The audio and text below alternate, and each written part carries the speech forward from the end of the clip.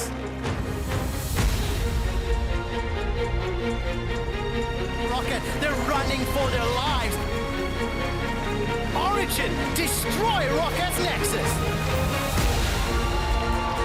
And so the first kill of the fight goes down. Nuke Dog is out of their cover shot. That big threat is dead, and now Forgiven is left to run over the team.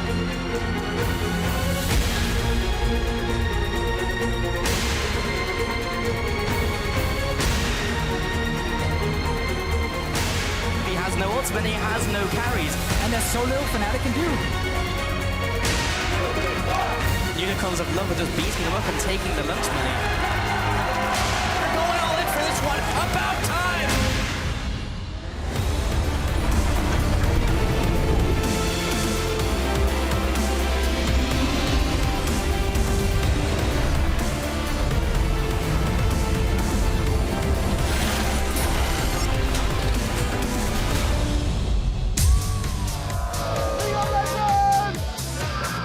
Welcome to week 4 of the European LCS here in Berlin, Germany, where you see Fnatic looking at the flag wall, looking to replicate past success, of course, in this split. And their Vitality with Nuke Duck looking all business, taking care of some business on his phone before the game, and Elements setting up on stage as they will be taking on Vitality in our first game of the day. And as you can see, things are downright euphoric here in the battle arena as Elements and Vitality take to the stage for our first game of the day. Hello, I'm Evie Schogs-de-Poortre, joined on the analyst desk by James Stress O'Leary and Mitch Kreppel-Voorspoels to break down our first few matchups of the day. And if we take a look at the standings with a third of the split behind us, the LCS newcomers, obviously, G2 Esports share the #1 spot with H2K. Vitality and the UOL are right behind them, and at the bottom of the table, unfortunately, 0-6 for the Giants coming into week 4. 4 weeks into the LCS now, and gone are the old guard. No Fnatic, no Origin at the top right now. Firmly H2K and G2 are looking like the best squads we got. Yeah, and those are some of our expectations being like shattered. You know, we thought Fnatic and OG would finish pretty high at least. But then looking at the bottom of the table, this is sadly some of our expectations confirmed. Roccat, even though they opened spectacular with the Taric week 1, day 1, ever since it's going downhill, so more Taric please. But Giants, there's 0-6 right now. They're playing, I think, Origin and Fnatic this week, or they have a really tough schedule this week, so they're projected to go 0-8. Then, well, if they don't really improve drastically, they'll go 0-9, and then who says that can't repeat itself? And we may be looking at an 0-18 season for Giants. Hopefully not, but they need to start changing things. Yeah, let's hope that their substitution Betongjocke starts to pay off for them as well. And looking towards today's competition in the visa department, unfortunately, the issues we still have Ryu out for H2K and Selfie in. And on the Unicorns of Love, Diamond is still out, and Rudy has joined as a full-time member of the team. As with last week, there have been changes, though, that aren't to do with visa issues, and that is in the Roccat camp. Tabs has come in. Former Elements AD carry has replaced Sophia on that lineup for this week. Yeah, pretty interesting, to be honest, to see Rudy make it to the LCS. One of the players I would have not expected to make it here, but he's been a consistent high-ranked challenger player overall. If you watch a lot of European streams and solo queue, you will definitely know who Rudy is. If you don't, he will very often announce his... not departure, but his arrival, his presence and his arrival in all chat by the phrase, "Hi, it's Rudy." So I'm excited to see the face behind the player, at least. Well, we'll find out how all those rosters actually adapt in this week. But first up, it'll be Elements versus Vitality, then Giants versus Fnatic, followed by our match of the week between G2 Esports and Origin. What a clash. Yeah, that's going to be a fantastic match where Origin is on the up and up. They're 3-1 in their last 2 weeks. Well, guess what? So is G2 Esports overall. So that's going to be a very interesting match here for our match of the week. TriCast 2, it's going to be exciting. Exciting. I don't know. On PTL, Martin went for G2 Esports. I personally think Soas is going to turn it all around, rain down with the fury of 1,000 baguettes and win that game. We'll see what happens, and despite that matchup up, there's also some new stuff to Summoner's Rift as we'll be playing on patch 6.2. A lot of changes. First up, I might say welcome for a lot of people, nerfs to Tahm Kench. Yeah, finally some nerfs to the pretty tricky Frogman that we're dealing with in top lane. Great health a little bit down, so should be a little easier to all in, if not at least 2v1 and kill him. Glad we see that. I think this kind of kills the Tahm Kench support entirely, unless we're looking at a very single-man like lockdown target composition where you really want to save your AD carry. But other than that, we'll likely still see him in the top lane, but not as high of a priority. Yeah, it's not going to bench the Kench. There are other changes, however, to itemization when it comes to 6.2. So we saw a lot of Frost Queen's claim. a lot of Frost Queen's claim over the last few weeks. So the changes to Frost Queens, 50% longer cooldown when it comes to that Spooky Ghost active, but with that also comes changes to AP items we haven't seen in a while. The Morellonomicon, the Athene's Unholy Grail, both have had a cost reduction, and those two changes means that the mid lane itemization is going to change. We're going to see more Morellos, more Athenes. Possibly also changes in the mastery department and more diversity, seeing how we have a 30% damage increase on the assassin mastery, and maybe more importantly for the prevalence of Thunderlords, weaker early game and later stronger, obviously, in the late game.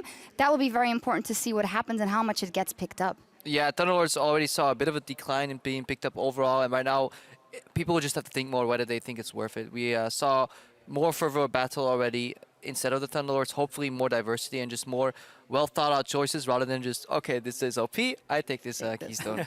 Well, if you guys are still confused with masteries tomorrow, we're going to break them all down at the beginning of the show. But there are other changes when it comes to rework. There's a lot of little changes, but this is one of the bigger ones. Shen has had a minor rework when it comes to some of his abilities. No more Vorpal Blades anymore on his Q. He now has the Spirit Blade instead. The rest of his kit is fairly similar when it comes to his ultimate and the taunt.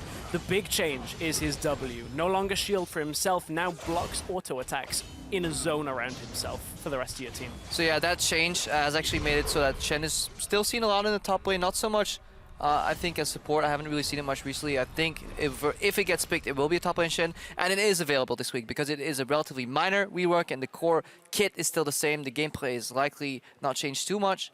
We will still enable Shen and it's playable this week. Some very interesting things and tweaks to the game, so we want to know what you think. Tweet at LL Esports and tell us what change will come to the metagame with patch 6.2 and why. Be sure to include that hashtag EULCS and we'll go over your responses later today. For now though, it is time to zoom in on Elements versus Vitality as they are setting up for our first game of the day. Let's touch on Elements Force 3-3. We were looking to see what they could do versus better teams. Last week, however, they went 0-2, losing to the UOL and OG. The teams that have the teams that Elements have beat rather have a combined record of 3-15. The teams that they have lost to have a combined record of 12-6. So it was somewhat expected that those losses were coming in last week. And when you speak of those losses and the wins that Elements have had, they are one of the teams that have the most drastic shift when it comes to their time of their game. I mean, Elements have had the slowest wins out of teams and had the fastest losses. So it means they've struggled to beat the teams that they've won against. And in those games where they've been losing, it's just been smash after smash, and they've just been wiped off the map really quickly. Yeah, and then they're actually playing as a good team too. If you look at mano a mano in every single matchup, I don't think Elements have the talent to really beat Vitality more. If you start looking at the way they play around their top lane, the best performing member for Elements right now is Steve. And he will be shut down against Cowboy and Shook combination because what Shook has been doing seems to be the style that Vitality wants to be going for. You know, isolate the top lane, keep ganking for the top laner right there, shut him down. And that's going to make it really hard for Elements to come out. You can see it right here. Cowboy Shark plays many of these matchups where Shook's just around to snowball. He did it in the match against Fnatic. Remember the Gamsu Olaf being put down 50 CS in the dumpster. He did it against H2K last week, but Oduamne managed to survive and spread his utility to a different part of the map. And I think that is definitely an approach Steve will have to take, see if he can influence the other lanes, because 1v1 will become 2v1, not in his favor, and he will likely die if he keeps fighting it. Especially when you look at Kawashad's stats and it's like, oh, he's got the highest CS and gold lead at 10 minutes of all top laners. It's like, this could be a tricky matchup for Steve. And one change with 6.2 that we didn't quite touch on is the possibility of tank top laners coming out. In Challenger this week, we saw a bit of Maokai, saw a couple of different champions using that Grasp of the Undying. Steve last year on Maokai did not have a good time. It was only once he got the Echo that it was good, and I don't know whether that tank's playstyle for Steve is going to work up against Kabashad here. He could struggle. We'll see what happens in this matchup, but for a look at the starting lineups, we're going to head inside and meet our casters, and as we go, Vitality's Kasing tells us how he's not the only support on the team. I think support jungler actually is also quite important in terms of vision control and knowing when you can go. Because like for support, it's like you have a timer between when you can roam and when you have to be on lane with the AD carry, whereas a jungler can be like anywhere he wants. They're like the moving pieces in like chess, where if they don't move, then everyone else is just slowly gonna die.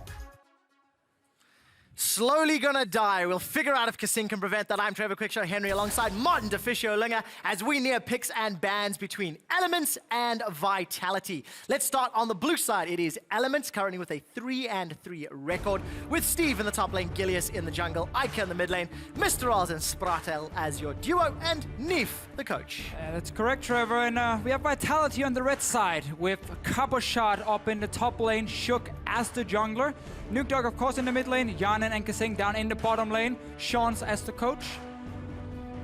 And I'm looking forward to see Vitality week after week after week. How much can they improve? You know, again, rebrand them the super team or one of the super teams in Europe. And I just want to see progression every single week from this team. Yeah, we really have to. And as we're getting near to picks and bans, we are on patch 6.2.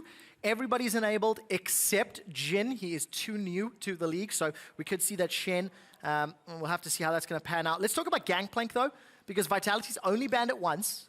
We've seen them play with it and play against it.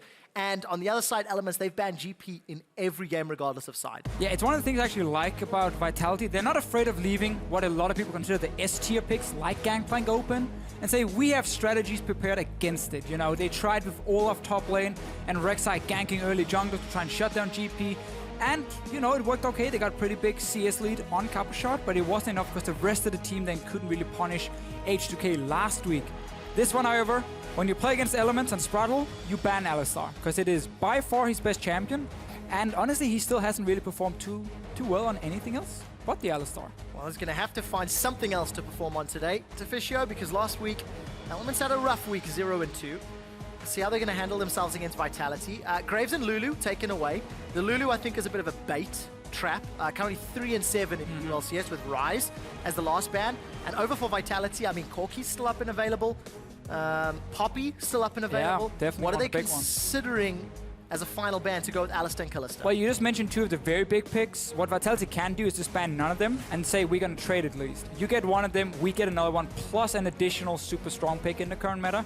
One of the issues is there are so many good picks at the moment that you often get them in the second rotation if you are Elements. So they give out GP again. This is what we have seen before. First time Elements are playing it. And it didn't work when Vitality did it last time, but that was into Odawamne's GP, and they picked Olaf.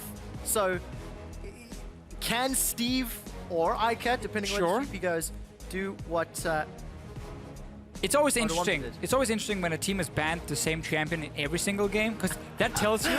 Oh, Cavo played to the camera. Sorry. Okay, that's fine. So, I just got distracted. He actually prepared that one, by the way, at home. Lucian Corki, is this the lock in here? You want to go Corki almost every single time it's open, so yes, it should be for them. And the reason this is very good by Vitality, if you look at the pick and ban phase, is they banned Kalista themselves, and there are 3 top tier 80 carries right now. Kalista, Corki, Lucian. So when you ban one of them, in your first rotation on red side, it's almost always fantastic to just lock in 2 of them. Unless it's Lucian Kalista, that's why you also ban the Kalista. So you can take Lucian 80 carry, and you can take Corki mid lane, where he's also better than actually down in the bottom lane. So I really like this rotation from Vitality. It pushes Mr. Alice, most likely to a Caitlyn. We have seen Ezreal a few times. MF has been played as well. There's not been a guaranteed number 4 80 carry right now. I think every team has their own preferred number 4 80 carry. In this case, we might have a massive wombo combo almost. MF ulti into Gangplank ulti, barrels, you know, can really be very explosive team fights. Yeah, but nobody's going to stick around in them. Lucian can dash away, Corki can Velk out, Elise can repel up, and if anybody is somehow trapped, they're going to get gobbled up by Tom Kench. Now, is this Tom for Cabo or Tom for Kasing? I would almost always say it's going to be Tom Kench top from what we have seen, but it is still a flex pick. And we have to go really far back to find a game where Cabochard was playing just a pure tank up in the top lane. That's why I'm wondering. Especially also because Tom Kench's damage got nerfed on this patch. So Cabochard should hit it even more than before. Then again, I wouldn't surprise me to see it go top. Lucian bot lane, you can pick a support now with it. You're against the Thresh, so it's a difficult lane to play into. Vitality will definitely be looking to a lane swap almost no matter what they pick as support. When against MF and Thresh, there's a super deadly 2v2 lane. And you look at the rest of Element's composition, a lot of ranged poke and heavy AoE. Victor, MF, Gangplank, Nidalee, no front line to speak of on the side of Elements, so no room for error when it comes to positioning. super scary comp to play. Yes, you have a lot of AoE wombo combo damage on your side. So it's gonna be Tom Kench heading to the bottom lane. Yeah, so let's... Corki's going top lane. Interesting. Are we... This has to be. I mean, this must be Corki top then, with Ari being locked in. So we're now seeing Corki get triple flexed, basically. AD carry mid laner and top laner from Vitality. First time we see this in Europe, for sure. I don't even remember seeing this in LPL or LCK as well. I do not think I've seen a Corki top lane. So Vitality and Elements, we have no... Wait a minute.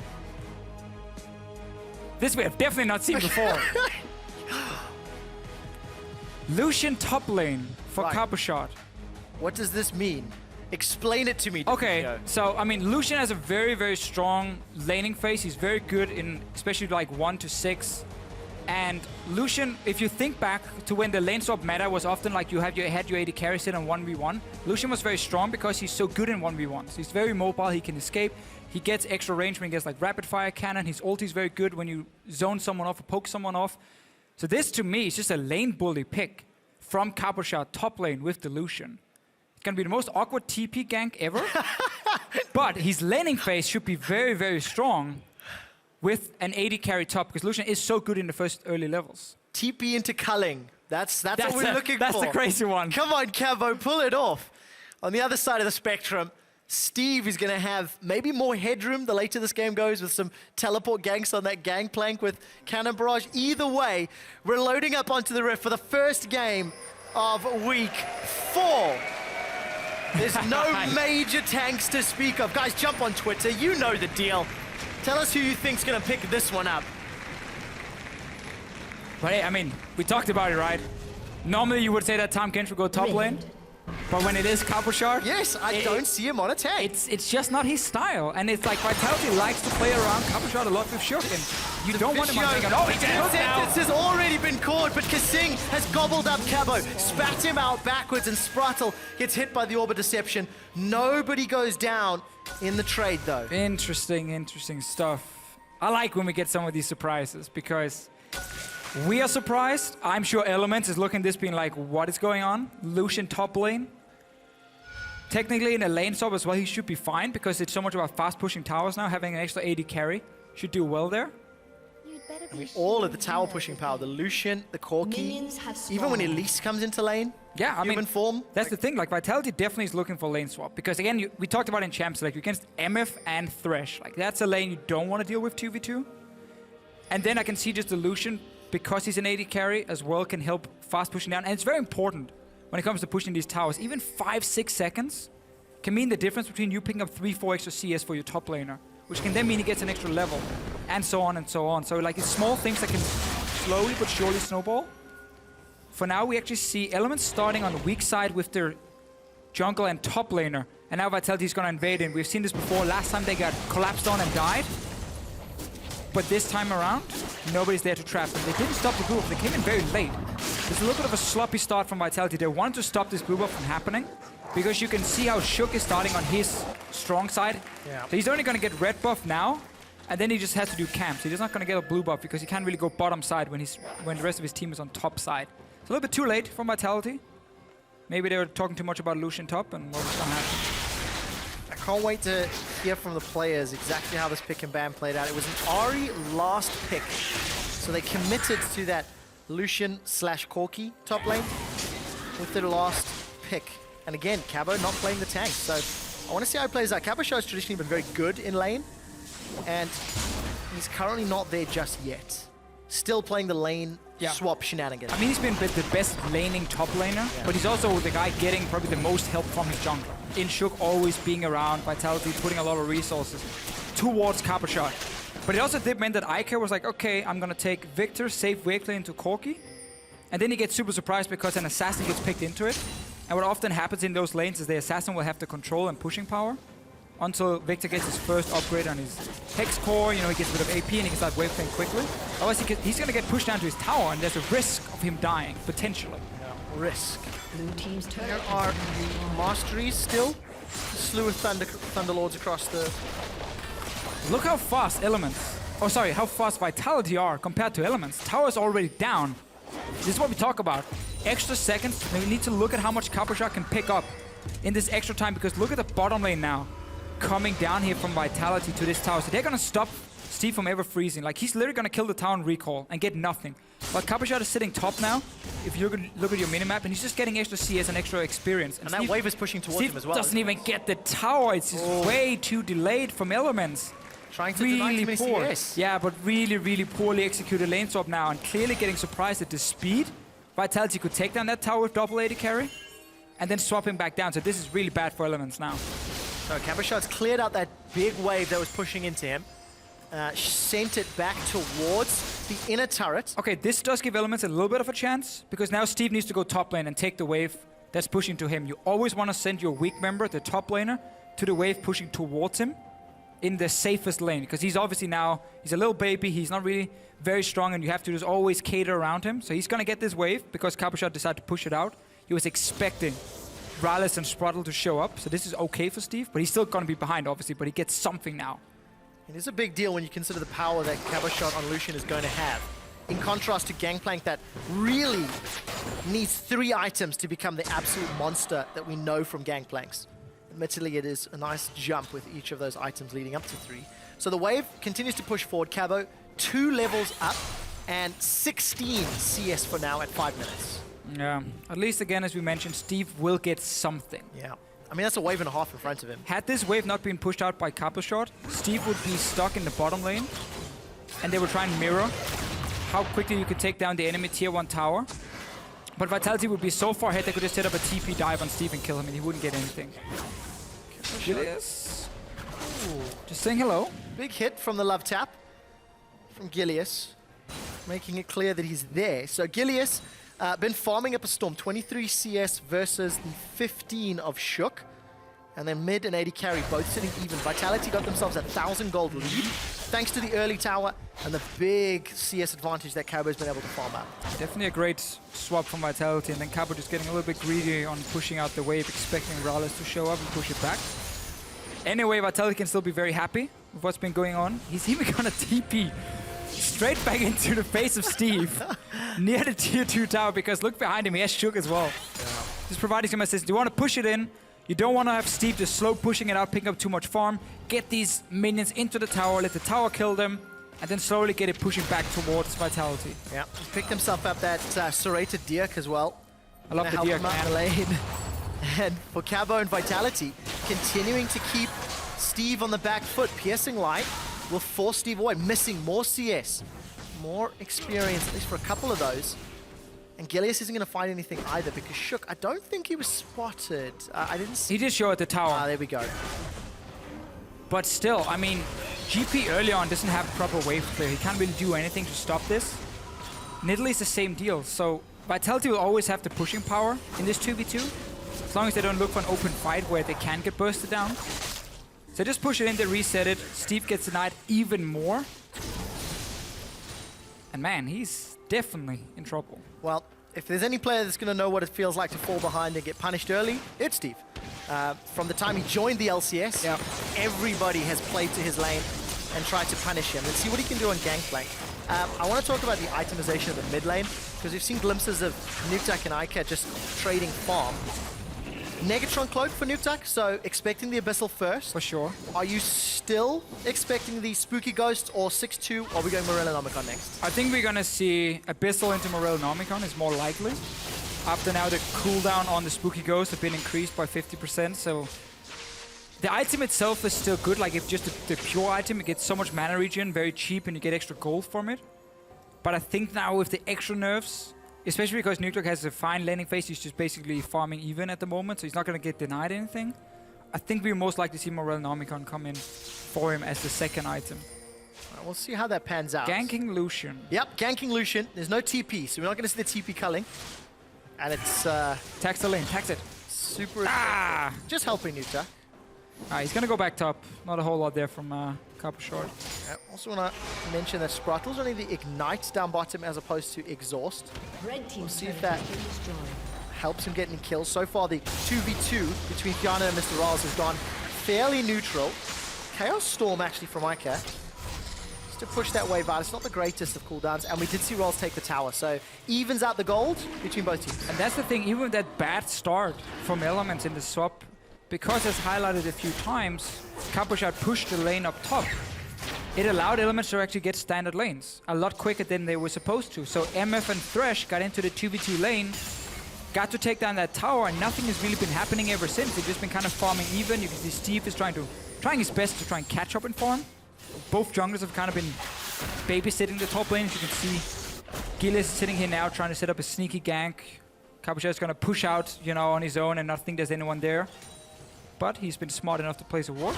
Gilles is going to waste his time. And not a whole lot is going to happen there. No, definitely not. Capuchat going to fall prey. And Steve is using that parlay to farm up the minions. Still very heavily down.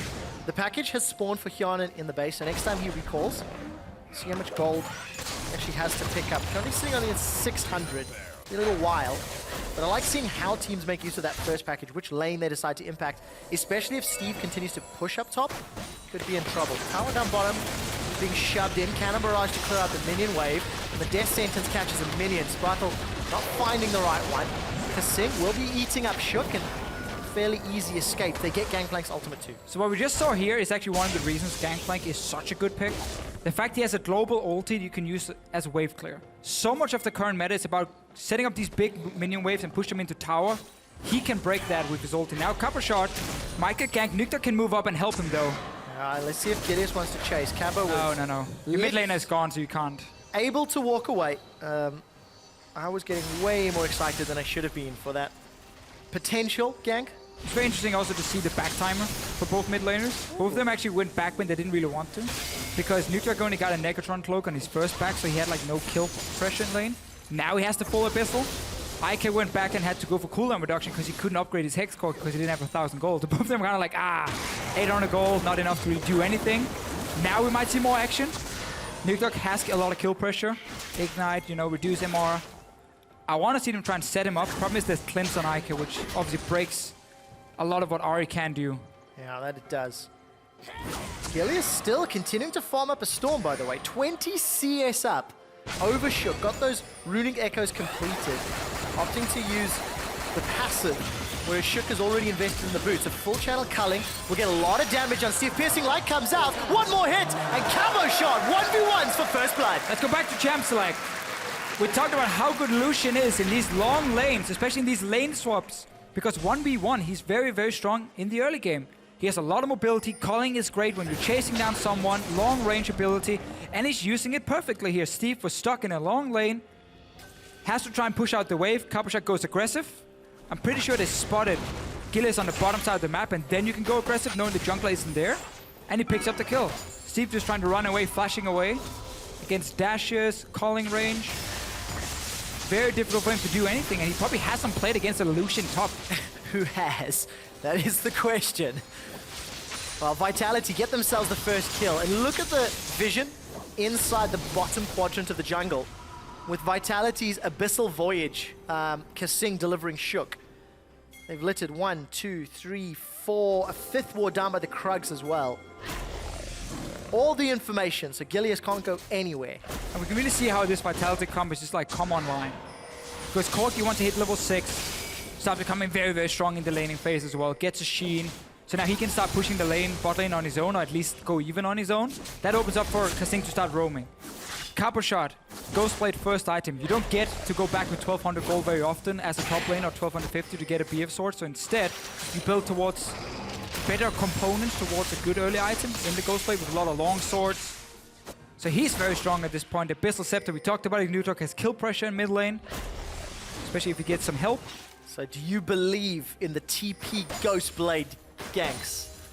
Or is Cabo just going to be playing the split push game? I believe in him split pushing for the rest of the game, basically. Oh, I was getting excited. I like the idea. I don't believe in him making any big TP plays, but that's something Elements can do. Because they have, Gangplank ulti, MF ulti. If they can create a fight on the bottom side of the map, you have that massive zone of damage you can use that is so difficult to deal with from Vitality. So that's where I want to see Elements try and do something. You're trying to gank their mobile Lucian with no CC from Gangplank in mid lane. is very, very difficult, especially because Vitality can always push down the lane and then place the wards you see here. Gilles is gonna give 2 wards though, so he can be happy, and now forcing Cabochard back because no vision. This is not solo queue. You don't keep pushing. No. All of the wards that the times have been killed down in the bottom half. There's going to be an available Rift Herald available for Vitality. Another interesting thing. Tell me. Lucian top lane.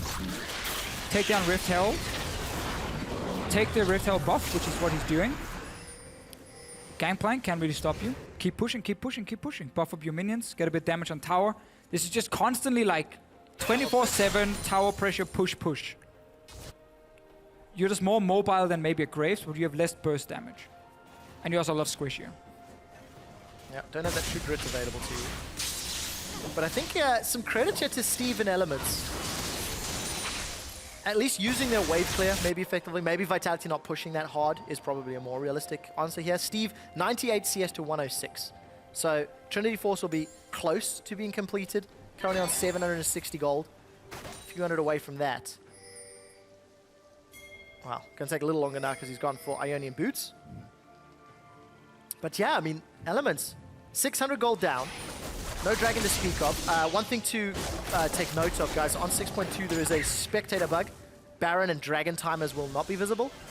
So we will keep you up to date with how long those are. You can see the first dragon being taken down now, so... Yeah, and the players obviously have the timer in-game. Yes. It's just for us looking down at the game. Oh, Nuktak, he's being surrounded, Fisher, and I think he's in trouble. Spur Rush and Flash is available. Let's see if he can dodge the skill shots. That's 1 Spur Rush, 2. The Flay connects. Oh, predicted the death sentence. There's a flash away. Abyssal Voyage comes in from Kasing, but there's not enough damage from Elements. And Nuktak gets away. But we can see what Vitality wants to do. 1-3-1. Cabochard one lane, Nuktak the other one. Sid Yana in the mid lane with his jungler and support. And then start pushing in all these lanes here. Because Elements, they want to team fight. You know, they want to have these big wombo combo team fights. Vitality wants to avoid that by always pushing the lanes first. And force Elements to always split up and defend these lanes like Steve is trying to do here in the bottom lane against this Rift Herald buffed Lucian and his minions. And try to set up a trap. I like the play from Spraddle. Triple dash and a flash, however, buys enough time for Nuktak. That it does. And of course, Kasing using his ultimate again to thwart any follow-up aggression. There was no cannon barrage from Steve. Maybe. That could have been some additional damage, but either way, Vitality play it out. So this is probably going to be the hook, I'm hoping, on slow-mo. Yeah, so basically, Vitality trying to push out all 3 lanes. Elements can react early enough. Oh, that's beautiful. I like it from Spraddle. Shooting it straight at where Nuktak was would never do anything because he would obviously just dash around it, so you gotta try and predict where he's going to. Oftentimes you will shoot completely wrong. Other times you know the exact range he's dashing, and then you say he most likely will go either left or right, and then you fire it there, and you're kind of 50-50. It's not all pure skill. No. I mean, you don't exactly know where he's going to dash. I'm aware of that, but I think you explained that very, very well. Congratulations to Spraddle. This is the 3rd time he's played Thresh. 1 win, 1 loss. And he's got a good death sentence now, but it needs to result in more. Lane pressure being applied on the top by Elements. They've got 3 members up top. And you can see Sean's on screen worrying as his team is about to suffer some tower damage. But luckily, Vitality's Nuktak and Shook have control of the bottom half of the map. So actually, Nuktak's going to take this tower way before Elements can. So whenever you play against a 1-3-1 setup, the trick is always that you try and control mid lane, and you try and then control one of the side lanes. And when you get to force the other team back on the map, that's when you can try and force a team fight around a tower. You can try and get into the enemy jungle and see if you can set up a fight with your great team fighting composition. If you do not push that advantage and you do not control those 2 lanes, the 1-3-1 will just keep happening over and over and over. They'll keep knocking on the door. It doesn't matter if you don't open it, they'll just keep staying there forever, forever, forever. And then slowly but surely, you will start getting pressured so much you lose basically the entire map. So for Elements, it's really about being proactive when they have those small windows. Once we see like Vitality go back to base, like now, the whole map is kind of reset. Only Nuktak is pushed up, but he can't do anything because he's alone. Oh. Now you need to push mid if you are Elements. You need to run mid with 4 people. Set a slow push top with Rallis and then run mid and try and force a fight. Otherwise, Vitality will go back top lane and push in all 3 lanes again and again and again. So for Vitality about pushing those towers, Element's looking for the team fight. You've seen the damage that Steve already has with just that Trinity Force. He's going to continue to scale up, and we're on track for a slightly slower game here, Fisher. So the longer this goes, will the slightly more traditional team comp of Elements begin to outscale Vitality? Or do you like this double AD assassin combo? I mean, Elements will definitely outscale if we just look at like champion for champion, Gangplank, Victor in the late game. But Vitality will have a lot of damage at all stages in the game because there is no tank on the side of Elements. And that means even if one team is technically outscaling, one big team fight where, you know, a great charm from Nuke Dog, it can be enough for Vitality to win the game. So we have these very explosive, very back and forth games. But it takes a lot of time before we get there. Because Elements is trying to scale up. Vitality is not allowing them by constantly pushing over and over, delaying Elements from ever grouping, which is basically what they're doing. And we see how Elements, when they actually have the chance to try and force a 4-man play, they stick to side lanes. And that's why Vitality can now go back, and you see again on your minimap, they're pushing every single lane, and Elements lost that window they had to try and make a play themselves. So Elements did elect to take down the Rift Herald, sitting in Gelius's hands. Nukta continues to put pressure up top and smites away the red buff. Means it's denied from Mr. Rolls. The rest of Vitality continue to apply tower pressure down bottom. We're about to hit 20 minutes. Cabo, with that piercing up, and look at this, Nuktak will be able to solo this tower, and he's got all the safety of Spirit Rush if any pressure to arrive. Another tower in favor of Vitality. Elements has been the worst team in the LCS at playing from behind. 100%. Because whenever they are forced to play from behind, their very passive playstyle just gets punished even more. Because if you can never be proactive, you can never really come back into the game unless the other team makes a massive mistake. And like Cabochard now just dives Steve and like randomly dies to him, and then Baron dies as well out of the blue and Elements get the Baron buff. But that never happens. Or should never happen. Should never. So Vitality can just honestly play this super slow. They don't need any kills. Yeah. They just need all the outer turrets. Then they need in 5 minutes time to start setting up for Baron. Pick up the Baron and walk down and say, okay, your base is dead. And the game is over, and we just have 1 kill to 0, and it's perfectly fine. Well, not fine if you have them on your fantasy team, that's for sure. I have Nuke Dog. But absolute control from Vitality. You did talk about Nuke Dog a second ago, and to go back to the itemization discussion, yes. This Morellonomicon next, so the changes to the Spooky Ghosts, moving it a little bit out of solo lanes. Yeah. We still saw it on Lulu in Challenger, if memory serves correctly. Stress Wicked, was yeah. talking to us about it. And there's the goal difference at 20 minutes. Look at that number. Yeah, 1,100 in wins, minus 6,000. They're only half of that down in this game, though, for sure. But even though they're only half of it down, they've had almost no control of the map ever since the game started, basically. This was the first time we saw Elements group mid. But look at top lane. There's no minion pressure from Elements on top side right now. So Vitality doesn't have to care about top lane. It's just a dead lane for them at the moment. Bot lane as well, we're just in the middle. So them grouping mid right now from Elements meant Vitality can just go mid and defend super easy. It is so better for Elements if they get them in there 5v5 potentially. But you're more or less relying on being able to set up dragons or barons at this point. Because you have no engage either. I feel like that's probably going to be a big deal for Vitality. If we consider, once you get down to those inhibitor turrets, Gangplank, MF, Victor, the value goes up significantly unless Vitality can keep pushing multiple lanes. So we need to see how Elements are going to play aggressive. Elements here sightseeing. Before, I'll talk about it after, because Steve he might be in trouble. Steve is in trouble. The culling comes down. Cabo's not going to take anything from this. Flash. We have seen this before, by the way. Just so easy. Long lane. A champion who only has his flash really to escape against Lucian. CDR boots. Rise in the audience. A big fan of that play. CDR on Ghostblade, you know, low mobility and the dashing here. But Elements before, if you guys noticed, they were looking at Vitality take the dragon. They're kind of like clapping, being like, hey, go you're taking dragon. And they'll do nothing with it. Why don't you rush mid there? Oh, look how clever this is. Vitality see an opportunity. Abyssal Voyage. They deliver Hyun into the inner turret, and that will be the 4th of the game. Now, the outer turret's still standing because Ike has been wave clearing. He's been playing a PvE matchup, 241 CS in 23 minutes, but quietly farming up power. Got the Morellonomicon, got Abyssal, close to 1,000 gold. still going to be relevant against a very squishy Vitality team. If you ever get a team Close fight. enough, yeah. If you ever get a team fight before it's too late. It might be too late. I like also what Vitality's doing here. Instead of trying to ARAM mid lane, which we see in some other regions from time to time, where teams like stand, look at each other in mid lane for 10-15 minutes doing nothing, they don't value chipping away damage on mid tower. They value pushing in lane and walk into the enemy jungle. They'd rather set up for that big play where you can take a full tower down than get like 2 or 3 hits on mid tower.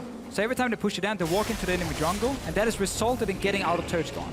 Now you kind of have to make some plays around mid tower because there's nothing left on the map. But I really like that from Vitality. It's good adaptation. Play more around side lanes and the enemy jungle than the mid tower itself. So Vitality have to change the strategy because there's no more side lane towers to take down. But Start you can setting up see Baron. Cabo already pushing that wave in. He does not have teleport where Steve does, so keep an eye on that if anything breaks up. But Rawls, he's pushing in a wave up top and going to arrive maybe a little late to this party. The rest of Vitality positioning for Baron. Yeah, again, you just buy a ton of pink wards at this point. You always control mid lane anyway. You've been doing it all game long. Push it in, walk into the river, set up your first layer of deep vision with green wards, and then just put up a pink at Baron, and you can start baiting that one out. And Cabochage just continue doing this over and over. This solution pick has worked so well. And look at the pressure in the mid lane. Elements are grouping top. Ika's left to wave clear, forced to use Chaos Storm. But because of the threats everywhere else, Nukeduck, he finds a charm onto Gilius. Gilius will be able to survive. There's simply no way to get a numbers advantage if you're Elements, because Vitality are playing them like puppets. And because Elements is always waiting for Vitality to spread out in the lanes. They might get Nukeduck now. This time around, the Death Sentence doesn't connect. The bullet time does, but Elements throw everything at Nukeduck, and they do not get the kill. There's support now from the rest of Vitality. 4 members onto the exposed inhibitor. Steve has already used his cannon barrage for the one-on-one, and the inhibitor is taken down. The outer turret is the cost, and that's something Vitality will be exceptionally happy with. It's a very good macro game from Vitality here. Always looking to make proactive plays in side lanes, always just playing around towers and vision over kill. Have we seen Nukeduck try and sit in a bush, wait for someone? No, not a single time. He's always pushing lanes, showing himself on the map. And that's why it's 2 kills to 0. Because Elements are just so slow at reacting all the time. And this comp they were building, super strong team fights, great 2v2 lane. Never really had much of an impact because they have lane swap. Nidalee normally does well when she's in a poke composition. This is definitely not a poke composition. And Gila has not really been able to have any impact. And in team fights, it's gonna look even worse for him. You mean those mythical things? Yes. They are far from the story of this game, but very, very good play from Vitality. So far, cool, calm, and collected. Now that they've got super minions in the bottom lane, let's see how they play around either mid or Baron. The culling used just to force away Elements in the mid as Vitality defend their outer turrets. They've only lost the top and bottom outers, and look at the supers in your mini-map. They're getting closer and closer to the steps of Elements base. I think that's when somebody has to go deal with that, that's when Vitality can peel back for Baron, but they don't have the greatest amount of vision yet. Right now, the only thing Sean's is thinking, sitting there watching this game, is, guys, we are so far ahead on the map. I don't see a single... Wait, I see 1 pink ward from Vitality down on the map. I see 1 in the bag of Shook, and that's it. There should be 5 pink wards down from Vitality at this point. Disappointed Dad Deficio's back. I mean, that Baron should be completely lit up with pink wards. So that as soon as Elements have to send someone down and defend something, you just walk in there and force a fight. Or you just force the Baron, honestly. Or you force mid tower with it. Elements have more pink wards right now than Vitality. You're disappointed. I am. Especially because Kissing was the guy buying the most pink wards. And he sits on a biscuit. Biscuits are important at 27 minutes. What if you get hungry? What if you need a snack? It's 150 HP. So listen, Dragon will be spawning in 30 seconds. Baron is available. And Kissing is going to sell his biscuit now. Let's buy see. a pink ward. Watch the inventory. If not, I will leave. You can't because You have what to solo am I cast gonna the rest. do? No, I didn't sell the biscuit. I'm out. Well, he completed the Locket of the Iron Solari. Fine, so that makes more sense anyway. look, I'm telling you, you need snacks. when you're running around and going on your, jogs through the jungle, if you don't have muscle food, you can't keep it up. That's very true. And also, I mean, I'm not the one that should be giving health advice. who else from this office could possibly give health advice? I don't know anyone who really works out that much. No, nor do I. Nobody really looks after themselves now. Yeah, no. Well, Sprattle's been caught by Cocoon. There's a lantern from... No, I lied to you. It was Gilius that was caught, and Sprattle lanterned him to safety. I'm actually angry at Kissing because by him just upgrading his item, he didn't need to sell the biscuit because he didn't need the item slot anymore. So we still look at that biscuit for now. So, Deficio. Vision is being set up from Vitality around the Baron. They're still trying to put pressure on the mid lane, and they've already got the fruits of the labor, stealing away that blue buff. Now, there's still a risk. If they start Baron, that's a way for Elements to start a team fight. Ooh, Mr. Rolls, you don't really want this fight. There's a 3-level difference. Cabochard pops the Ghost Blade, and then backs away as there's support coming in. And the rest of Vitality now playing this one a little bit safely. Oh, Ica. Oh, there we go. Charm does connect. Ika's in trouble. Nukeduck goes forward, dashes away from the gravity field. It's a double kill from Fionin as he does get stunned up. A gobble there from Kasing. Fionin? Fionin. Great player, Fionin. I almost got away with it. I almost got away with it. If it wasn't for that pesky, disappointed dad. Good double up I'm not that from Mr. Rolls. And Fionin will stay alive. But look at that, 2 more kills, easily. Oh, wait, Kissing is going to go back to base again. Open up by Nukeduck's Charm. All right, let's see if that biscuit survives one more. It's a replay first. Fine. All right, so Nukeduck, great engage. He gets the cleanse. Ica is flashing, but at this point, you still have more dashes on the Ahri. And you're just so far ahead. You have so much damage. You can see where Sprattle and Brothers are moving. You know it's a safe play. Fionin gets saved by Kasing.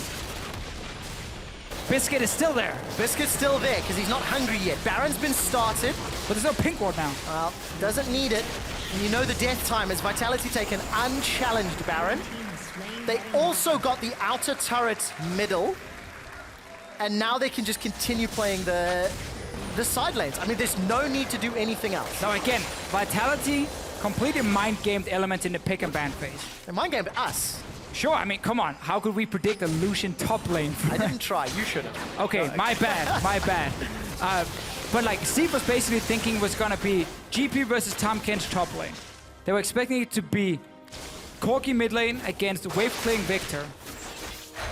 And then because the whole swap started happening and Nukeduck locks in Ahri as the last pick, GP was suddenly against an 80 carry top, where you're too weak in the early game to really duel him, deal any damage to him. And whenever you were in these long lanes, there was all this threat of Cabochard just jumping him over and over and killing him, which happened a few times. They just completely mind-gamed Elements. Very clever. Cabochard might be in trouble here. Does have already used his flash. That's a big hit from Parlay. Cabo actually almost got the 1v2, but look at on bottom. Nukeduck has pushed in with Baron-empowered minions. The inhibitor's down to 50% HP, and Shook's coming in for support. Death Sentence goes short. Cocoon into Spirit Rush. Nukeduck is not going to find the Orbit Deception. Cabochard will finish him off. He's jumped in for the fight. A defensive flash from Nukeduck. He gets eaten.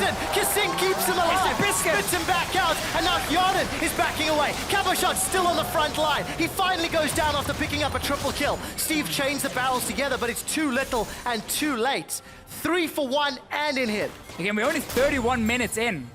Oh, well, we're already 31 minutes in. And yes, there are very few kills in the game, but there's been so much action against towers. PvE all game long from Vitality. They've been playing out 1-3-1 extremely well. This Dragon Trevor is going down. Kasing has gone back another time. Let's see if Biscuit survives. We'll never find out, I'm afraid. Every time he goes back, there's a replay. Yeah. Anyway, Sprattle dies. Cabochard rushes in with Home Guard. It's like, my kill, all me, by the way. Well, he earned it. Follows up with a triple. Sure, he had to TP for it. I mean, another Cocoon onto Ica. Shook started this entire setup by catching Sprattle out and then follows it up onto Ica as well. Just very good play. And, you know, like you said, Deficio, mind games right from the very beginning. Vitality picking a comp that was interesting and then executing it well. I don't care about the biscuits. Stop pointing at it. Yes, you just mentioned it. I didn't point at anything. Yeah, you just pointed it out. Nobody yourself. else can see how distracting it is. You waving your arm around in front of the screen at the no longer biscuit. I was exercising. Yeah. we're talking about, being healthy, working out quite a lot. One of our refs is pretty gym mad, so we might have to get some advice from him. Yeah, because I really don't think any casters are doing anything. No, they're really not. Wow, Vitality now. Super minions pouring through the bottom lane. That's going to start pushing onto those Nexus turrets. No real defense from Elements onto the middle inhibitor.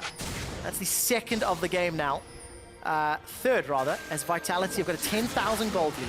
And I feel like Vitality's been standing here for the last, 6-7 minutes around the base of Elements, just over and over, kind of just waiting to finish this game. But Elements won't allow them. They have to respect that one more combo that can happen. Yeah. But at this point, you're just so far ahead. One of the great things about these 80 carries and 80 bruises is you can build like more emojis. It's a great item against AP. It's super, super strong. So it even makes an 80 carry in some way a little bit more tanky. Well, this is big here for Cabo. With that little bit of tankiness. Culling onto Ica means he's been forced away and his flash is down. Bullet time not used for the fight. Kasing has Hyonin in his belly. He did get caught by the death sentence, but is able to flash away. The box goes down, but it's not really effective, and the tower fell in the background. Nukeduck, as well as Cabochon, playing on the side lane. They're escorting those super minions in. The rest of Vitality now onto the third inhibitor. The last one standing. Giant missiles from Hyonin. He's just melting Elements' HP bars, and Steve stands there doing what he can to wave clear. Nexus turrets is all that remains in Elements' base, and Vitality, they've got double super spawning with 3 inhibitors down. And again, Vitality is paying off for them, keeping picks like Gangplank open and then trying to find counters for it. Now Steve is there with 3 items, but like his base is gone. It's way too late for him to do anything. Really, really is. Vitality onto this last Nexus turret. They've played a near flawless game. The Charm finds its target onto Gilius. Elements, they simply cannot defend. They have no ultimates, and they have no way to pull this one back. Vitality are onto the Nexus. The fight is going to break out. Gilius is the victim. Bullet time gum back up, but it does not matter. It's time for a win in Vitality's favor. And this very much is a Vitality way of winning games. They are actually fairly slow-paced in the way they like to play out. Often very safe. Sometimes it can be too safe, but in this case here, we can't really complain about anything. Surprises in the pick and ban phase. Fooling us, fooling Elements. Giving Cabochon a great lane matchup on top lane. We saw how quickly they could take down the tower in the lane swap. Then, okay, he pushed a wave, but it meant that Steve walked into a lane with no towers, and he could just keep trading against him. And like, the Gangplank first pick, because of how Vitality built their composition and played against it, only like basically hit a point where he was super strong 30 minutes into the game, where his team's already lost. And you have to step back and look at Vitality. They've only banned Gangplank once in their 7 games. They're letting it slide through. They've tried to run an Olaf as a counter. They've run it themselves. We know that both Nukeduck and Cabo like to play it. And now we've seen the Lucian pick into GP. That's a lot of mind games when you start thinking, how do other teams react? Sean's on stage ecstatic with the team's performance because it was complete control the whole way through. Yeah, 100%. Same kind of thing we've seen from Elements though before, but once they start falling behind, they have no engage. They don't understand how to be proactive when there is a small window. So they have these very slow games where they just like basically slowly lose the game. Yeah. We saw it last week, actually in both games, honestly, where Elements didn't really have much of an impact on the map, and it was just kind of slowly, you were waiting.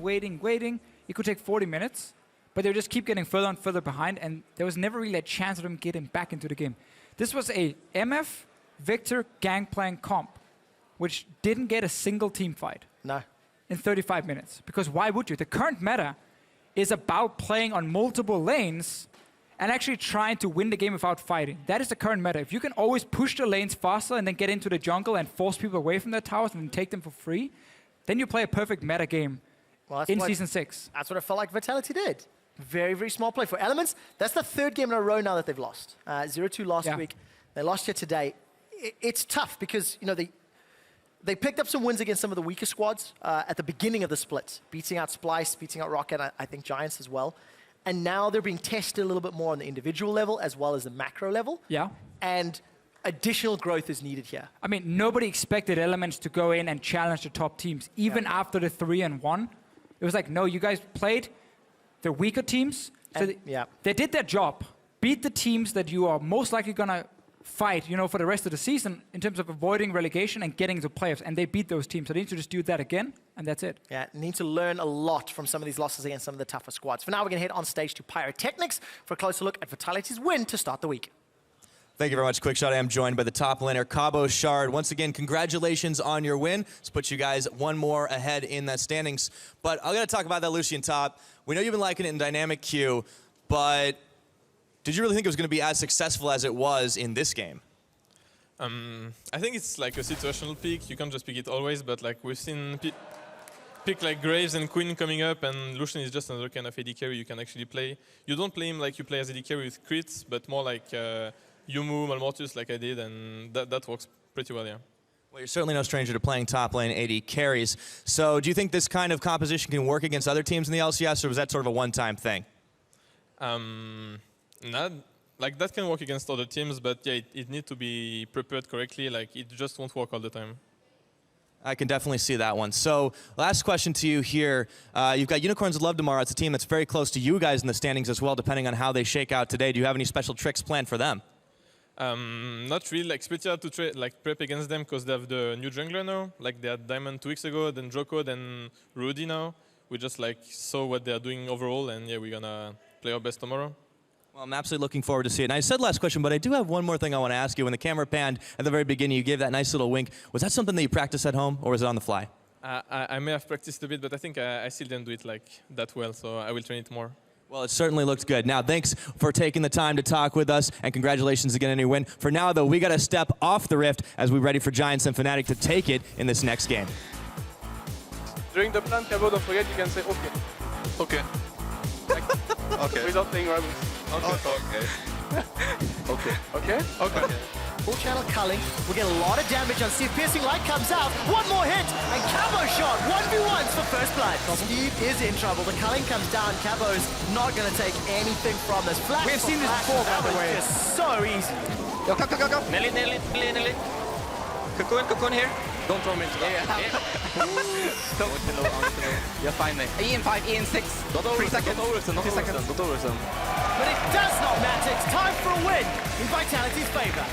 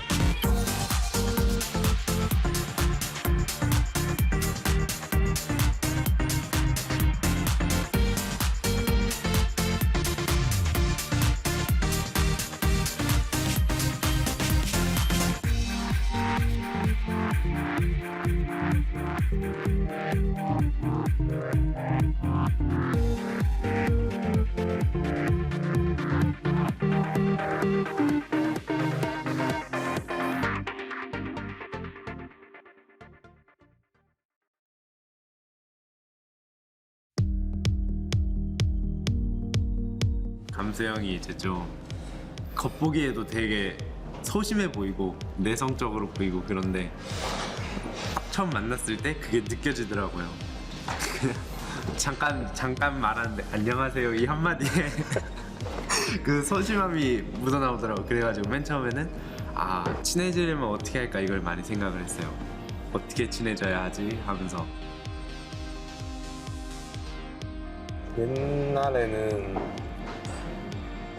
거의 제 자신에게만 집중했기 때문에 다른 사람들을 거의 신경도 안 썼다. 거들떠보지도 않았다. 신경을 안 썼다기보단 마이웨이를 갔다. 다른 사람을 볼 마음의 여유가 없었어요. 그때 당시에는. 저희가 처음에는 좀 어떻게 보면은 그렇게 친하다? 뭐 이런 것보다는 그냥 서로 정보를 주고받는 뭐 이 챔피언이 좋다더라 이 챔피언이 좋다더라 뭐 솔로 랭크에서 만났을 때도 이렇게 하면 더 괜찮더라 뭐 이런 그냥 되게 사적으로 친한 그런 관계가 그냥 비즈니스적 관계 뭐 이런 느낌이었어요 맨 처음에는. 근데 이제 지금 같은 경우는 이제 정말 친한 형 동생 뭐 친형 친동생 뭐 이런 느낌의 어떻게 보면은 더 깊은 사이가 됐다고 할 수 있겠죠. 뭐 같은 팀메이트이기도 하고 뭐 같은 팀에서 같이 생활하고 같이 먹고 같이 생각하고 뭐 이런 게 많이 달라진 것 같아요. 그때 당시에는 제가 제일 하고 싶었던 것은 삼성 멤버들하고 같이 삼성에서 대회를 나가보는 거였어요. 그런데 이렇게 정책도 바뀌고 우리 삼성 선수들이 다 떠나면서 전 갑자기 어떻게 해야 할지 몰라서 좀 당황하고 막 뭘 결정해야 할지 몰라서 두려운 점이 많아가지고 그냥 이게 좀 힘들었어요. 선택하기. 꿈을 잃었구나. 다 사라졌어 사람들이. 뿔뿔이 흩어져가지고. 가고 나서는 그 정말 바쁜 생활이기 때문에 얘기를 거의 못했어요. 거의 못했다고 하는 게 맞을 것 같아요. 왜냐면 이제 시차도 그렇고 미국하고 중국하고 시차가 엄청 많이 나가지고 거의 밤낮이 반대거든요. 그래서 뭐 연락할 수도 없었고 뭐 가끔 들리는 소식으로는 이제 디그니타스가 요즘 힘들더라, 요즘 잘하더라 뭐 그냥 이런 소식 가끔 들리면은 뭐 이야기하고 뭐 서로 힘든 시간을 보내고 있었기 때문에 서로 그렇게 행복한 시간만은 아니었죠. 일단은 저 같은 경우는 롤드컵에 제가 진출하지 못하고 저희 예전 같은 동료였던 선수들은 대부분 다 진출했고 막 그러는 모습을 보면서 전 되게 진짜 마음이 아팠는데 저도 그 삼성 연습생 했던 그 훈이하고 피카부가 롤드컵에 진출했었거든요.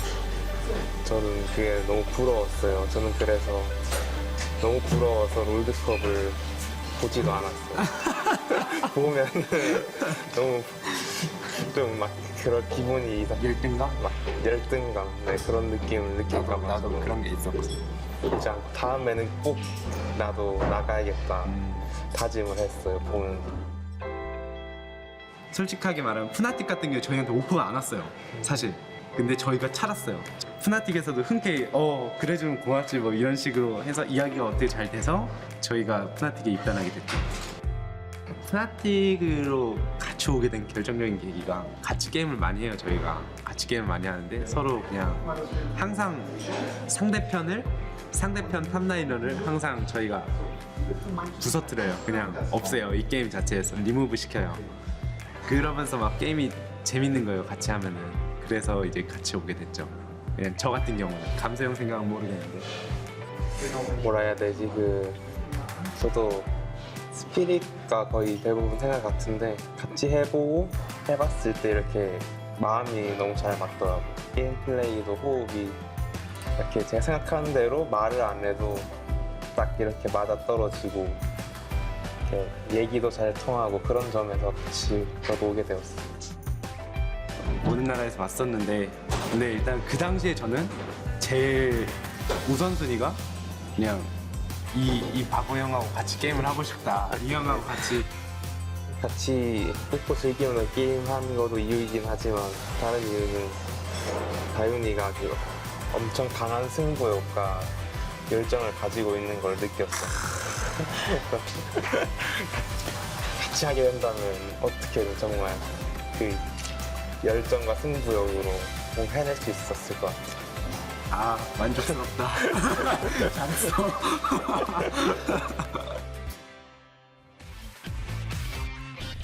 And welcome back to the European LCS. After hearing from Spirit and Gamsu, you can see them there on screen.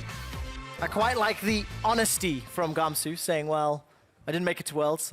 Yeah. Inferiority complex meant I didn't want to watch, but he definitely wants to go there. That was a little bit extreme, but I get it. I mean, Spirit was the same deal, you know. He saw some of his former teammates going to Worlds, and that's tough as a player, obviously. And now that's why they want to play for Fnatic, because they want to go to Worlds. Well, they've got a lot of work to do if they want to make it there. Welcome back, as we said. It is going to be Giants taking on Fnatic. Giants, who are still looking for that win. Currently 0-6, starting on the blue side.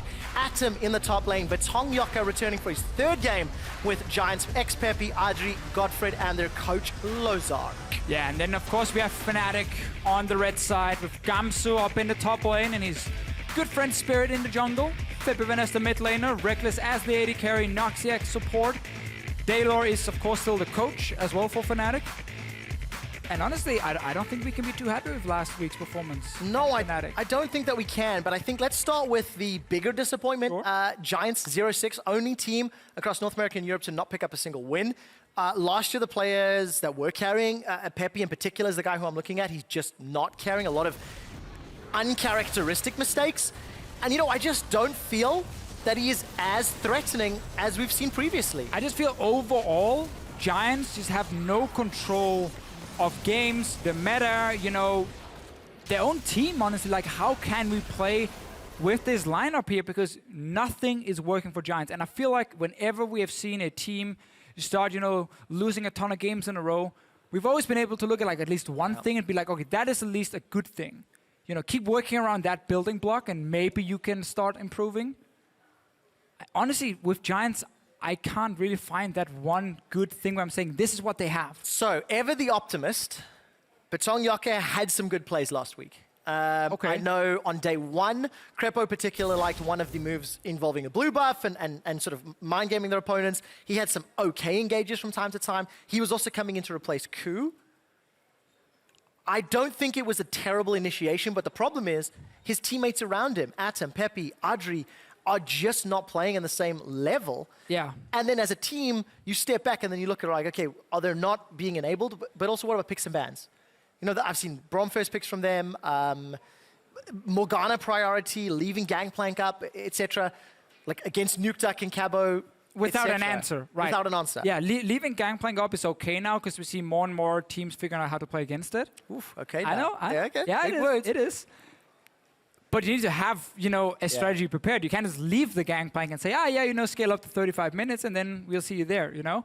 So with Giants, I'm looking honestly at the entire organization because I feel like Giants were one of the organizations who had enough time in the offseason to kind of build a game plan. Like, what should we do? One of their decisions they made was pick up Adam, a guy who's not played in Challenger, a guy who's never played in the LCS before. Obviously impressed them in the tryouts, or maybe there were just not a whole lot of other people who could take that spot or who they wanted for that spot. But we haven't really seen anything from him. Like, he's been struggling. Adri's, I mean, we're looking at a 0-6 team, so of course the stats on all the players are going to be extremely bad. But we're lacking that one guy now we had last year in Peppy, or Werlip to some extent, being like, okay, Werlip can now take over a game on certain champions.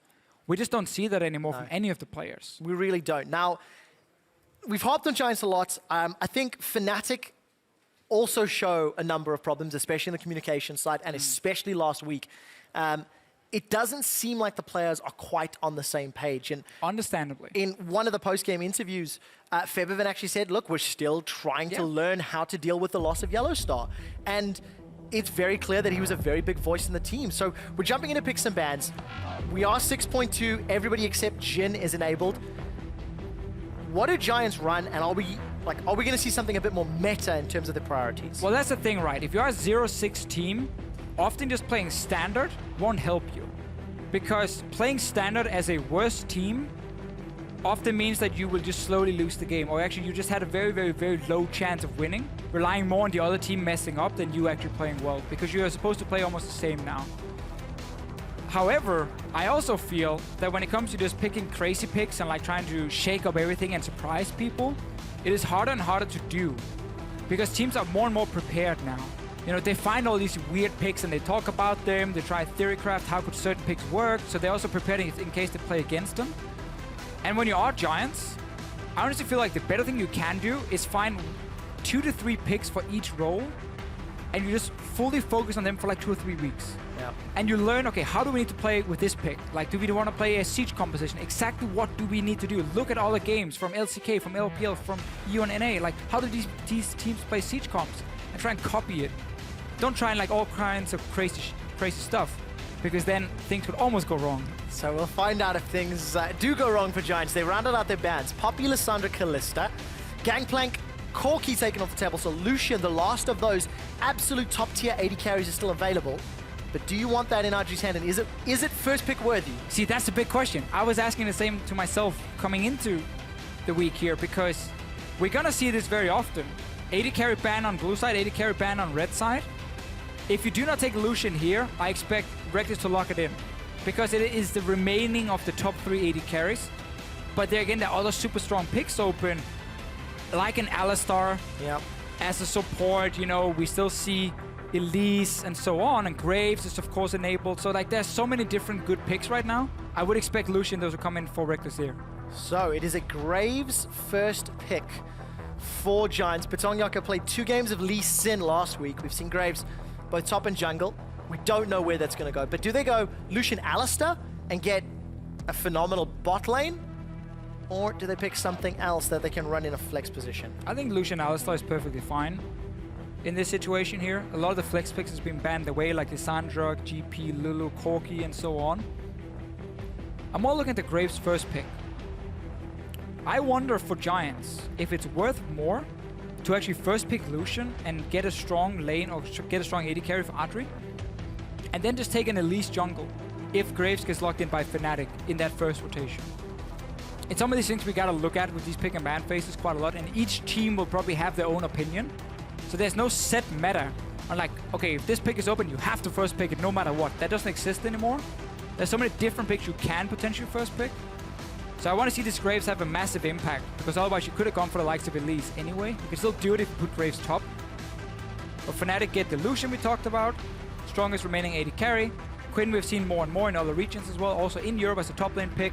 And also something Cabo could have run in the previous game. Sure, but why not Lucian? Why not Lucian? Because you can Lucian Corki in the first rotation and get away with it. So Fnatic revealed their 80 carry in their top lane. It means Adri's going to default to something a little more lower tier, if I can even use that term. That's fair. And we'll see what Caitlyn can do this time around. Braum once again for Godfred. So it's Morgana, Braum. Those are the 2 champions he's tried to play. Also Trundle's in there.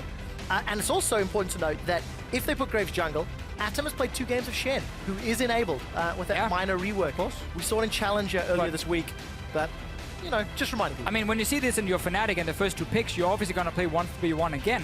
We talked about it in the last game, how the current meta is focused around you having pushing strong matchups who can push the lane, walk into the enemy jungle, set up vision, and actually just avoid team fighting almost at any cost. Just always play multiple lanes for pushing and tower damage, and then make that one big play that gives you the full tower, then walking into 5-on-5 team fight. So when you have Quinn, she's always gonna sit in a side lane. Always, all game long. Lucian, it's what he does super well as well. He's very safe, has the calling to poke, rapid fire for extra range. So, okay. Noxiac's going to be playing Janna. We're going to assume that that's Malphite for Gamsu, who has played it before already. Quinn mid lane has been played before. Malphite mid lane is an old school. Real old school. Real old school. I haven't seen a lot of Quinn jungle lately. But that is definitely also an option. So Fnatic are a bit like Vitality in the last game, trying to really mind game Giants to guess, okay, where are the certain picks going to go? I mean, we would assume it's Malphite top lane. But then you pull out the AP Malphite mid and you one-shot some people. I'm not going to be making any assumptions here. We'll see how the cookie crumbles once Fnatic make their last rotation. But for Giants, they have 1 minute to figure out what they want to do. Quinn is really good into Fiora top. It is a counter pick over in Korea we see very often. And Giants are gonna take that for Adam. And Ari mid lane, so like, okay, damn, it would have to be Malphite jungle then in this case, because then you could go like LeBlanc into Ari, you could go Quintop into Fiora, but that obviously shouldn't be the case at all. From Fnatic, because like you don't want to put Malphite in the jungle. That's basically just farm for 15-20 minutes and do absolutely nothing else. But you got such strong lanes. If you have LeBlanc and if you have Quintop. That's true, you will win the laning phase, but... Well, let's see what they're going to do. Let's touch on Giants. They put a carry in Atom's hands. He's tried that in the past. Lissandra Kennen are the two that he's sort of picked up. First time we're going to see him on this Fiora, and we know now that Atom's going to take that Graves into the jungle. Betong Yoka is going to take that Graves into the jungle. There's some pressure on him to make that work. So, it can still be Malphite top, and then Quinn jungle. I so badly want to see Quinn. If you were Daylor, if you were the coach on screen right now, what would you be telling Fnatic? I would tell my team that I trust in you guys to win every single Come on, lane. Don't cop out. No. That I trust you guys to win every single lane. So I put Quinn top against the Fiora. I put LeBlanc mid against the Ahri. I'm expecting it to be the Malphite top anyway, because Malphite jungle is like so boring to watch anyway. But still, Fnatic gets the mid lane matchup. We have seen time and time again in Europe. Almost always goes the same way. LeBlanc has full control because she can use distortion to force the fights. And then, even though Ahri can predict the charm, it's hard for Ahri to kill because you go Abyssal Scepter first on LeBlanc, so you can survive that all in. Now, I do feel Fnatic are at risk of having no wave clear. It's very, very risky. Blinding Assault is great from Spirit when he eventually gets there. You have to dash in with LeBlanc. You have culling, sure, but versus Caitlyn, versus Ahri, versus Graves, I don't like. If they fall behind, it's difficult to wave clear and stall for time. Yeah, but you're not. Yeah, obviously, but you don't pick your composition saying, we need to be prepared to fall behind, guys, because then we have to wave clear. No, you pick your comp because you have very strong lanes, especially around mid lane. You have an early jungler who has a lot of early damage, a lot of early mobility. Obviously, it costs a lot of mana with ulti at level 6, but you can move around the map so fast. So, you see the team comps on your screen. Believe it or not, Quinn jungle for Spirit. We heard from him and from Gamsu how they wanted to make World Championship from last year. Jump on Twitter, let us know, who do you think is going to win? Hashtag GIA win or hashtag FNC win. And we've had some shenanigans in Picks and Bans. We'll find out if these are the evil shenanigans, because it worked out with Lucian top for Vitality. Sure did, and obviously, whenever the meta seems to settle and everyone plays some of the same picks, teams are always trying to figure out new different counters, new things that can kind of break up what we normally see, like Lucian into Gangplank, as you mentioned, which was a really super interesting, effective pick for Capushot. 30 seconds until I want to see here. Well, defensive start, unlike the previous game, we had some level 1 action. This time around, we're not seeing any indication that a lane swap is going to be kicking off. So Caitlyn Braum into Lucian Janna. That just sounds like a farm lane to me. Yeah, so the thing is, when you have double range, it's so difficult for the melee support to really pressure you. First few levels, you also don't run Ignite in this case here and Godfred, otherwise like level 2 Braum, you can try and go, or level 3, dash into a minion. Something I know Crepo loves to do. Dash into minion, apply the Q, and then try and take that all in. But it's very difficult, because when you're melee support often, it's hard to assist your AD carry. So it's about what your AD carry can do against the enemy AD carry. And then with a Janna shield, it obviously becomes very annoying for Adri as a Caitlyn to deal basically 2v1 in that case. So Fnatic should be fine taking the standard lanes here. And more focus is going to be around this mid lane with Febiban and on the LeBlanc and what he can do in the early game. And also how active Spirit wants to be. Yeah, especially when you see what Nukeduck was able to do to Xpepi last week. Nukeduck really showed up big. Now down bottom, Reckless gets the piercing light onto Adri, and Reckless actually coming into this game averaged down 12 CS at 10 minutes versus his lane opponents. Adrian Godfrey should apply less pressure, not only because of the players, but also because of the matchup. So I want to see how Reckless and Noxia can do in this 2v2. Definitely. Reckless talks a lot about becoming the shot caller.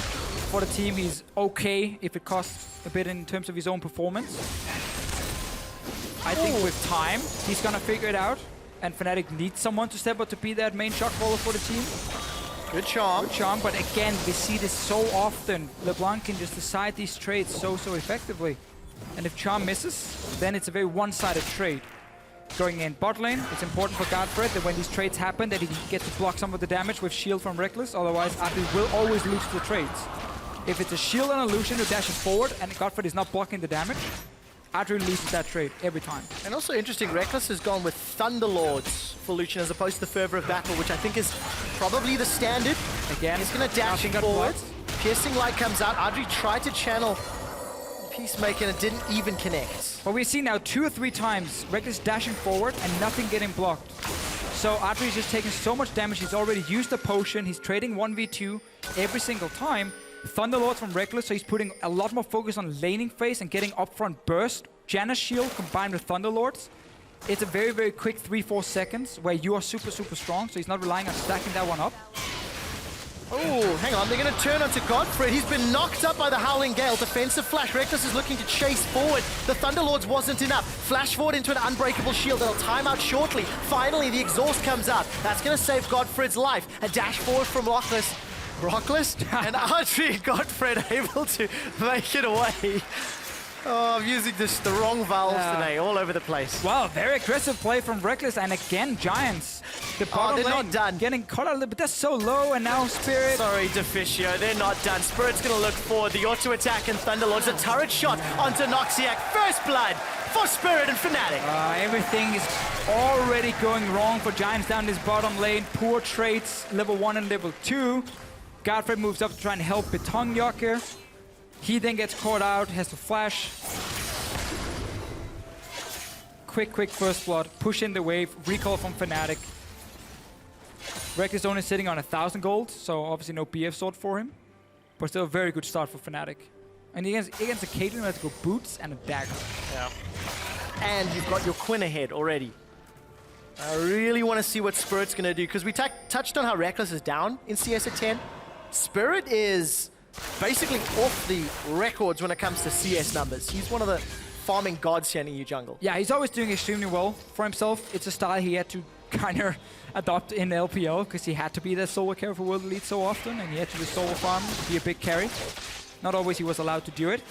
See Giants sneaking in a pink ward behind. I normally like this pink ward a lot, but I also feel like teams by now should be used to always checking that bush when they do walk by, because there's such a high chance an enemy put a pink ward. But about this Quinn jungle, we are getting a meta where we see a lot of AD carries. We see, a lot of physical bruisers like Fiora, Graves in the jungle, Kindred in the jungle. The blind from Quinn makes it so difficult for these either melee champions or these AD carries to deal proper damage, because once you get hit by blind, or that they're basically you lose your vision, in my opinion, it's one of the strongest things you can do in this game, because everything you do as a player is reliant on you seeing what the enemy is doing against you. Like where they're juking so you can land skill shots or what happening. Everyone's jumping in on Pepe now. We can talk about it after. Charm's going to connect. Spirit will find that blinding assault, but they're not going to die. Pepe already used his Mimic, holding on to Ignite. Let's see if Pepe sticks around. And there's some support coming up from Betonjoker down by the Raptor camp. Has a level advantage over Spirit. I don't think that'll last particularly long. And they're going to fight over the Spirit. But again now, when you play against Graves and Caitlyn and so on, if you land your Q from Spirit, they can't auto-attack you. So they lose so much damage from you landing one ability from a jungler, which honestly is also on a fairly low cooldown. They can't deal any damage. Like Caitlyn is relying on being able to auto-attack 24/7. That's her damage. Land a Q onto her, she has no vision around her, she can't auto-attack properly. And also it's so difficult for you to dodge anything, because obviously you're blinded. So like that's why it's such a good ability. That's what happens when you're blind. You can't really dodge anything. You can't see it, therefore you can't dodge it. Alright, we saw Gamsu slowly moving towards mid lane, backed away once he got to that Rift Herald. And that pink ward was placed behind the red buff in Fnatic's jungle by Giants at around 5 minutes 20. So I'd like to see how long that actually lasts. And in terms of CS, it's just advantages here for Fnatic, really across the board. That was a terrible trade by Rick. Yeah, caught on the trap. Dashed right into it and Godfred in his face. still winning the lane. They have a better first back, getting the long sword instead of a dagger in the boots, which are doing basically nothing for Adri in this case. And also just again, we talked about the shielding on Lucian, dashing forward, picking the trades. So that's a winning lane for Fnatic. Top lane is almost always going to be a winning lane for Fiora into Malphite, because Malphite has no kill pressure on her. Veracity on Dying gives enough sustain for Fiora. So is this heal up. Good Howling Gale, good damage onto Ardri, even the Piercing Light, a full channel of the culling. Godfrey, he's every single bullet, down to 100 hit points, and he's gonna dash away with Stam behind me. This means Fnatic will hammer away on this outer turrets. Braum is such a weak support if you don't have synergy in the lane, which you should have, obviously in the way you're trading. Look, Pinkward's still up, by the way, going on 3 minutes. So, synergy in the lane, which you should have, that's not there. I mean, in this case, for Giants, they should have that synergy. But like, again, the trades have just been gone awfully wrong for them over and over in the 2v2. Spirit has been free farming for himself. That's a tower down 8 minutes in a standard lane. 8-minute tower. With a 25 CS advantage and first blood from that lane. He's going to get BF sword. He can upgrade the long swords into the Warhammer if he wants to. And he can just look to be super, super aggressive in terms of his trading. So Reckless is getting a perfect start. And we can go back to Champ Select again and look at Giants first picking Graves. Again, I'm not against it by any means. But then you need to make sure you can always play against the Lucian. If you leave that one open as the only AD carry and you give it over. And right now, the way Giants have been playing in the early game, and because obviously they got killed on the tower by Spirit after losing early trades, the Lucian is doing extremely well for Fnatic. Well, let's see how Fnatic impact the rest of the lanes. Reckless is moving up top with that hammer, boots, and the BF sword as you predicted. And he's going to try get into Atom's face. And the rest of Fnatic grouping up around the middle lane and pushing the Vision deeper into the jungle. February, Morel Nomicon first item, so same deal again. We don't see that Frost Queens very often anymore after the nerfs to 6 or on 6.2. Less spooky ghosts. Also just value in getting instant cooldown reduction in mana region so you can keep being very aggressive in his trades. More distortions. Peppy has to basically all in him. Landing Charm, then blow everything. The problem is if you look at the river, Fnatic are the ones setting up the pink wards. Yeah. So Spirit can always just sneak in there, and Peppy always has the feeling that someone could be there, so he doesn't actually know. And if he ever goes aggressive and Spirit does show up, or Gamsu is there with TP, or Noxtag is roaming, then Peppy dies. And the only lane right now, which Giants are kind of relying on, are basically Peppy at the moment. And then I would also say Adam with the Fiora. Yeah. Let's just add in 2 lanes. It's a little bit too harsh to put 2 lanes. He's well farmed, not too far behind. We need to see how he's going to handle split pushing and just how much freedom is going to be given. Noxtag and Reckless. No real contest up top here because Tongyaka and Adri are a little late to the party. This tower's going very, very low. Not going to fall just yet. And this is the worst part when you have these even lanes and then one losing lane. Because as long as Fnatic keep taking the lane they're winning in, mid lane. Well, Vault forward, Spirit's going to jump out. The chains do not connect. And the Blinding Assault does. Gamsu's coming in from behind. Not going to commit on the Unstoppable Force, I do not believe. Up top, Tongyaka's coming in. It's a 3v2. Howling Gale just to knock Godfrey up. Tongyaka goes forward, and the end of the line does not find the bounce back. That is a flash from Reckless. And we talked about those pink wards around mid lane from Fnatic. That's exactly where Spirit and Gamsu were coming from. Bottom side of the map, not spotted by Giants. Peppy's forced to back away. That's mid tower now taking a massive beating, while top tower is also super low. So Fnatic is just winning every single lane in terms of pushing and pressure. And as I said before, when you have 2 lanes going even and you have 1 winning lane, keep rotating your winning lane to where the towers are. Because then you can always keep pushing down for these towers and slowly chip them down. Like, look at this tier 1 tower. That's just from Fnatic taking the winning bot lane 2v2, move it top lane. Where there is a tower, there's an objective to go for that you can use to snowball. Had Giants kept Fiora there, tower would be dead already. Do they move Adri there? Tower's gonna die maybe a minute later, but it's going to die no matter what. And Giants then is relying on an outplay individually because the lane setup is basically just in favor of Fnatic in terms of how they can pressure on the map. What a difficult situation for Adri. He's now Berserker's Greaves into Pickaxe. Tower has fallen versus Reckless, who's sitting on 1,700 gold. There was a very big trade there between Atom and Gamsu. Atom actually used the Grand Challenge. Gamsu's held on to Unstoppable Force. Also has Flash. There's going to be a dive available, but Tongyaka's coming in. He's revealed his position. Seismic Shard comes out from Gamsu, an unstoppable away. No collateral, because it's not available from Batong. Just a few seconds in that one. This means Fnatic will pick up an uncontested Rift Herald. But it will be at the cost of the outer turret. I guess it's a trade in the big picture, because they have the stronger lane up top. This is basically the best play Giants could make at the moment. Saying, okay, you're investing members on top side. Let's mirror that, because we cannot contest whatever you're doing on that side of the map. Let's just do the same on the other side. I like the play. Fnatic now in a luxury problem situation. Yeah. Where, there's no tier 1 towers to push. So the Rift Hell is going to be focused, honestly, on just pushing down another lane, get into the enemy jungle, next to that lane you're pushing, and start setting up for tier 2 pressure. And you're going to keep doing that over and over and over. Let's see if they can get some vision. Spirit's got the help of Noxiak and is chunking down Batong-Yaka. Very, very easy kill. Push into the jungle, get those wards set up. Now, let's contrast how well Fnatic can use their vision versus that pink ward, by the way, which is still alive. Has been placed 9 times. By the way, just some numbers. Our stats bender hit me up. 9 times it's been placed. The average lifespan is a little over 3 minutes.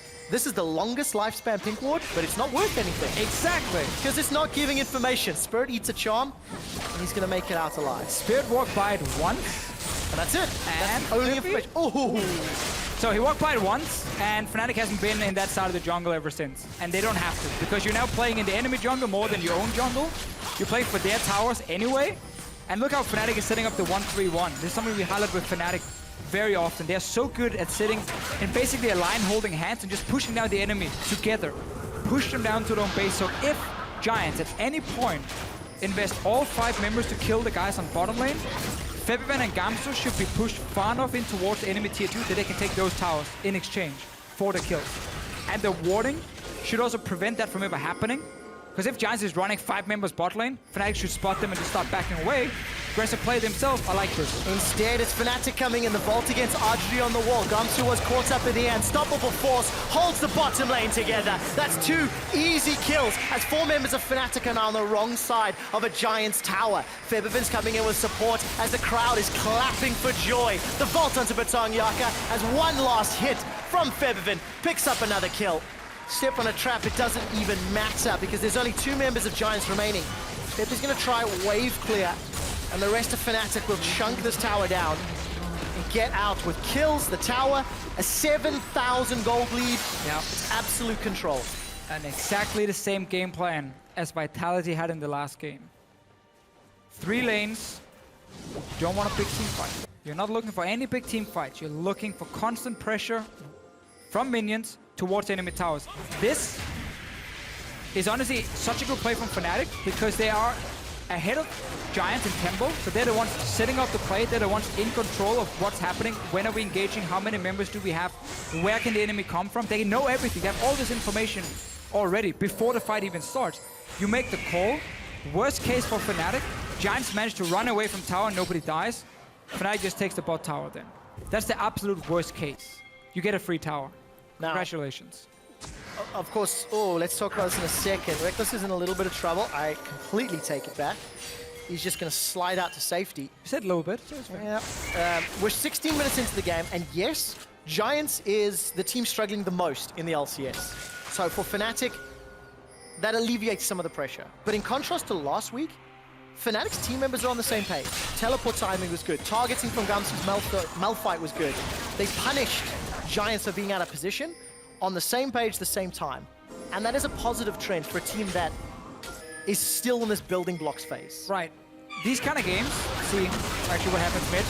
2-man knockup. Febiven's found Peppy. They turn to Batong-Yaka. He actually goes forward. That's not the direction he wanted. And Fnatic just make that look easy. Again, out of position. You lost the map. Pick it up. Once you hit the point of this meta where basically you're losing every single lane and you don't have a jungle, I mean, the game is technically over. There's almost nothing you can do. Normally, at least you would have like 1 winning lane you could play around. But in this case, everything has just gone wrong for Giants. They fall so far behind, and Fnatic is in full control.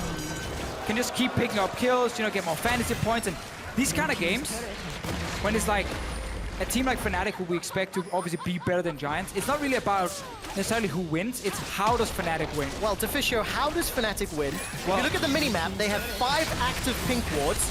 They also have 5 pink wards in their inventory, and there are no biscuits to speak of. I like it. Is this happy, proud dad Deficio when it comes to vision? It makes me very happy when teams are getting more and more control of how do we push the lead, what is the exact kind of comp we want to run, you know, in this current meta here, how do we push all 3 lanes at once, the synergy, communication, pink wards on every back. I want to see how they push the pink wards forward. Now here's this, once again, flank. 4 members of Fnatic catching out Giants. I mean, is it a flank? I mean, I guess it technically is. Yeah. Gamsu walked through the jungle and it was basically his jungle. Yeah, it's Fnatic's jungle. Yeah, Fnatic has 4 jungles at the moment. They are absolutely making it work.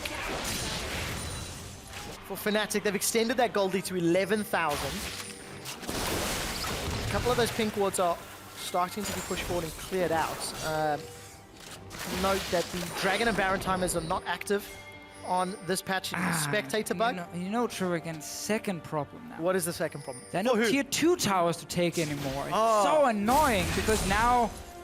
So flip to the page that says no tier 2 towers available. What then does your guide say? Okay, is Baron up there so we can bait Baron? Well, we're only 18 minutes in, so there's no Baron either. Okay, so is there a page for we're too far ahead for the next step? I mean, technically you can aim for the inhibitor base and then look to create picks like this. Right. Or you can actually wait for that Baron to spawn, set up your pinks around that Baron and say to Giants, if you do not come and stop this Baron, which you can't, by the way, because then you're in a team fight and we're so far ahead we're going to kill you. Then we take the Baron and we just 1-3-1 you down and your base is dead. Well, luckily for Fnatic, they turn to the page that says punish out of position. Giants push forward without Atom. And that's already a kill onto Betong Yoka. Spur rush defensively from Peppy. Atom didn't even look to TP. Now Fnatic in a 5-on-4 with the Rift Herald on Reckless. They're going to look to those inhibitor turrets, Deficio. Yeah, Rift Herald for now. Buff up these minions. Honestly, just put the LeBlanc near that tower and let it just distortion in twice, and then someone is almost dead and they have to go back to base. Gamsu can just ult in once it's ready. And again, yeah, doesn't matter what page you're on, close the book. Just dive, kill people. You're so far ahead anyway. Especially with a LeBlanc plus Malphite combo. If anyone stacks up, those 2 alone can kill people. And tough game for Lozak on the left. Completely different situation for Daylor on the right. Inhibitor doesn't go down just yet. Godfred almost does.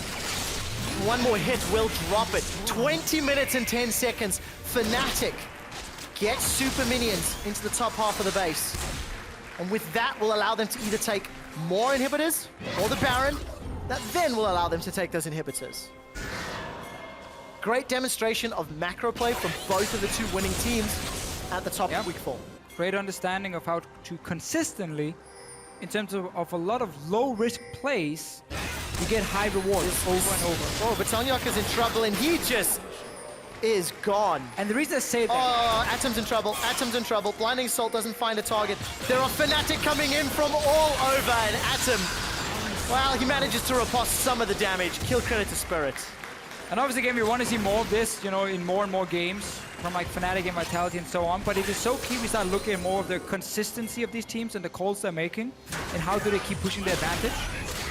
Because that's how you can see a team that's really improved. You really start understanding, you know, how to push the leads, which kind of compositions are the correct ones to play. I like the pick and ban phase from Fnatic here. Again, a lot of mind games. Yeah. Quinn being picked, went to jungle. Could have gone top lane into Fiora, but then Malphite obviously was a little bit out of place, and then suddenly LeBlanc gets picked last into the Ahri. We've seen it time and time again. Feverin has had a great game.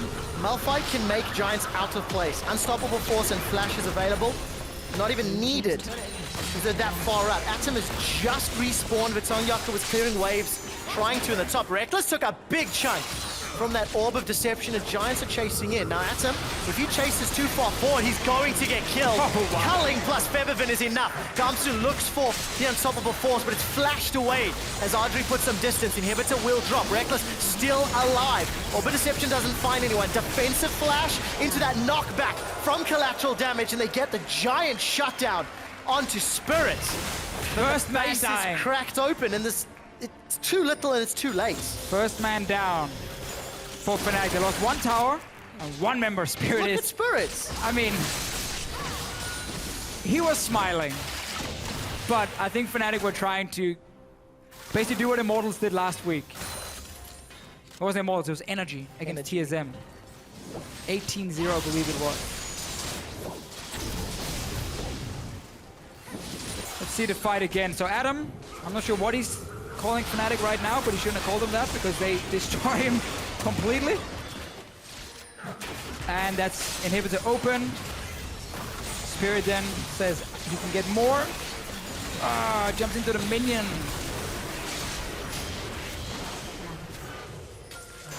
Unreal.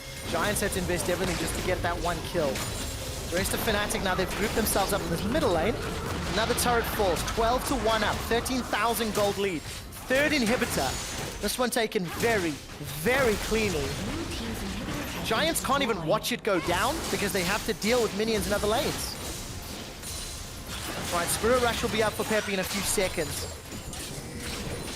The only thing that he can do is look for a charm onto Reckless, and look, hey, I mean, there's Peppy's smiles on smiling as Peppy's face. It's a difficult game for him. They managed to kill Febiven's clone as Gamsu finds two. Atom and Godfred knocked up into the air. Nobody's gone down just yet except the Nexus turret. The second falls thereafter, and Fnatic, they're looking at the Nexus. Reckless dashes forward, flashes away from the Orbit Deception. I think that saved his life. The charm finds nobody, and Giants are on the verge of going 0-7. A double dash from Febiven. He deletes Britong Yoka. He's going to back away. The grand challenge comes up from Atom before he gets atomized by Reckless. The Nexus is the last thing standing. The Winions are helping Fnatic defeat Giants in week 4.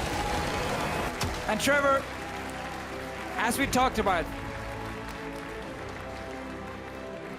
Fnatic deserve to win this game.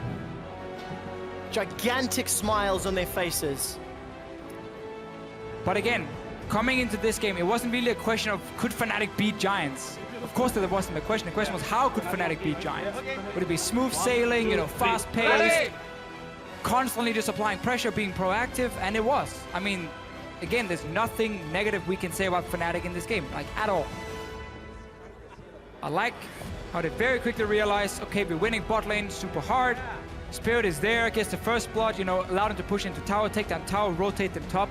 And honestly, Giants almost, as soon as the top tower died, the tier 1 top, I think the team basically said, okay, this game is over. Yeah. I mean, that's where in a scrim for them, they're like, okay, just go next game. That is one of the quickest games we've seen in EU. It'll be very close to. We still see Adri and Peppy on stage. This time around, bigger smiles. But what a tough situation for them. 0-7. There are only 2 games left before you've played every single team in the league. They're fast approaching one of the longest standing losing records in the LCS. And something drastic has to change because it just does not feel like Giants are in control of their own game, let alone their position in the LCS. Right, and it's not an overnight change for Giants, and that's always the issue when you get on these massive losing streaks, is if you can manage to make some big impact, or over a few weeks you get slowly better and better and you hit a point where you can start winning games, then maybe if you haven't lost too many, you can slowly climb back. The problem is just, again, teams like Elements have been picking up wins early on. Yeah. Rocket is the only team Giants are looking at the moment, who is only sitting on 1 win as well, has lost the rest. I still feel like there's such a big difference between Giants and Rocket, though. Where in the Rocket games, we see, the first 20-25 minutes often be very even, and then Rocket falls apart in the late game. This game here, honestly, from minute 7 or 8. Yep. Actually, from the moment that Pink Ward went down, Fnatic moved past it. That was the point. Literally. That was the point. Fnatic moved past it, and that was it. We don't care. Yeah. Forward is the only direction. It's still alive. Yeah, it was killed a little while ago. Just, was it? Yeah. Sorry to burst you. 11 minutes. It holds the record. It's the longest standing Pink Ward in that position. But thought it was still alive. I think good showing. And again, you have to take it with a pinch of salt, right? Fnatic had a phenomenal game. They looked great. But they are playing the weakest team in the league. So you have to factor into the equation. Now, the timing for Gamsu's ultimates, the positioning, there was no hesitation on punishing mistakes. That's what I think is more impressive. There was more synergy in the way they were setting up the plays, in the way LeBlanc would jump in with the Malphite ulti and delete someone. It wasn't one guy going in, then one guy going in, because that was last week. Correct. From Fnatic. And when they played Elements, we were saying the same, Fnatic should beat Elements. But it was a long, drawn-out game. It was very slow reactions from Fnatic. This is much more, what we want to see from our top teams in Europe, and that was basically a great performance. And just talking a little bit about Febiven, in studio here, the teams sometimes do the AMAs at the top of the show, and Febiven actually answered a question saying how if he's not in control of the game, he tends to struggle. He tends to lose some confidence and lose some communication. This was a game where he found his footing, and it was the Febiven we expected of last year. He found his footing in Champs, like getting LeBlanc into Ari. Yeah, definitely worked out. Now, if I'll take a look at the power pick that has been dominating the mid lane, especially in the hands of G2 Esports, we're going to head on a Valkyrie over to James Stress O'Leary. Thank you very much, Quickshot. And, you know, while we set up for our match of the week coming up next, we want to hone in on the mid lane up from G2, who's going to be playing up next, and that is Perkz. And last week's monster performance as Corki in that middle lane. 18, 2, and 11 was what we saw from him. So we wanted to take a quick moment and kind of look at why is it strong, what is it that makes it better than a couple of other mid laners, and we should start at the beginning. Why is Corki strong? And we've seen today, more than any other day, the first reason for this. Corki is an exceptionally strong flex pick. Today we've seen 2 games of him in the AD carry role already, but mid lane is what we are focusing on specifically. It's very similar, but for a mid laner, Corki has a very early defined power spike on that Trinity Force, and that's one of the other strengths for him. You get that Trinity Force, you get the Sorcerer's Shoes, which now that Corki is about 70% magic damage, it makes it a lot more beneficial for him to get that extra spell penetration. Lastly, as always with a mid laner, one thing that is crucial is to have a safe laning phase. You've got the Valkyrie to get yourself away. You have a lot of damage with the synergies Thunderlord still has from the Mastery Tree. Even with 6.2, Corki still has great effectiveness with that Thunderlord. You turn around with the Gatling gun on, 3 stacks up, and the proc comes very quickly. As with every kind of great mid lane pick, it seems that FLICKR was always one of the first to do it all the way back in week 1 of this split. So there's another reason if you really need anything else on top of why it's a good pick. Why is it better than other mid laners is another kind of weird question that we kind of want to answer now as we come in later into the split. So the first thing with that is he's good with poke champions. He is one himself. He loves to siege. So you have Ezreal, you have Nidalee, other champions that like to group. And because of that, we've seen the meta trend towards a lot of sieging and trend towards shorter games. So the earlier defined power spike, the ability to group around mid lane, all ties into Corki's strengths. Finally, he has a very unique mechanic that no other champion in League of Legends has, and that's the package. What is the package, you may ask? If you haven't watched a lot of Corki or played a lot of Corki, the package is a power-up that appears in Corki's base at the steps of the fountain. It's going to give him extra movement speed, and not only that, allows you to make plays across the map very effectively. And this is one of the things that Perkz did very well. We'll see one of the plays coming up that Perkz did down in the bottom lane to get Kikis a double kill. The ability to come in with the knockback after the movement speed, then have a lot of damage followed up, makes Corki such a strong pick. You'll even see the damage come out against a Lulu that is very difficult normally to kill through her ultimate, through the shields and through the Whimsy, and Perkz just made it look easy. He was able to just take him out. One of the weirdest things about the package is, because it's unique to Corki, we were wondering who is it that exactly decides when the package is picked up. So I decided to speak a little bit with Perkz this week and find out the answer to that question. And he told me it doesn't really, it's not really left up to the team to decide when he plays Corki. It's something that he decides. He's the one leading the charge with the siege or using the package or making the plays you just saw in the bottom lane. So nice to have a little bit of insight there onto how that affects the shot calling of a team, which is something that we can't always have too much insight into. So in summary, Corki's great because he has a very predictable one-item power spike compared to other carries, and he's extremely versatile and effective when it comes to team play. So you should check out Corki if you're playing in dynamic queue and you're a mid laner. But we need to pick up the package and regroup. But up next is our match of the week, so stay with us. Create a music band. We have the rapper. Gamsu can be the cook. Hi. I will be the manager. I've never heard you sing, so I'm just there, but I'm not actually the one singing. I'm just yeah, exactly. Yeah. I'm just there for the face. Deficio, they're not done. Spirit's going to look for the auto attack, and Thunderlord's a turret shot onto Noxiac. What's happening? We're diving. Just diving. Just kidding. We can fight. We can fight. No. I'm coming. Okay. Wait for LeBlanc. LeBlanc is coming. Graves. Look by Graves. Graves. Nice. Two-man knockup. Feathervin's found Peppy. They turn to Baton Yoka. He actually goes forward, and Giants are on the verge of going 0-7. A double dash from Feathervin. He deletes Baton Yoka. The Winions are helping Fnatic defeat Giants in week 4.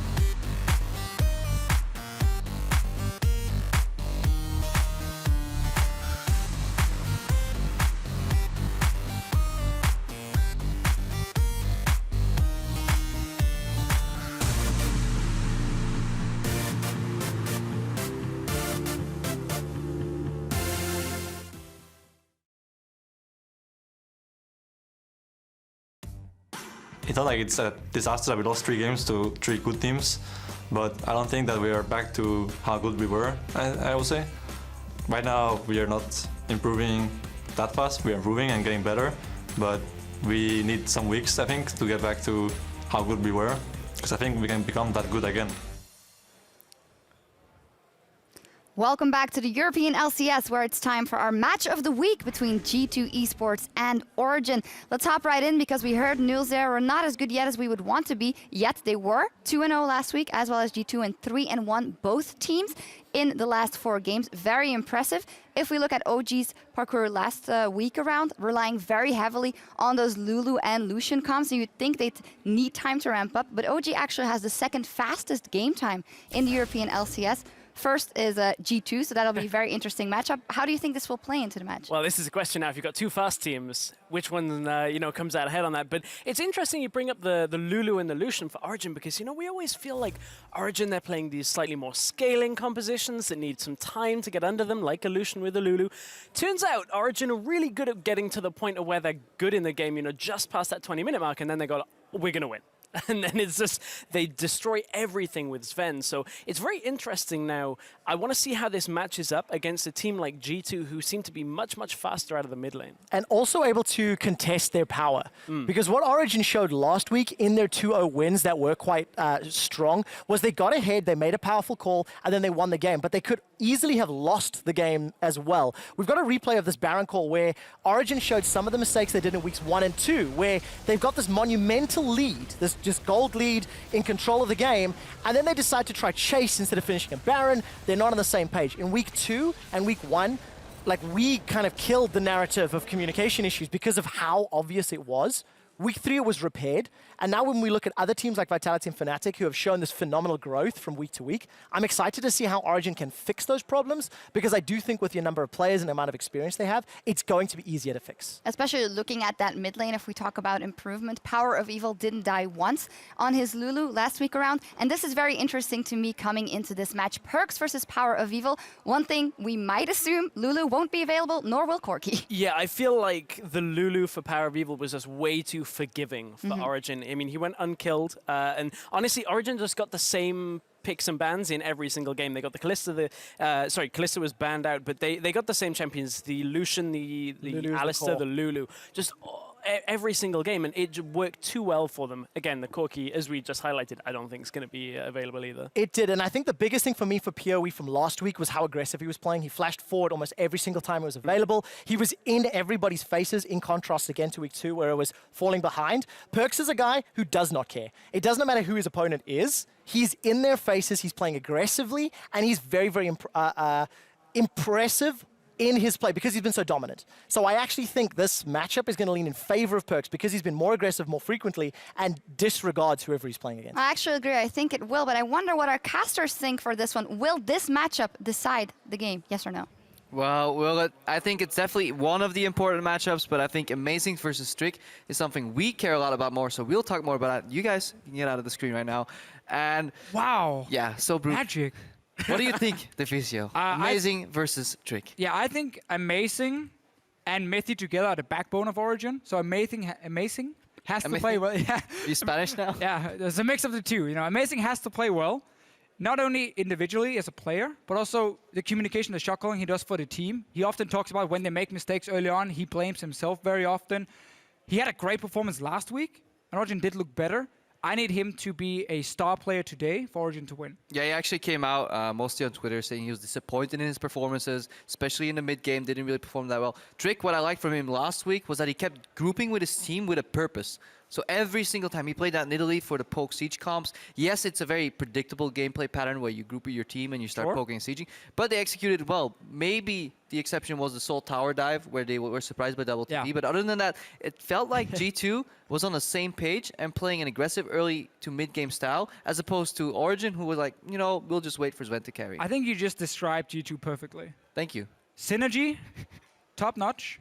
Overextending, being a little bit too aggressive, not respecting things like double TP, does happen quite a bit for G2, and that's where they have been punished before. Yeah, but that is G2, right? Like, they're super aggressive, but they're a young and new team. They're kind of like SK last year, but they might have more in their playbook, right? We've seen more from them even before they moved to the Corki, and then they were still good. But exactly like the SK gaming point is basically because G2 is very, very focused on, again, what we kind of call the meta right now, where you play like on 3 lanes. It's a lot about constantly pushing down to the enemy towers, and either you poke them off and you take the tower and you get into the jungle and you're ready to like fight early on, but you're not looking for big team fights. And that's why Nidalee pick has been good for Trick, Graves as well for him. Like, he's been very focused on farming and then grouping up and just sieging down things. Yeah, exactly. Well, we're about to get into Champion Select very shortly, but before we load into those picks and bans, let's check out those starting rosters for G2 Esports. First of all, in the top lane, Kickers. In the jungle, it's going to be Trick. Mid lane, Perks. AD carry, Emperor. Support, Hybrid. And then coach, Youngbuck. Yeah, and then we have Origin on the red side, of course, with Source up in the top lane. Amazing in the jungle. Power of Evil in the mid lane. Sven and Methi down the bottom lane. Hazel is still the coach for the team. And I want to see what Origin has prepared. Because, yes, they won the games last week. Not as convincingly as we saw G2 play. And I feel like G2, honestly, in the early to mid game will have the advantage. And if they get a lead, they can snowball out of control. I just hope we see Kalista open, because both these players, maybe we won't, but you know, idle hope. I can at least talk a little bit about this part until it gets banned. Yeah. From watching Emperor play and from even playing with him a couple of times, he's a really good Kalista player. We've all seen what Niels could do on a champion, so that would be very interesting if one side actually wants to leave that open to force the other team to maybe first pick it and come with a counter strategy, because it just has so much value in this matchup. I think we're going to see G2 try and deny Sven, either by banning AD carries. I mean, banning Lulu is the obvious one. We don't even have to talk much about this, because it is what enables Sven to be that solo carry for Origin. And then, right now, if you ban away like a Kalista, the other team is almost forced to ban Corki, or otherwise you will first pick it, and you can then potentially even go for Lucian, and you deny like the 3 main picks away from Sven. Yeah, the Alistar ban I like too, because it is just part of the strongest like bot lane combinations you have in the game right now. It's such a safe pick. You don't necessarily want to first pick it, because if OG plays it smart, there's other really valuable picks open, but it's one of the best early rotations on purple side. But one of the things about, again, the current meta is there are so many good picks. Like, there are so many picks we consider ST almost, that on blue side, often in your second rotation, you can still pick 2 top-tier picks. So being on red side, having those 2 picks is not always an advantage. Because the first pick, you can just pick whatever you want. We talked about potential AD carry bans. Here's Lucian. If OG leaves Kalista Corki open now, they will get one of them. I think G2 will just first pick the Corki though. I don't know. It feels like a bait and switch though. The Kalista just enables the supports too. Both these support players are just so much better when they have Fate's Call available. Imagine. I think Origins will leave them both open. They have to almost. If they ban one and then they leave one open for G2, then they make a real big mistake. So they're doing it. 3 supports banned now actually. Very interesting. So this again is just deny Sven more than anything, because Corki has been a better mid lane pick than AD carry pick. And it seems like they're okay giving OG a Corki AD carry for Niels or for Sven. But they just want to deny the 2 main carries for him in Kalista and Lucian. Also, if you look at what Miffy's majority been playing, the Braum that is open now as the sole support that's left is more down Hybrid's alley rather than Miffy, I would say. And then Miffy has to resort to a 5th pick type of support. Maybe just whip out the Janna. Trundle maybe, but not as potent as he is on Alistar, you know, maybe even on Thresh later on. So, and Origin can't afford to pick it up because they really want to put some priority here. Ironically though, Amazing, even though he stated very often that he thinks Graves is one of the strongest junglers right now, played it a lot in Duo Q too, got me some elo. But seems to opt for the Elise. They want more CC. Elise is still also a fantastic jungle pick, but it is what we also talked about before. Like, G2 still has a lot of good picks open. It's not like they've lost a whole lot by first picking their Kalista, because you knew Corki was going to come in there. Instant response from Origin, obviously. You can just go Graves now for Trick, or Nidalee as he's played before, if you want to have one of these fast-pushing compositions again. Yeah, it almost has to be X plus Braum here. So you have one champion that's strong, and then Braum just to hide information and take it away. Don't imagine Perks is gonna blind pick his matchup here already. Yeah, and Corki's still a flex. Kikis probably won't get his pick either now, because Fiora is open, but Source plays Quinn, which is really good into the Fiora. So you don't want to show that by any means for G2. It has to be support almost coming in now, just to hide picks more than anything. And we talked about the Graves Nidalee. Obviously, when Elise gets picked, you know, they're open. We've seen these picks from Trick, very farm focused, and then grouping up with his AD carry and support and just start fast pushing down these towers. So OG needs to respect that. Oh, that's actually something we haven't talked about too much. Sven is probably the only AD carry that plays Kindred AD carry. Now that she's back on the table, kind of shifts everything. So he's thinking about at least playing her. Yeah. The main too, because Corki in the bottom lane, I don't think is the best decision right now. It's still so strong in the mid lane. It's a way better in the mid lane, honestly. It's so much easier to hit level 11, get your big power spike. The problem is, again, what wave clear AD carry could you then pick for OG if you want to try and stop this fast push potentially coming from T2? Ezreal with an Iceborne Gauntlet Rush can do some of it. Yeah, definitely. Corki combined with something will be enough wave clear, but the problem I'm seeing here is that Origin, they're setting up for a heavy siege that usually gets countered by a wave clear mid, but that could actually be good against a team like G2, who like to have their mid lane player on a playmaking champion. So we may actually just see a Victor come out here from Perks, and then it kind of limits some of the roaming forward pressure that he puts if he just plays a more of a wave clear oriented champion. Well, this is why I absolutely love Graves as a jungler, because he offers that wave clear Yeah. you need. So even if you go like an Ahri here as a very often safe pick, The combined wave clear the of combined Graves wave clear of Graves yeah. and Ahri is enough. So you don't need a Victor in that case. You can still play an assassin mid, and Ahri is by many players considered the safe option in mid lane. Also because you have seen the Corki now, so you expect it to be Corki mid and obviously Israel AD carry. So there's no LeBlanc counterpick. For sure, but even if you go for like a playmaker mid lane on perks, we've seen like you can't always snowball against your opponent. Like when he played against Fevim, they still took home the win. But against Power of Evil, it's still very difficult to snowball from him. It does tell you a lot about G2 as a team, that when they see a poke composition being built against them, you know, everything Origin has picked so far means group up, poke, and siege. And a lot of teams will say, okay, we will nullify that at least in one of the lanes by picking Victor, just go mass wave clear, stall it. But G2 always want an aggressive element, so they pick a gap closing, charm enabling, Ahri. You know, they have an aggressive top laner right now with the Malphite as hard engage, and then they have Fate Scar on their support, who can also soak up so much damage. So they're taking the aggressive answer instead of perhaps looking for the passive one, and it just shows you that they're very confident in their ability. It's also just where we see the power, again, of them being able to get a Graves in second rotation, not even having to invest the first pick, so you can use that to deny Sven and putting on a second tier AD carry in the Israel, who obviously needs to hit that late game point before you have that massive impact. So I just really like how G2 are approaching the pick and ban phase, and I feel like they always leave themselves options to have the right answer. Yeah. It's like, oh, we don't need to pick like a boring, slow, wave-clearing champ for perks. He can still be aggressive because we then have the Graves jungle to back him up. And their composition just always makes sense. They at least have a purpose and a goal and a way to win the game. And G2 has been, so far in this season, good at identifying their win conditions. And that begs the question, how much is that coming from Youngbuck as a coach? Because coming into the season, many were even like criticizing, even laughing, mocking Youngbuck so far as a coach because he went to North America, didn't have the greatest success there. But so far in this multicultural, multi-language G2 Esports, he's done a fantastic job when it comes to drafting. I mean, he's always been a good leader, a good captain. Can kind of rally people around him, and you need that, a young team like G2 getting into the LCS, picking up 2 Korean imports, Trick, very young, of course. And OG in the end, we get a big tank top lane, who will, of course, be able later on to like outduel the Malphite, but they're obviously not going to do too much against each other. It's a 1-4 siege comp, and then you need some safety against Ahri, burst, Graves burst, save one of these AD carries. And you gotta watch your flanks. If Malphite gets TP in from the side, it's pretty much game over for Origin when they're sieging. Well, there we have it. The coach coming in after the pick and bans, supplying everything they can, and now they just have to watch their teams from the sidelines. Not long to go. Well, with the comps locked in, it's time to see who's really OP between G2 and Origin. The tower goes down, and all Fnatic are being shoved away, and Gamers 2 just close in on the Nexus. I expect Origin to be good. They're all really good players. Rocket, they're running for their lives. I think G2 will be a good team. Mitty and Sven, they're both really good. I think they're one of the best bot lanes in Europe. Keep looking at Sven. Wow. I think we can win, but I won't say we have won already. And we are into game with G2 going up against Origin. G2 currently 5-1. Who would have guessed it? Right at the top of the table, going against Origin or Ocelot. Ocelot would have guessed it. He knew. Knew all along. So look at what G2 are doing now, level 1.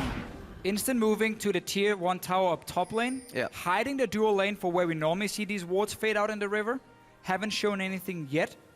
30 seconds. They definitely want to get the swap though. The Braum Kalista matchup is, it's almost, you only get like one trade to win that lane. If at that point you haven't really gotten a good trade at level 1 or 2, when you just lose too much HP, and it kind of the same fate happens to as what we saw in the Giants games, where at that point you have one chance. Yeah, one opportunity. You go in, you land a stun, Emperor gets a double proc, you know, at level 2 or level 3, and then you can break the Janus Ezreal lane. But other than that, the repetitive poke from an Ezreal who can stay at max range, can opt in for any trade you want, and then accelerate that trade by shifting in aggressively, plus the Janus shield. It is very hard to beat. So OG rolling the dice here. Turns out that they do find G2's bottom lane up here. I see some keystones. And they'll also go for the late invade to stop the camp, especially if you're running a double ranged bot lane. Either you find the enemy double jungler here, good, you punish them, or you find the enemy bot lane doing a camp and you keep the level 1 laning phase as long as you can, but This time, because G2 were hiding and they had some wards, they actually get the early push in the lane now. Look at the minimap though. The ward in the river you see in the entrance toward the Raptor camp of Origin is very important because that's where team can hide, which we saw HDK do, and then like walk in behind you when you're invading on blue buff and kill you. That ward would spot that, so it was a safe play from Origin, and they just end up neutralizing. No one gets a camp level 1. Well, this may seem very insignificant to the untrained eye. The fact that Emperor and Hybrid get a little bit of wave control here at the start means a lot further down the line for this matchup. They level up to level 2 on the 9th creep of this wave, and because they have the control early, they get that uncontested. And the difference between the Janna Ezreal lane being pushed in their tower and having the push control is massive in terms of how much pressure you put on Emperor CSing, because essentially he's laning 1v2. Almost forget I have to talk at times. Just love listening to you guys go back and forth, learning so much in this 2v2 alone. Also interested in mid lane though, Power of Evil going back to another poke champion, which we saw a lot from him last season. Now going on to the Corki. Last week his performances were really good, but he was on the Lulu just facilitating his team and more specifically Sven. So now he's back onto a quote-unquote carry mid laner. I want to see how he does. Yeah, and we have to remember, if you look at the pick and ban phase, the way Origin were picking, they're basically setting up for this siege comp instantly as they knew that Corki would be open. So like they get Corki Elise, and the reason they take Elise is because out of the poke junglers, if we look at like the poke siege comp junglers like Elise, Graves and Italy, the only one who's able to build full tank is Elise. So they needed a front line with a tank top and Elise jungle to protect these carries, more instead of going for more damage. Amazing is finding Trick here, might just run away from each other. Trick might get end of the line off the wall here, as Amazing is just walking away, but he did get the auto attack down first for the slow from red buff, so he's got a little bit more range as he turns around, starts trading with Trick into spider form to try and scuttle away. And this exchange here is very important for what's happening in that 2v2 on top. Just the fact that you know you can't get ganked allows you to play with more liberty. So the CS should go even, and there should not be all in the top lane. So top lane should pretty much go even. So we need to start looking at some of these other lanes. What's happening there in the bottom lane? We have a small CS advantage for Soaz right now. He has the push, especially here for him too. If he knows that the jungler is nowhere near him, Tahm Kench can play a lot more aggressively, make use of repetitive use of those stacks. He now pushes in, and he can reset the waves. So interesting seeing Tahm Kench as well make it to the final rotation. Did find some hits in 6-2 with the damage from his ultimate. 2% of his max health at rank 1 versus 4% before, but still, final rotation back onto Soaz. In that 1v1, not very interesting. It's Malphite, Tahm Kench, so just kind of hit each other. Both went for Grasp as well, so it's literally going to be on an even playing field. Yeah, this is not going to be a game where we're going to see crazy ganking action in lanes. Actually a good 2v2 fight though. Yeah, forces the exhaust, too much damage if Zen gets hit by more stacks there, and the Rend. And I think that puts the Rend on cooldown, so that gives a little bit of breathing room, but you just see the difference. What you can do with a Braum. Hang on, Perks going low, forced to flash, and yeah, this is the power of the Corki. Very greedy play from Perks though, moving so close to Power of Evil just to try and get a Q off on the minion wave. Getting in range of both the Q from Corki, Gatling gun, instant Thunderlord proc. Sloppy play there from Perks, and not often we see that. No, but that's kind of the playstyle we've seen from Perks, and he's been able to do it against weaker mid laners, and now struggling more against Power of Evil, who is still a very strong mid laner. 5 minutes in, yes. But he could have made a move like that against other mid laners and have it be fine. So just testing the waters, I guess, in the mid lane. Had to burn a flash for it. Yeah, G2 pushing up the wave, hiding in the brush. And as a team, though, if you look at what Perks did there in that trade, as Emperor takes another bad trade here, you would think he knows that matchup better with the amount of Corki that he has played, so it must have been almost like a disrespect to your opponent to go for plays like that. And G2 as a whole, they've played this poker position so often that they must have the answer to it. Power of Evil, pitching Trick here. Yeah, you're not going to be picking up the kill, but taking some poke regardless. Still has refillable potions, so he's okay for now. But still, I mean, this is not an early game where the junglers are super active in terms of ganking or anything. It's kind of like maximize your farm, try and cover your lanes with Rift Scuttlers, and again with the Amazing on Elise, because he can build Cinderhulk and he has Strength of the Ages, so he wants to stack that one up. And again, he just wants to become like a frontline, basically, where Trick is more focused on that increased burst damage you get from a jungler like Graves. But that's where the Tahm Kench pick for Soaz can turn out to be game-changing for Origin, if he's in the right place. But obviously he's the guy sitting in side lanes very often, and he has less of an impact when he TPs in compared to a Malphite. Yeah, Soaz will definitely have to deal with some of these hard engage components. I mean, the Malphite, the Fate Skull support being thrown in, Perks' charms. Whereas if you look at OG, it's only the Cocoon really and a max range Tornado that can set up for target lockdown that can then enable these Pokems. If you CC a target, everybody can fire all their missiles at one guy, you can explode him, but if you miss that Tornado, then it'll be very hard for G2 to play here. Power of Evil. Perkz actually turning on Power of Evil in the mid lane. He's going to flash away, but the Ignite will take him down for the first blood. Over to Perkz, just in the rotation to River. Mithy had cooldown on his shield because he used it on himself when he was kind of trading with Trick before. And then this time it's Power of Evil now moving a little bit too close, and Perkz saying, well, I'm level 6, I have ulti rate, let's see it again. So shield is down here from Mithy. Yeah, Mithy's trying to catch Trick here. Amazing misses Cocoon, and Perkz immediately reads that. He says no more CC available. Amazing's very far, goes in for another dash, forces the flash, the damage been done, Ignite's ticking, and this is just OG wanting too much at once with too little CC. If the two main CC spells that you have in your entire lineup are already on cooldown, you can't commit to multiple targets. You just have to try and get Trick out and don't fight Perkz at the same time. So crucial mispositioning and good capitalization from Perkz. The problem there for Origin is also you feel the safety in numbers. Yeah. You have 3 guys there with your support, so you feel like we can move forward. You know, we can try and force a fight. And you don't expect the player to then go aggressive on you, but that is the kind of play Perkz is, and now Amazing getting caught out. Well, Kickers with the ultimate locks him down. The repel comes up, but Amazing doesn't really have anywhere to go. He'll flash away, burn the summoner Trick, where the ultimate takes him down, and Power of Evil unable to assist. And now we get to see what G2 likes to do every single game they play. Aggressive moves here, they punish you if you overextend. They just did it twice now. Kill on Power of Evil, then kill on Amazing. They got flashes down both times. So what stops you from making this play in 2 minutes time? You can do exactly the same. Wait for Kicky's ulti, you have teleport, force a play.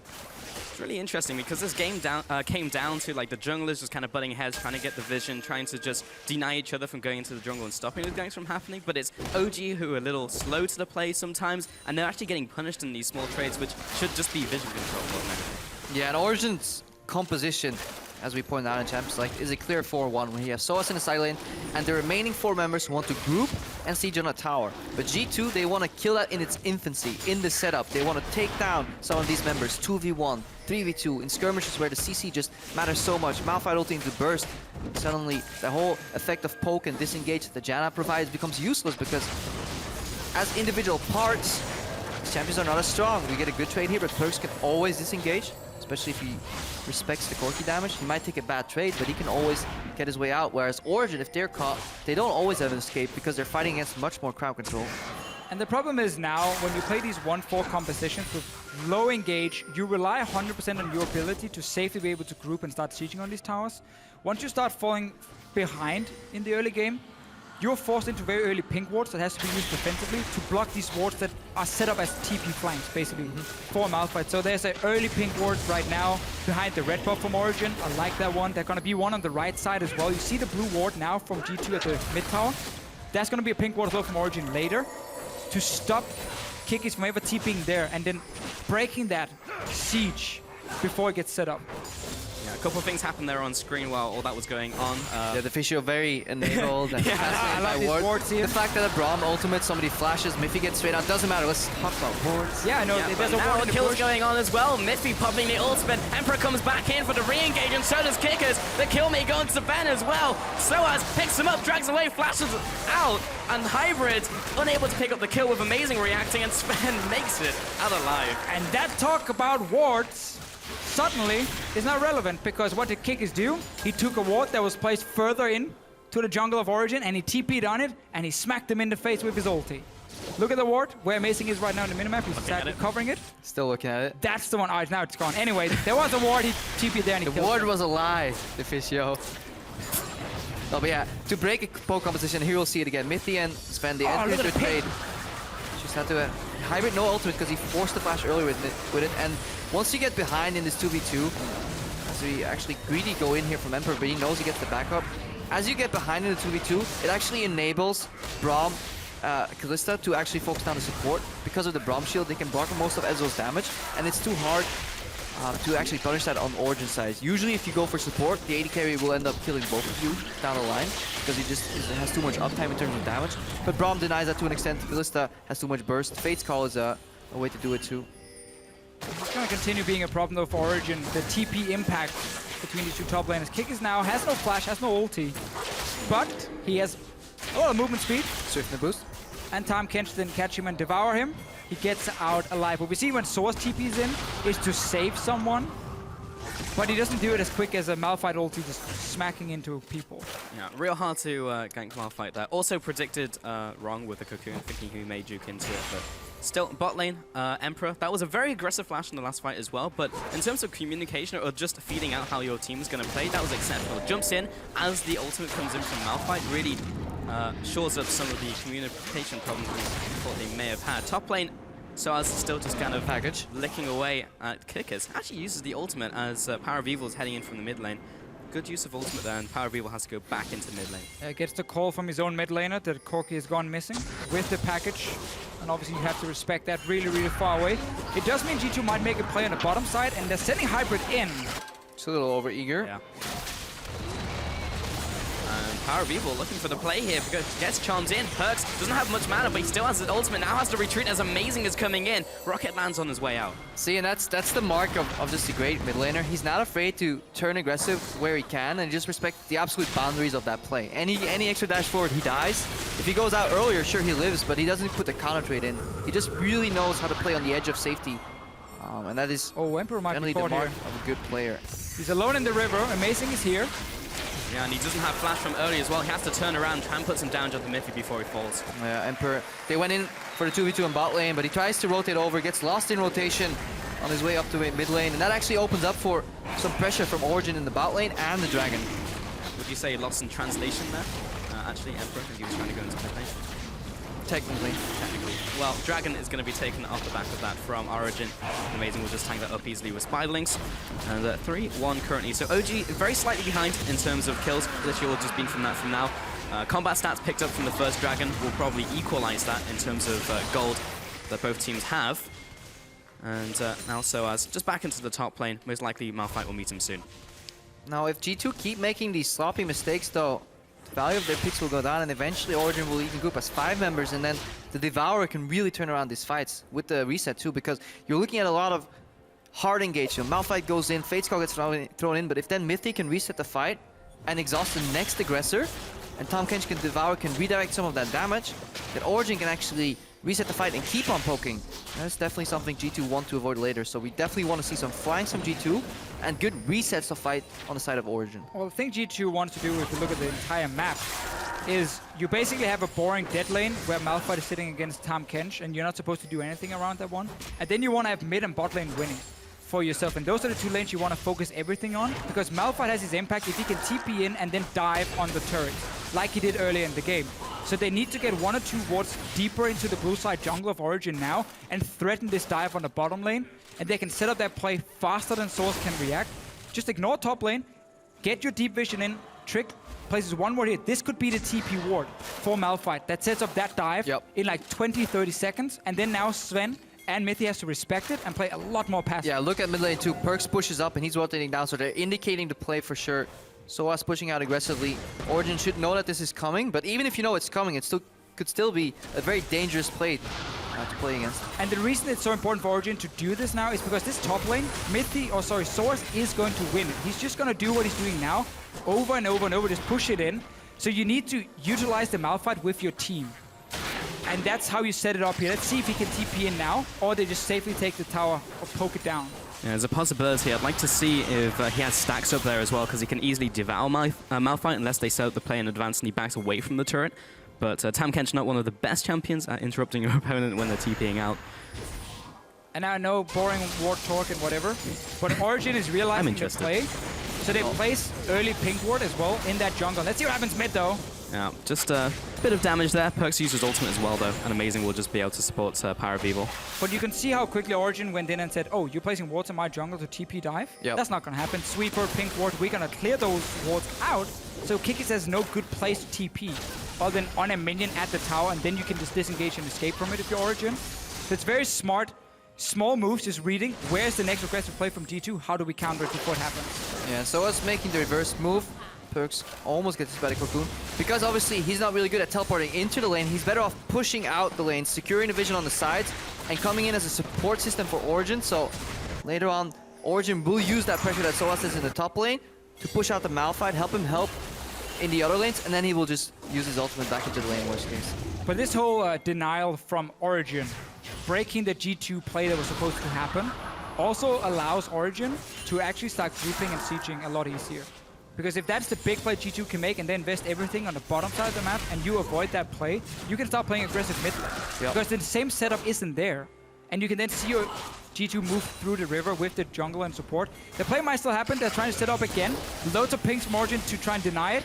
Here's a TP from Source. He's coming in, and the cocoon lands onto Perks, actually. He has his ultimate in a couple seconds, needs to survive until then, but Soaz has him in the grasp of his hands. Now he picks up the kill, but the re-engage from G2 might be big here from FLICKR. Ultimate onto the back line, but it's not enough damage with the follow-up. Soaz drops slow, but he needs a little more to finish him off. Amazing with the re-engage, and they pick up the kill onto Emperor. Now Amazing goes down, and Trick's still cutting back. FLICKR is still alive, trying to get those autos onto Soaz to pick up the kill, but now he has to back away with his team, and here is the disengage. Emperor flashes in aggressively to get that kill, but clutch shield from Miffy turns that fight around, and this is exactly what we were talking about.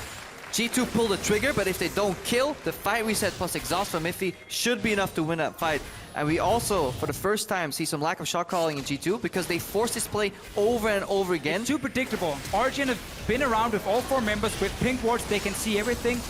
Look at Miffy's positioning in this fight. Look how far forward he steps, knowing that he's not going to be the target from the Malphite. So he flashes in now. Malphite will go there, and then he can reset the fight instantly. Malphite is now alone, doesn't have enough damage. Look at Emperor right here. He's going to flash for the finishing blow. Doesn't get through the shield. No pass support. Gets cocoon. So that's over-aggressive play from G2, and that is something we're wondering, you know, where is the limit? When will they get punished? Same way, if you look at the macro, they made a good setup for a play in the bot lane, but if it gets thwarted once, respect your opponent enough that they will see the play coming the second time and see if you can find another map opening, whether that is basing your bot lane to the top lane, surprise Soaz, go for the tower there and get division in the red jungle, but don't keep going for the same play over and over. A very normal play we see, or we saw a lot of worlds actually introduced by like 2 Tigers back then, Rocks Tigers now, is when you have this situation and they're predictable plays too risky to make, you push out your lane and you recall a support and AD carry and you just rush top lane. Because against the Tahm Kench, you can't wait for anything. You just rush 4-man in on that top tower, you take that tower down, and then you avoid this potential teamfight that just happened. And if you do that a couple of times, you can even teleport back to base. Hang on, packets gets used here. PoE, Kikis has to go out. Not much. If you make that play that the Fisher just described, you can also just go back to the bot lane. Or top, you keep confusing your opponents, and as long as you're ahead of the play, you're the one in charge of the game. And every time you're there first at the tower pushing it in, you enable yourself to get these deep wards that then enable the TP flank from Kikis that you need to use to surprise Origin, so you don't get that same setup as Origin had before, where they knew everything and could disengage it beautifully and get the kills. You've got to have that respect for your opponent, especially OG, who have been looking better and better over the last couple of weeks. They will punish you. Amazing had 2 perfect cocoons, which essentially picked up 2 kills in the last fight, and it was extremely unfortunate for Perks that he didn't get his ultimate off, because had he been able to disengage, then that fight would have gone differently, but his ultimate was on a couple seconds cooldown. Dragon now being taken here by Origin. Those will be the second one of the game as well, denying the first buff from G2. But this is the Origin from Worlds. We praised a lot for never really being that good at being proactive. Being very good at reading what's the play the other team is going to make. What information do we have? What would our game plan be if we had their comp? Dive bot lane. Okay, prepare for it, counter it. That's what they did so well at Worlds over and over. So it's good to see the team is now picking up the pace more and more. And a lot of this, again, is coming from Amazing and Miffy together. Yeah, looking at some of these builds too, G2 very early game oriented. Obviously, Malphite runs out of steam later in the game because an ultimate doesn't guarantee a one-shot. Malphite is not useless, but of limited use after his ultimate's down. Perks going for raw penetration here. That is not that good of a scaling build, you know, that kind of falls off once people start stacking more MR overall. And then if you look at the side of Origin, their builds are only starting to come online right now. You have the Blue S for later in the game. You have the Tahm Kench that will later on be the better laner in the split push scenario, so they can start putting more pressure. Been all game, honestly. Like, Tahm Kench does have % damage. Like, he's good into these tanks who can't kill him at any time. He's good sustain. So, like, Source has just been, like, winning this lane, basically. It's just so slow-paced for him that it doesn't change anything in that lane itself, but it does, again, as we talked about earlier, it forces G2 to be the ones aggressive and making the play, because if they just keep waiting and waiting and waiting, Ezreal will outscale, Tahm Kench will outscale, the full tank Elise will be very useful later. Full tank Elise, you say, but he went Runic Echoes with a needlessly large rod, and he's going into Rylai's right now, so interesting. Amazing picks up that slack of damage that they could potentially have in the mid game by playing this double AD composition, and he's a threat. He can one-shot Emperor later on, and he's incredibly mobile too. So with Runic Echoes, you know, as we see a bit of a siege, with Runic Echoes and the Boots of Swiftness, he can actually get into positions a lot quicker than you wouldn't expect and open up for cocoons. I'm not sold on damage build on Elise right now. I like it too, Crefo. Against the burst damage of G2, I want to see how he plays the team fights, if he's just sitting really far back. I think you have too little damage if you don't go for some damage on Elise, especially if you look at the composition. You have one tank already in the top lane, and you have a support that resets the fight. I think you have to almost go to produce a third damage. The thing is, your comp is built to force the other teams to also have no damage. Because Tahm Kench is there, Janna is there shielding and disengaging, two safe long-range AD carries. Like, your comp is basically made to saying, like, you can't really target anyone and burst them down because we have disengage, we have a big tank. Again, I just want to see how amazing he's playing out the fights. On this Elise, now he has more damage-focused build, because it's not like he's been too active in the early game. He hasn't been like, ganking like crazy or anything. He's been very, very safely farming and just warding up for his team. Yeah, I mean, it's not completely glass cannon. Still has strength for the ages, still has extra health from the Rylai's, and also they have a Tahm Kench with peel from Miffy as well. So they have ways of stopping that, especially if someone who's going to burst him, even on the front lines. Miffy still has exhaust, so there's ways to get around that. Because the thing is, I mean, G2's composition in the late game, we talked about how Malphite obviously doesn't have the damage to kill anyone late game. Graves will build this very bruiser build where he has good damage, but not like sustained overall damage. And it's very tricky for Kalista to often get in and get multiple rents down in late game teamfights. So G2 could see themselves in a situation, if they don't get that perfect engage, they don't take down a target. Blue Ball Ezreal is so difficult to catch. Morph Morty is coming in for Power Vivo, blocking the AP damage from Malphite and Ahri together. So OG might just look to have these very long, extended fights. Yep. Again, they want to just reset the fight with the Janna in the middle. That's their win goal, and then they exhaust the next aggressor. And at that point, the fight is lost. FLICKR comes in, Power Vivo drops. Wow, they actually pick up the kill there as Kickers comes in, and now the follow-up onto Miffy. He'll have to flash away, and now G2 are open to take that middle tower, and that's big for G2, so they can start putting this pressure down and actually start pressuring OG. Nice engage there by Kickers. And very good move sneaking into the jungle of Origin. Instead of waiting around, he just pulls the trigger trick.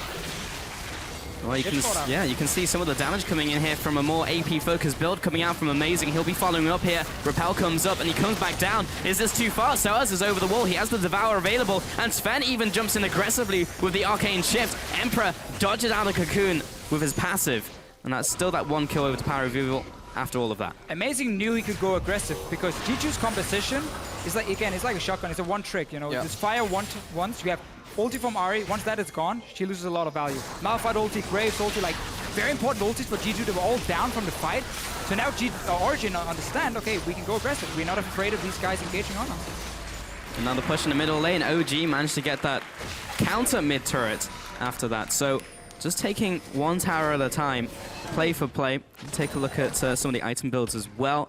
Looks like Murman has actually been finished by Sven in the bottom lane, building towards the blade of Ruin King. Yeah, just wants to kite.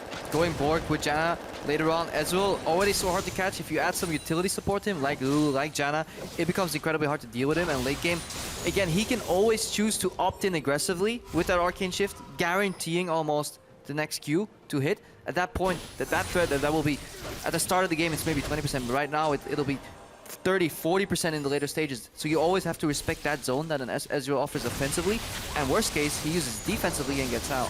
Oof, a lot of damage coming out from Perks. Thunderlord's procced off there with the true damage swing of Deception. Maybe wise for Sven to still look into a QSS, because even when you're knocked up, you can disable part of the knockup and then use a mobility spell. So you can't disable it and move, but you can disable it and flash or Arcane Shift. Yeah, it's a weird interaction where you basically get stunned when you knock up with the fullest in the air. That counts as stun in that sense. Ooh. Tagged Perks, and that was a full damage. Didn't even pass through any minions, so wasn't that enough? Perks had to use his ultimate though.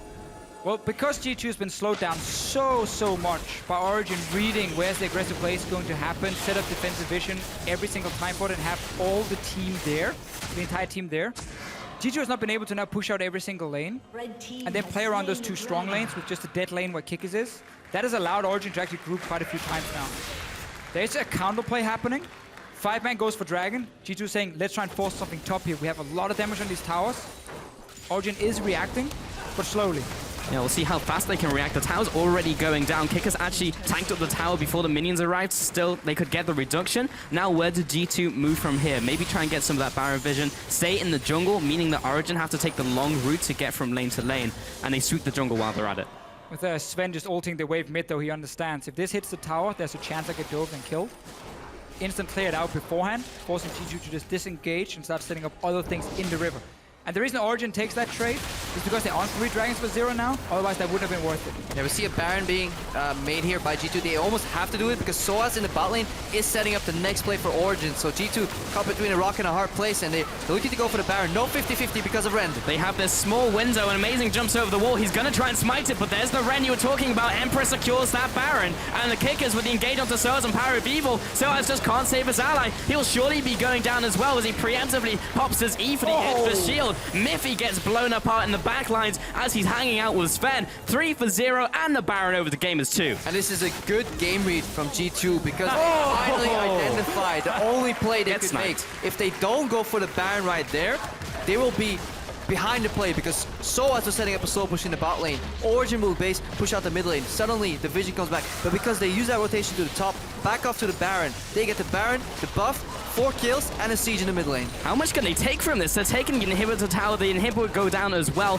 G2 are fairly low on mana. I'm not sure they can push further, and Sven is still alive, but still, an inhibitor off of that is huge. And you see just how much Origin was not calculating the fact that they're playing against Kalista, because the play was fine if it's a 50-50 Baron, especially if you're calculating that it's an at least execute, but Rend completely changes that equation.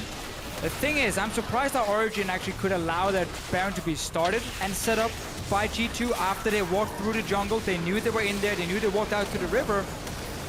I'm just rewatching it over on my screen to see what Origin is doing after the push. Sven actually recalls in mid lane in open vision. He just starts recalling. So G2 basically says, okay, we just took top tower, we moved through your jungle, you did clear the wave, that was good. But you can't just say like, oh, the play's over, everyone is gonna recall. Sven recalled himself, rest of Origin were just kind of running around the mid tier 2 tower, and then G2 pulls the trigger and instant goes Baron. So Origin were like doing the right thing at first, and then it went wrong. I have a couple of things to mention. First of all is Zerat Portal, wow, which I've been saying for a while could be potentially good, because basically you just stick it in a place that's difficult to get to, and it will always push out that wave. If you put it underneath a tower like early game, you just can't kill it. This is a tank's only way of actually threatening towers in a split push. Soaz knows that Malphite can never do anything to him 1v1. And if he can actually pressure towers with their portal, he might draw some attention from G2. The problem is now they lost the Baron, so this portal will do nothing at this point. Yeah, the portal right now is completely nullified. If you play a poke siege composition, your greatest ally is Baron, but also your greatest nemesis is the Baron buff, because suddenly your wave clear is nullified. It makes it so easy for G2 to either split push, set up an engage. Malphite is a tank that now becomes a split pusher because of the Baron buff. He doesn't need his Zerat portal. He just has it built in the Baron buff. But if he had one, plus Baron, it would be insane. Useless. It would be redundant. Well, so going for this 1v1 fight. Actually, defensive ultimate that used there by Kickers, because some of the members of Origin went off the map. And he was a little scared. He didn't want to get picked up. Bottom tower gets taken regardless, so it doesn't really matter. Once again, if you look back the last few minutes, Origin very slow at like reacting to what's happening. Source was staying bot lane for such a long time. The Kickers had time to walk all the way up and take down a tower. It felt like they were shot calling and setting up plays without looking at what their opponents could do. You very often see this in teams that are like in phase 1 of shot call building. They're like, okay guys, we'll set up a slow push in the bot lane, we'll get out mid, we clear the wave, we're fine, but they don't calculate in what the opposing team's play is. So if you're only looking from one perspective and not from both, then you will run into situations where you get out-rotated, where you get surprised. The same way kind of G2 was doing it earlier when they had that rotation in the bot lane. They only saw their own play. They're like, we have to do this, we have to do this, it's the only play. But you don't calculate in the counterplay from Origin. So both teams have made some crucial errors in the macro. Sadly enough, for Origin, it was just a one fight that they got for the right call. For G2, it was a Baron, an inhibitor mid, another tower in the bot lane, and a tower in the top lane in the base. So a game-winning Baron, pretty much, for I really liked what OG did, though, up until that point. Again, I understand taking a third dragon, because you have 3 dragons to 0, 26 minutes, so you can play for 5 dragons in that sense and trade it for tower. as long as you then don't obviously give up a free Baron right after. And let's see This could be do big. here. Potential pick on here, or maybe onto Power of Evil, who'll get swallowed up by Soaz, who should be able to save him, throw him into the Monsoon for some healing. Sven over the wall, way too aggressive, and gets shut down by Perks. In the top lane though, Gamers 2 are pushing in for this inhibitor, and Origin are trying to recall, but there's two people in the mid lane who can stop those recalls from happening. And G2 are just getting everything. Whoa, Okay, one-on-one. Okay, Power Power of of Evil got a Evil. kill, but he lost inhibitor. I don't think G2 can finish them with him dying. Yeah, They're now just buying time right now. Power of Evil coming back in, but Soaz may be caught in this bottom side. He's very tanky. It's difficult to get this pick to happen. He still has the grey health. There it is. Miffy is there to support him with yet another shield. Hybrid trying to get the lockdown onto Elise. And Gamers 2 trying to chip away at these turrets. OG are there to defend. Maybe they can get one. A second might be over ambitious. Emperor again, another aggressive flash in. This time with the heal. OG are forced back to their fountain, but now they have the home gods. After 20 minutes, they can chase them out of the base. Yes, Sven is spawning. They're pinging the Baron. Obviously, we don't have the spectator bug here. Soaz comes in for the flank. If G2 drop here, this could be a potential counter Baron from OG. Trying to punish hard here with Soaz using that Abyssal Voyage, but can't close the noose. And G2 managed to escape. The smokescreen comes out. More slows coming in from the Winter's Bite. And now G2 are able to back off. Yeah, we don't have the Baron timer here. Production just told me it's still 130 away. We're guessing right here. We're in the dark. Counter Baron setup. Counter Baron setup into a Baron. But yeah, 4th Dragon's on the table too for Origin, so that is their late game win condition too. They've been setting that up. They cost them the tier 2 tower earlier.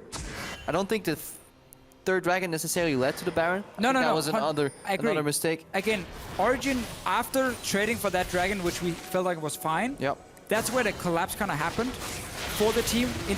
Honestly, ignoring the fact that Baron was an option. G2 might look to fight Yeah, now. G2 looking for yet another punish, but Soaz with the save throws out Power of Evil, and Amazing is here as well. He comes back down from the repel, but he's caught out. He will be going down. And Perks looking for another follow-up. Uses the Spirit Rush, misses the charm, but still has more damage with him. Sven is one of the stragglers who'll have to jump back, and Soaz once again with a saving Devour. A 1-0 to G2 looking to take more. Good top lane, massive wave coming in. G2, they can look to put some pressure on his Nexus tower or go back, take the Dragon. The middle lane respawn, so they're taking that now. Complete control. That's the second or third Ezreal ulti that I've seen collapse into a Braum shield, so no A game from Sven this game. Yeah, maybe a little over-eager here. Perks, maybe if he can get a pick, but he's right into Power of Evil, who will punish with the Frost Bomb and the burst damage. Ultimate used for the disengage there by Hybrid. Abyssal Voyage could be a good punish from Soaz, but he'll immediately get chunked out. And now his team with the follow-up, now they need to get out because Power of Evil's low and Sven does not want to be caught in the crossfire. G2 back off. Yeah, both teams want to rush to base because Baron is live in about 20 seconds, 25 right now. Now, actually, I lied. Production gave me the wrong number. Is the wrong number, and G2 will go for that Baron. And this should go down with no troubles at all. 100%. I mean, the base is open. Perks was sitting in the jungle, setting up a potential catch. There's no vision from Origin. That second Dragon, or second Baron, for Origin. For G2, tilting the crap bone with their timings being off. This should seal the deal. I mean, Origin can take a Dragon, but that's 4 Dragons. You need number 5 to cash in, so that's not really going to be a whole lot of value for them. It's like a retirement plan, you know? You keep putting money in it over and over and over. When you're 65, sure, you know, you get it all back, but they're not going to get to 65 minutes in this game. That's the problem. You definitely won't. It's a bit of a I tunnel don't vision. even get the Dragon. Wait, they do. Oh! Man, then you know everything is going wrong. timeline. That's why you're basically saying, okay, whatever, this game is over anyway. I even lose the Dragon because it starts resetting and healing, and then Hybrid steals it. The Winter's Bite of vulnerabilities as well, but now G2 closing in, and that's what happens in the Poke versus Hard Engage matchup. You make one mistake as you're trying to dance around. It's like a matador against a bull. If that bull hits you, you're dead. And that's currently what's happening with G2 going up against Origin, looking to seal the deal here. The first in-hit goes down. Amazing jumps in, trying to go in there and deal some damage, but he's just too squishy. And even the tank Soaz goes down. Power of Evil will be falling. Sven protect the fantasy points, and G2 go in and collect the win against Origin. This game, we could praise Origin up until that Baron call, where they recall, you know, they kind of wander around the tower. G2 takes Baron, and then the second play that happens a few minutes later is where all of all of Origin is sitting on the bottom side, and Kicker just walks top and takes a free inhib turret. And you're like, that's 2 moments where you can see the communication just completely collapse for Origin. And G2 punished them because, again, they do not hesitate. If they see an opening, they take it. But you always have to wonder, OG, it's a very bold move to play a poke siege composition into a team that got both their wins last week from playing that exact style, which means they have a mastery of that style, know how to play against it, because they've obviously played against a lot of teams against Pokemon, because they were playing the damn Pokemon's themselves. So very bold strategy, did not pay off there. G2 overloading on the hard engage, not afraid to go aggressive. Still need to find a plan B for when they get countered on plan A though. Yeah, sure. I agree on that one. I still think though that Origin, honestly, up until that Baron, were in a position where they could start sieging and using their composition. You had fully stacked tier from the Ezreal. We had seen that first team fight where nobody died because of Janet, because of Tahm Kench. But then once you lose that Baron, and like that's your massive window to kind of break into the game and start getting your advantage, everything just falls apart, obviously. And yeah, I mean, what a call, though, to go for that Baron at that one time as soon as they went for that play. You're pointing very excitedly at Iceborne Gauntlet on Malphite. No, I agree with you. not that one. Portal. Ezrealt Portal. Oh, he finished the build. It's also, the portal. I like Iceborne Gauntlet on Malphite. You build that of early course. I mean, with you build it. Thunderlords, you pop the AD carry, it's OP. So if you're wondering what's happening at home, and we're back on screen right now, while we're delivering our analysis, or at least trying to, we have this guy sitting here like pointing at a screen and not knowing what he's pointing at. Apparently there's a zero portal. He built the portal by Kikis at the very end of the game. It did absolutely nothing. I don't care. Victory. Baron buff and portal. That is insane. It won them the game. It basically won the game for G2. That one Was it item. even placed down? I can't even I think see he placed it before the game even ended because he just bought it now. It did absolutely nothing. It was completely useless. Anyway, but thank you for your contribution there. I think he saw Source build it and he wanted to join in. So now we've seen 2 portals. That's true. That has changed the stats significantly. Breaking the meta right here in Europe. But that's very annoying. If you put it on like Udyr jungle, seriously, it's the worst thing. Not because I got triggered last night by that same thing happening. Totally not. But no, cool really cool story, bro. But that was a really good win by Gamers too. Like they've been taking names. Like they've defeated Fnatic. Now Origin. They took down Unicorns of Love as well, who have been performing exceptionally. Like, who stops G2 now? We're still waiting to see. Yeah, H2K. Let's go. It's all new. Likely, but we're still seeing the same issues with G2. I mean, we have to rate them almost on execution. When you have a team that is playing as well, you expect them to do well and win a lot, so you kind of started criticizing some of the more type of finesse type of points, you know? So they need to start looking for second play, and that's what I wondered. Can they get that second play communicated quickly when teams start predicting their plays, but you have that rotation on the bot lane? What happens when you then try to go top and then you play against a good team and they're prepared for that? You constantly have to be on the fly. Then the in-game shot calling may be slowed down enough by the communication issues, the language barriers, and that's when I see G2 kind of hitting their ceiling. Yeah, but the teams in Europe at the moment, Not outside of H2K, who did beat them before, haven't been good enough to do that. Again, the mechanical skill and like that aggressive approach is very, very good in the start of the season when teams are still trying to figure out, synergy, macro strategy, and everything. So it is working for G2. They definitely deserve every single win they've picked up so far. And I think if they look back at the H2K game they lost, they will look at the pick and ban phase and say this game was over in the pick and ban almost. So I'm looking forward to that rematch because for now, those are the 2 best teams. This is not the same team that picked an Udyr jungle and just kind of, walked around the map and did nothing. So they're just also good at identifying when a team is making a play that is overreaching. So sometimes when you get hard engaged upon, you kind of respect your enemy team enough to say, okay, they must have a plan what they're doing this. But Origin at multiple points in this game, they don't have a plan. They were just like, package in, see what happens. Perks turns around, 1v3s, Sven shifts in aggressively, he gets caught. So they're really good at identifying the boundaries and the edges of their, the zones. Do you think that goes back all the way to Champion Select? Because they left those 2 picks open, Kalista and Corki, and we've seen how well they play around the Kalista, but haven't seen the Corki yet. Now they're playing with it. Is that something they were unprepared for? Because there was some evidence in that game to support that. I mean, yeah, sure, it's the first week Origin is playing it, but you've had 2-3 weeks in scrims, seeing it. They should be prepared. Of course you should be prepared to play the Corki. And again, the siege comp worked okay up until that mistake around Baron. Well, that's it from us. We're going to check in with the analyst desk to see what they think. Thank you very much, guys. We are joined here by Kikis and Perks after yet another victory for G2, this time over OG. And I want to talk about the pick and ban phase. Very interesting. We were discussing a lot about if Lulu or Corki would get through, and the thought was no. Yet Corki was up. Kikis, what was the game plan in those pick and bans? Because you decided to first pick Kalista on the other end. Yeah, well, the game plan basically was, okay, don't let enemies Kalista and Alistar, because Miffy and Niels or Sven are really known for this combo, and they're really good at these champions, and they can like 2v8 the game by themselves. So we just needed to make sure that we don't let enemy bot lane to carry the game, because they're the main like carry potential. And we just wanted to pick Kalista because she's a really powerhouse pick right now, and I think she's the best ADC right now. Very interesting. We've been talking about the picks and bans a lot. Perks, you put out a tweet, I think it may have been yesterday, that was like, hey, everybody, I'm going to not play Corki this week. And then it's available. Obviously, they take it. You didn't struggle in the Ahri Corki. We're actually going to take a look at a replay. Maybe you could walk us through exactly how this 1v1 early game plays out. Well, I saw Amazing was fighting Trick in the jungle, and then he went to Kapul me or something, and he missed, and then Corki walked up randomly, and he was just dead then. So is that a matchup that you would take like all the time? Give them the Corki if you can have the Ahri? I mean, it's the matchup I'm comfortable playing with, but I don't think it's one-sided or to any side, because Corki kind of wins before 6. Once I get like another Dorans and no magic mantle, since he's mostly magic damage, I can like out-trade him and stuff. But then he went for like Hexdrinker and 2 Doran's Blades, and at one point he had 500 HP more than me, and I was like, what is happening? On the other hand, with that item, you obviously noticed that he went for the Hexdrinker before finishing off the Trinity Force. What did that signal to you guys as a team in terms of OG's play after? Well, it kind of indicates a slow play instead of like a fast play with Corki, which your point is to get Triforce and then Sork Boots, and then you go mid and Siege.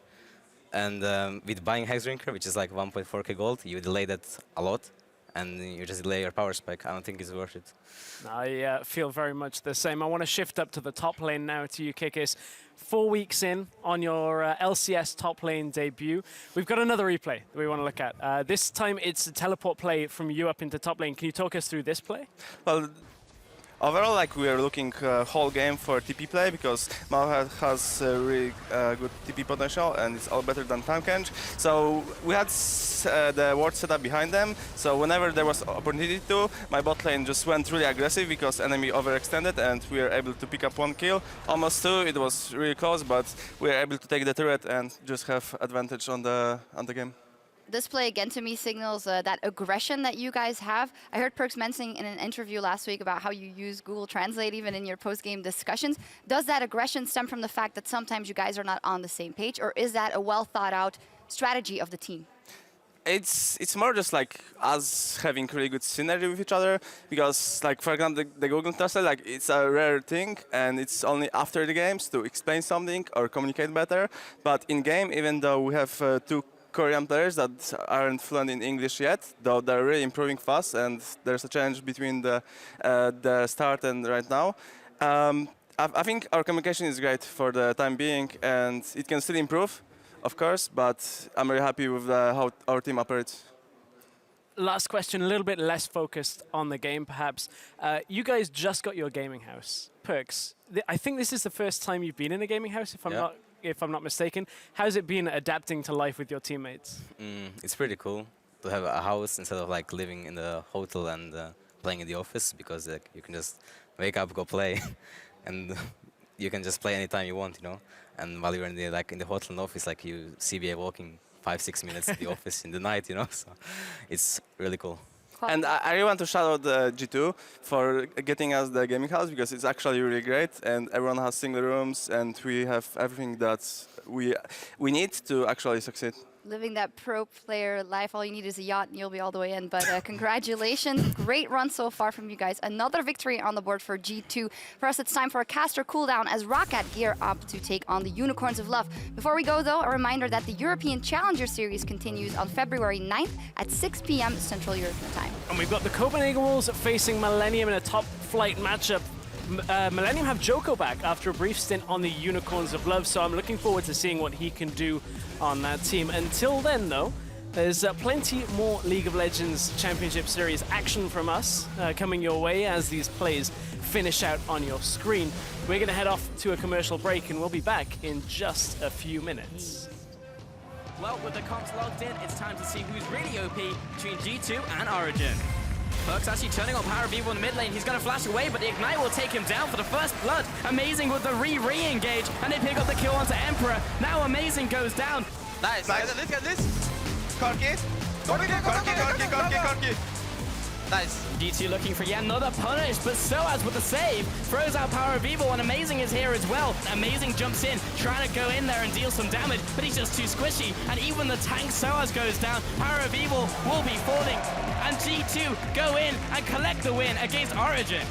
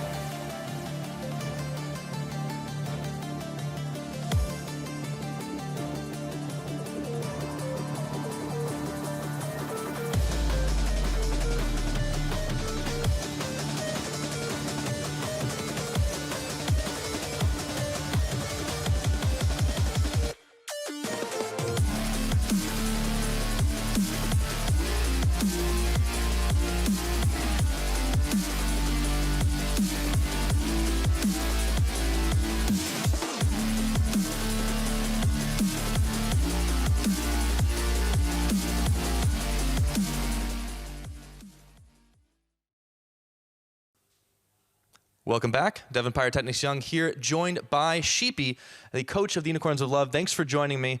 And I want to ask you about what it's like to be a coach for this organization. This has quite a lot of stories for only 2 years. Second year as head coach. What have you learned in that time?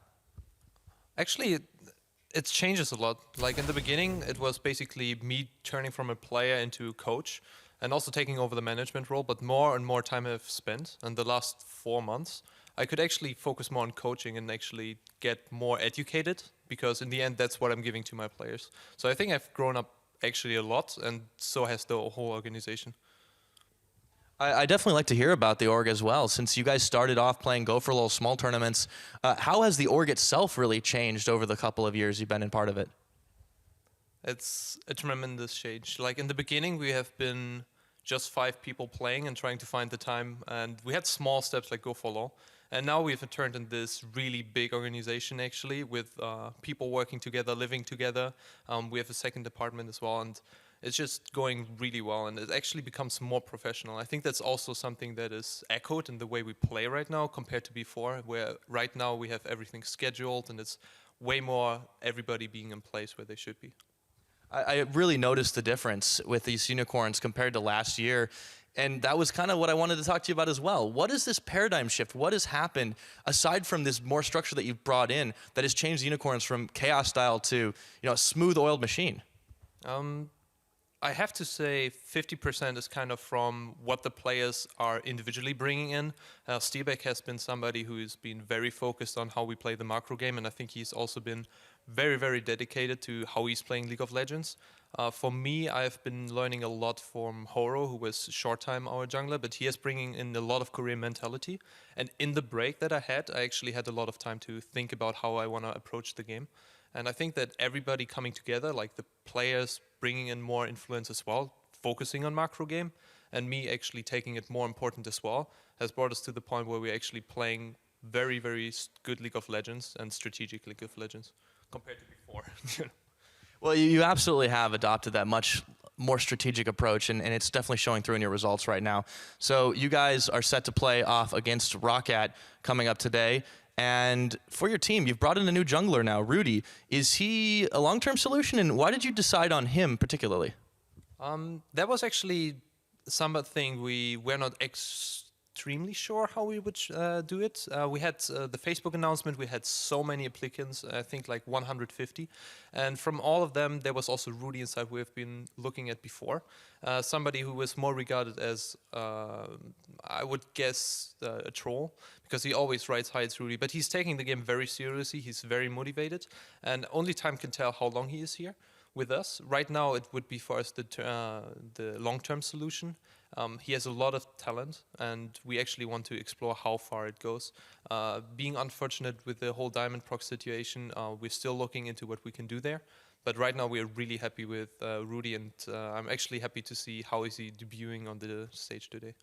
I'm excited to see how he does as well, and good luck to your team, Sheepy. So thanks again for taking the time with me, man. Very cool to hear from Sheepy there. I still remember the first competitive game I cast of the Unicorns of Love almost 2 years ago now in the Face It tournament, and it was blew everyone away. They just destroyed, who was it? It was Cloud9 Eclipse at the time, and it was incredible. So seeing them grow as an organization and with their gameplay as well, as Sheepy was mentioning, strategic play, really cool to see. Yeah, and I'm just reading the in-game chat that the pro players having between themselves, and I've never seen this much action. Rudy comes into the lobby, he writes, "Hi, it's Rudy." Extinct immediately replies and he goes, "Yeah, what role do you prefer, Rudy?" Rudy obviously goes jungle only, so it does seem that he's comfortable on the stage so far. There he is, on your screen. Yep. But yeah, the Unicorns, they need to continue what they started with Diamond Procs, what they elongated with Joko, and now what they have with Rudy in the jungle here, the same type of play. We didn't see any change from them so far in terms of gameplay once Joko comes in, but now with Rudy with no competitive experience so far, no challenger shenanigans that he's been up to, how can they do it? Can they continue? That is the question. Well, that's the big difference, right? Because you have Dimeprox versus Joko, who there was no difference. Now changing to another one, it'd be interesting to see. But as we get into picks and bans, let's run down those rosters. So first up on the blue side, it is Freddy in the top lane. In the jungle, Airwax with mid lane Betsy, Tabs in AD carry, Extinct in support, and in coach, Fresh. Yeah, and Tabs coming here too. Another roster change that we haven't talked about much. But let's first switch over to the red side. The Unicorns of Love, obviously, in the top lane.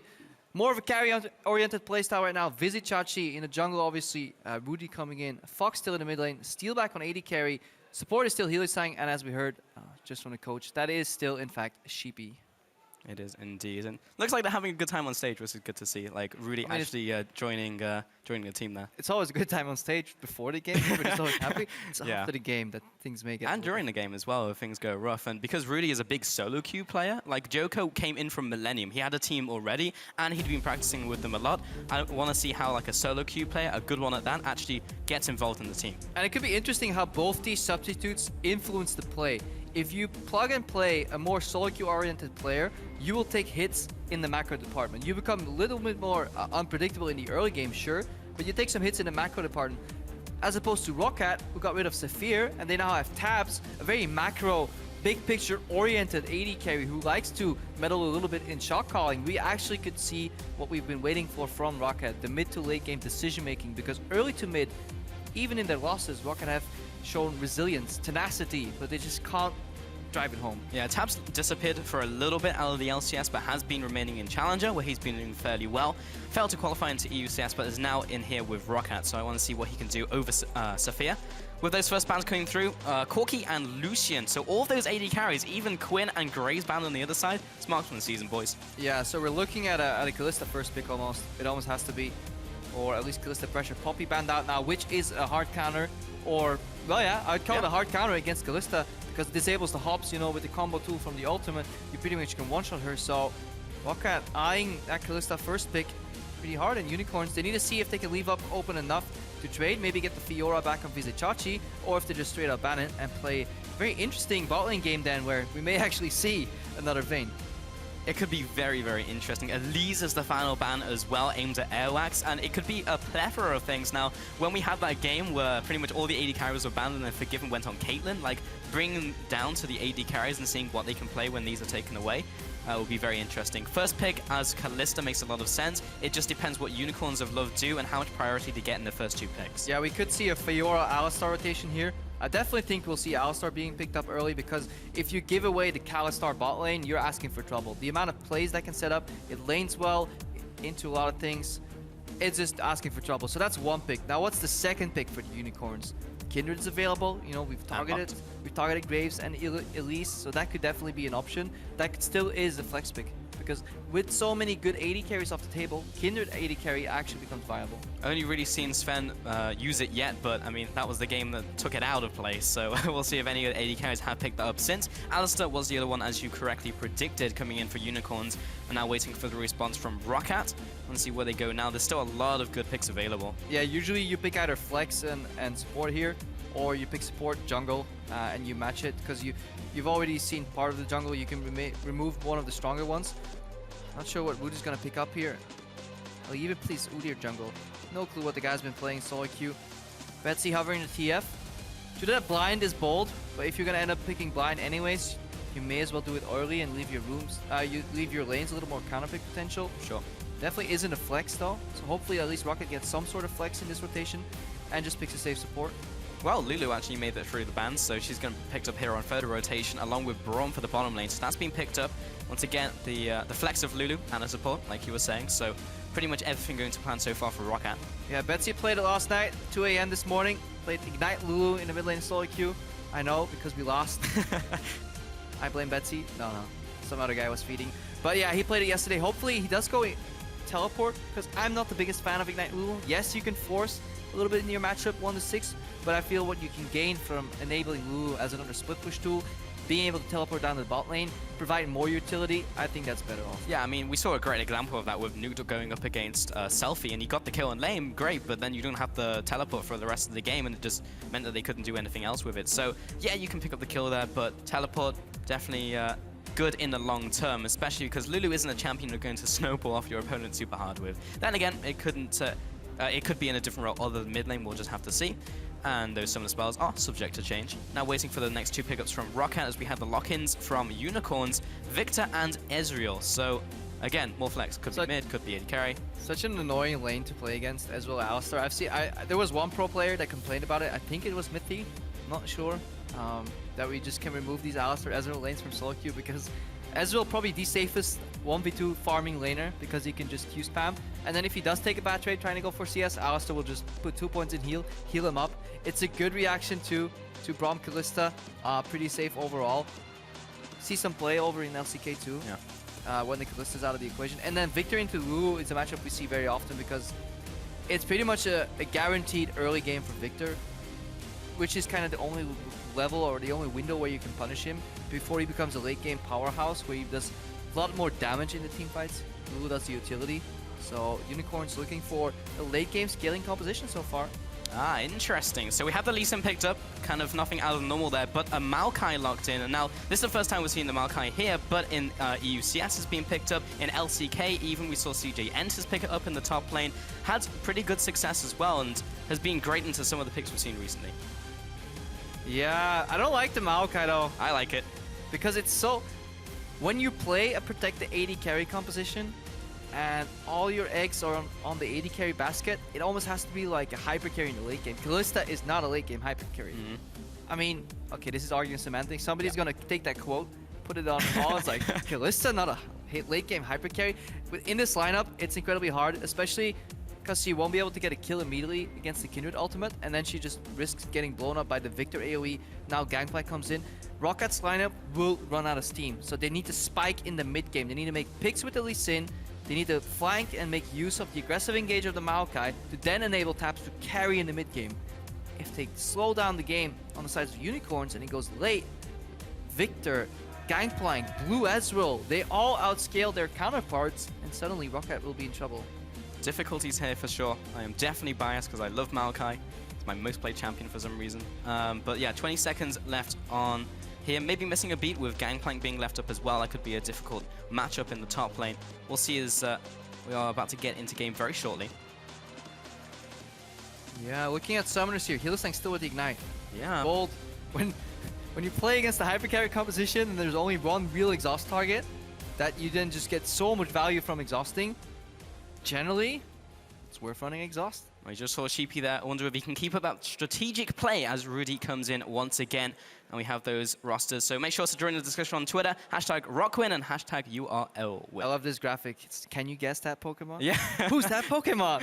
Hi, it's Rudy. As we're loading into the game, we'll have a brief pause at the start of the game so we can look at some of these interactions. Yeah. Betsy ended up playing the Ignite Lulu. Fox ended up playing the Ignite Victor. Both champions can be argued for actually running either a defensive summoner or teleport, but they seem very selfish. Looks like they're playing these utility or either scaling mid laners, but none of them want to back up. It's like, no, I will win this lane. Yeah. Pre-6, I will take you down with Ignite. But it's selfish as well into a matchup which is Victor Lulu. So it's just like, well, wild growth and then also movement speed from Fox and zoning tools. So very interesting to see in the mid lane. Implies they may be looking for like the 1v2s if they have jungler interaction or if they go from roam as well. But yeah, Ignites in the mid lane on Victor and Lulu. So I want to see how Maokai does as well. Seeing Maokai come back is good. He's been out of the meta for a while. He's just simply outclassed by the other tanks we've been seeing. Malphite, for example, Tam Kench, so much utility. And Maokai, he's kind of stuck and rooted in his own ways, his old ways rather. Yeah, Fox right now, we need to see if he can, prove himself on a champion that is not Zed overall. He's done fine so far in the season, exceeded expectations. Many people thought he was just a, remnant of the past, had his time, didn't really shine. Many people just in general thought that the Unicorns of Love did not have a carry in the team. Then Diamond came in and he kind of supplemented. If everybody was a 0.8 out of 1 carry, then Diamond, fulfilled that remaining 0.6 to make 3 carries out of that team. But now he's gone. Joko replaced him. Rudy is in right now.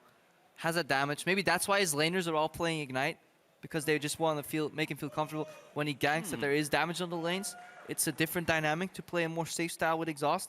It's also interesting that they go for a slow early game and aim for the late game when they have a more solo queue player in there. Yeah. Solo queue not known for stalling elegantly. It may stall, but indeed, it will be in a different fashion. So we need to see how, just the macro plays out, or if Rocket go for a lane swap, because junglers can get very confused in lane swaps. I mean, you can't just fashion your team around the fact you have a solo queue player in the jungle. However, at the same time, they didn't do that with Joko. However, he did have that backing before. With Rudy here, can he fulfill that role? We'll have to see. Taking his headset off there. Yeah, Rudy back on stage right now. Take a little bit of a break. Maybe nervous. Who knows? Could be anything. Could be a wealth of things. But yeah, maybe just had to do a little dance backstage. We could have seen a lane swap here, though, from Rocket. They didn't draft the composition that kind of likes lane swapping, because if you speed up to the mid game, it's kind of hard to force into a Victor when that mid lane tower will always be defended. You kind of have to dive him. Right. And Kalista Braum kind of wants to lane, even though it's a dead lane. We need to see what happens once we actually get in game. Yeah, indeed. Still currently paused. Don't have an update on what it is currently, but there was a cheer, so hopefully that is signs of good things to come. Unicorns of Love just been performing really well recently. Again, biggest thing is just how Rudy will perform, whether he goes too aggressive in the early game, because those lanes will not facilitate him in the way that he wants to. We'll see as we get into this game very shortly. Yeah, the players are ready. We are turning our chairs, which means that we look into the camera, we even point at it, because the screen's right there, and we are going into game. Thank you for that intro, Crepo. We always have our producer turn around. Look beautiful. Look into the camera. Can't do that second Show it one. some love. We try. Yeah, and fail. Welcome to Summoner's We have a straight Martin Diffuser Lunger here. So, hello. As we're trying to cast this game, Diffuser is like scavenging between the desks because he's looking for something. Trying to find his badge. All right, Diffuser, any Good opinions? stuff. 30 seconds until minions spawn. Diffuser can't find his badge. That's unfortunate. I don't really have anything to offer you here. The teams are really just spacing out right now, and got that pink ward going down. All right, so no lane stops, but it does seem that Rocket is at least preparing for one potentially, or predicting the counter swap. You obviously have no insight in what they're doing. I do think it is the right approach to go for a lane swap against the solo queue jungler, because we can map out level 1 to 3, but then later on, you just doesn't know what to do. You can only tell him so much before he has to start reacting in a macro, in a big picture environment in the LCS. Well, Steelback is just waiting at base here. I wonder if standing in front of the minions will do anything. He just wants to walk to the lane as late as he can, which is with the minion waves. They sent in the Alistar early to potentially confuse people, so this is like double mind games going on. Rocket, on the other hand, is going for the delayed invade, 139, so they want to stop the camp. So they're initiating the lane swap here, and they want to get information, you know. Is the bot lane doing the camp? Is the double jungler doing the camp? Well, Smite's been used, so they can actually duel for this. Yeah, may have to just kind of back off here, and that's going to be rendered. I believe it was Chachi got up. Yeah, 81 gold over to him, and now this camp is resetting, putting them behind, and Extinct will stay up there to pressure them away from it, and now Unicorns of Love have to adapt on the fly. Yeah, so they're chased out of their jungle, whereas if you look at the Unicorns, they're starting in their own, Rocket rather, they're starting in their own red jungle, uncontested. So this is the equivalent of a 3-buff almost, if Extinct keeps being a pesky little annoying brat, but he's actually leaving that jungle. So there's still some camps to Unicorn. It doesn't matter as much in this meta where it's a very early 3-man group and the jungler solos, because there's just too many camps for him to take all at once. But it's a little bit of a win for Rocket at least. Now Unicorn can go back onto their red. They actually went for the Raptors there just after that. Also note that Rudy went for that pink ward at level 1 and picked up the health potion on top of that instead of opting for 2 extra ones because he is a ranged jungler and also going for the double jungle, so he's not going to be dropping low, and Chachi will take the brunt of that. I'm going to take a look at Keystones real quick. Nothing really out of the ordinary here. Is Gangplank gone for Gravity and dying. Very good as you just shoot people with Parley and you get the health back at range. Jungle going for Strength for the Ages though on Rudy, so going for slightly tankier stats. And then everything is pretty much the same. Pillar Sign going for Wind Speakers as well is something to note. Gone are the days of the Penta Thunderlords. Finally, we see some diversity. Good choices here. Definitely love Wind Speakers on the Alistar, especially if you play against a team that wants a team fight. So your choice, when you go for the Masteries, either you go Bond of Stone, if you're playing against very assassin types, or people that want to take one carry down in the team fight that you want to protect, that's when you go Bond of Stone. But when you play against a team fight composition, Wind Speakers, 5-man heal, you give 1,000, 2,000 gold worth of stats to your team. Definitely the right choice. And Airwax taking down that pink board, obliterated. Top lane now is going to go down to Rocket, and bottom lane should be falling at the same time. Chachi gets it. Chachi gets it. I do like it when top laners freeze a tiny bit, but then push it out. I think that's still the best choice. There's always a play to be made where that ends up in your favor. Just want to get as much farm early on the destruction as we can. We see a correct bounce here, hopefully on the side of Rocket 2. Ready, not screwed up. Yep, that lane pushes, but because they're behind the play, Freddy actually has to push really quickly right now, or otherwise Steelback will just start zoning him off the wave. Illusang in support. Rudy, yeah, we can see here a little less hesitation. Rudy should not path this way. You saw him path up and then have to go down because he's confused. He's not quite sure where he has to be on the map.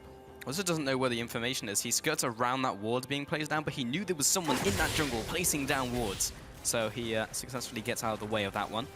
And now onto the Raptors. Wonder if he smites it, going for the Razor Sharp buff early into the game. Airwax is... did he smite? No, he did not. So he doesn't have the Razor Sharp. Yeah, he's just going to try and find some information. We see Freddy basing right now. Rocket's bot lane move where they belong, back to the bot lane. Just keep your eyes on Vizichachi, you know. Can he grow that CS lead against Ready? Can he scale into the middle parts of the game? Again, Unicorns want to slow down the wave pushes, the team fights by just using the Victor wave clear, using the cannon barrage where necessary. Rudy going here on a bit of a counter jungle with the backup from Hylissang. That is something Hylissang has improved tremendously in his play. His plays are no longer solo roams, they're in synergy with the jungle, and he's done that with 2 different jungles now, 3 in total, so that's definitely an improvement this season on the side of the Unicorns. Yeah, and an upgrade before, because he used to roam lane as the ship was sinking, and now this time, like, the lane can hold its own. He's actually just going because it makes sense to, rather than just going on the fly. Yeah, Vizichachi pushed out the wave in the bottom, got a couple more CS compared to Freddy, because the Unicorns were a little quicker. He bases, now he joins his team for the reverse mirror again on the top side. Again, this speeds up the goal for the Unicorns. They get quicker into the mid game. They get more access to early items for Vizichachi. Yes, it does open up the map, and that's usually where teams try to punish you in the mid lane. But because you're playing against the Victor and a potential cannon barrage, Roccat may find issues opening up that mid lane tower. So that is something you need to look for. Well, bottom tower and top tower should be traded here very quickly. Both the junglers are actually just in each other's junglers, taking most of their camps, so just kind of swapping up on the map right now. Interesting to note that really went for Strength of the Ages. Oh, mid lane though, Betsy, the ultimate comes down. Fox was actually being chased out. The Ignite may be paying dividends. He drops low, but he's out of there. Both of them do not burn the Ignite. Fox actually burns the flash over his Ignite as the towers fall in the side lanes. Betsy forces that wave right there. He gets the Ignite for the flash. Luckily for on the side of Unicorns, there's nobody to join on that play. Imagine if there was a sort of rotation coming up. Betsy forces out Fox, and then the tower is exposed.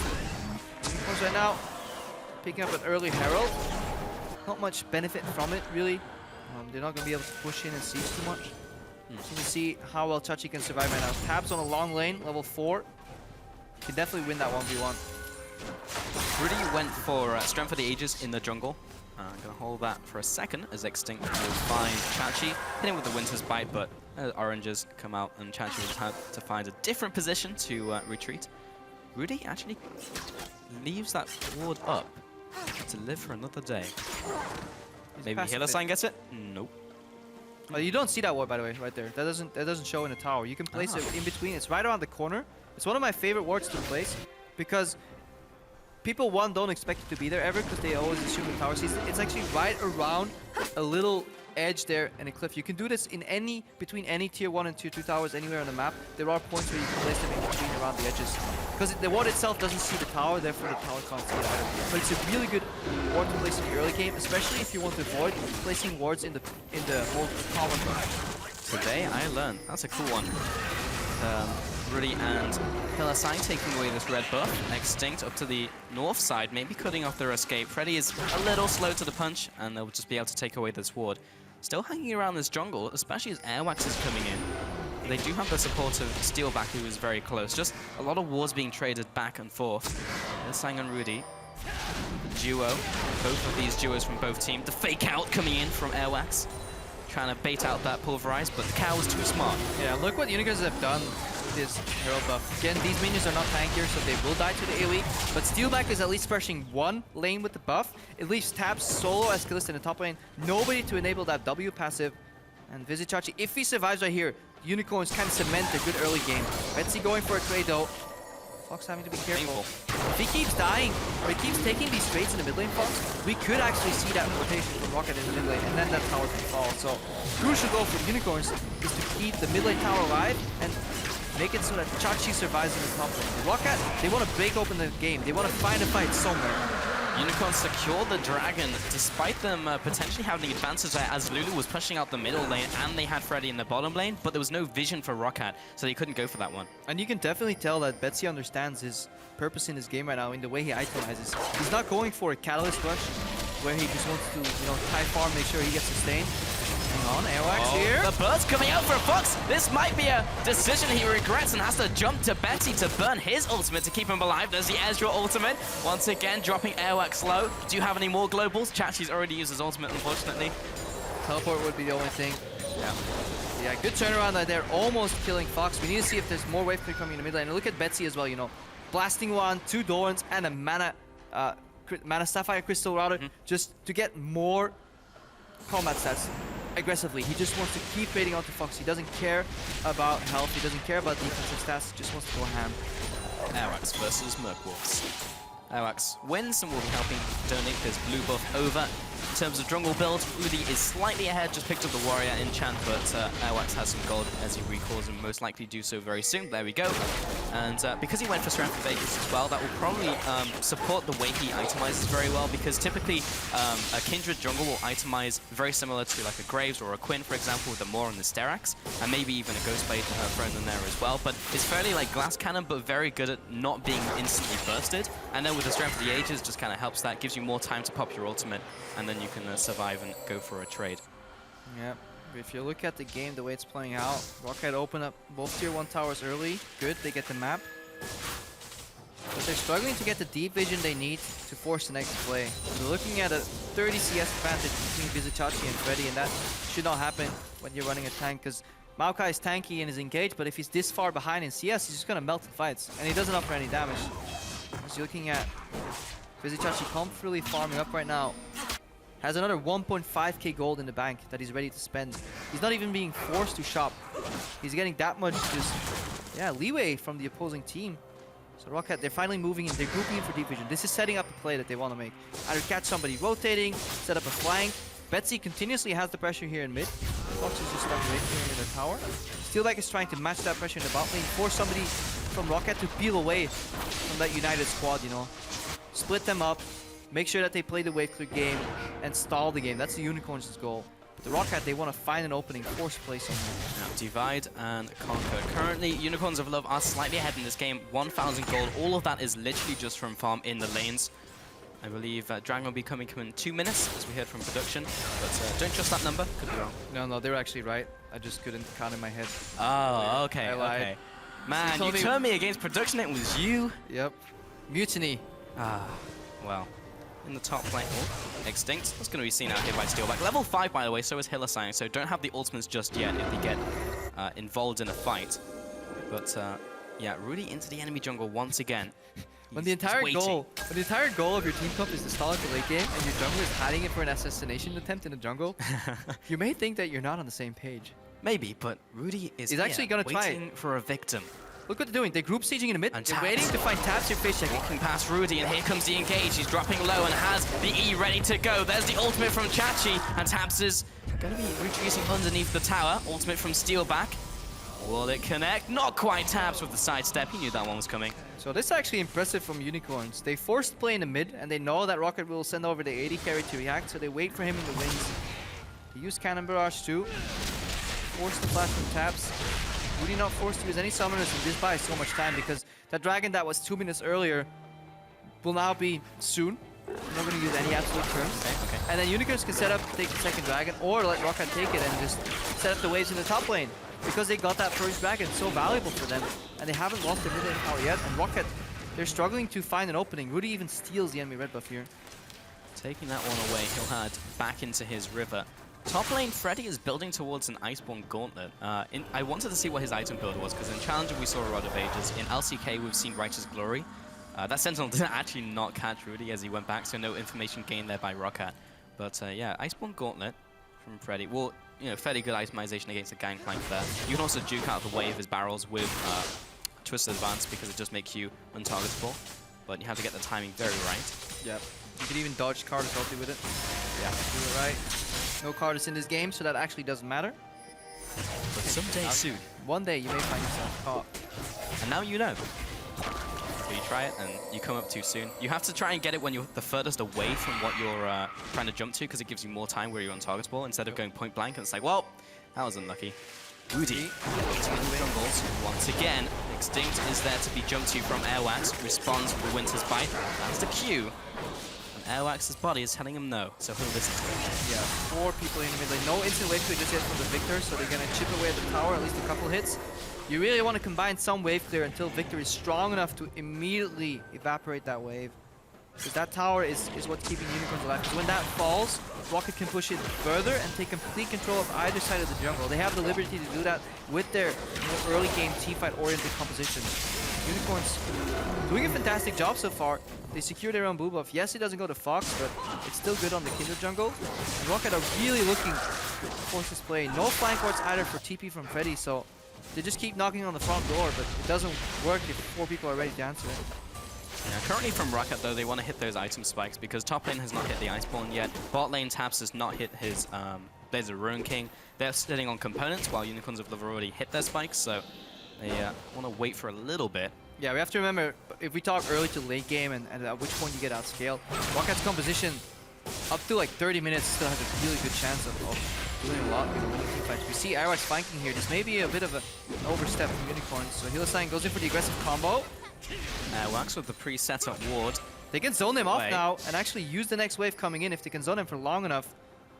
That's the cost of going aggressive, but let's see the afraid to path in to the darkness. Fox has to go around the safe way. He should be in time to clear this wave, but these are the games these guys are playing. Trying to zone them off from mid lane. Use that mid wave that's coming in to chip away at the tower.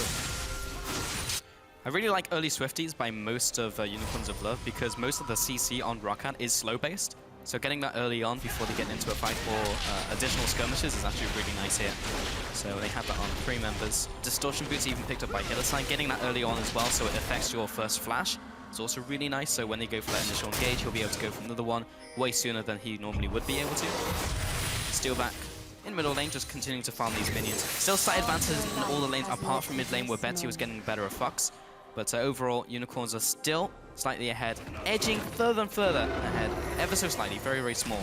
It did come at the cost of some stacks here for Rudy, though. That's only his 2nd stack that he's picked up this game.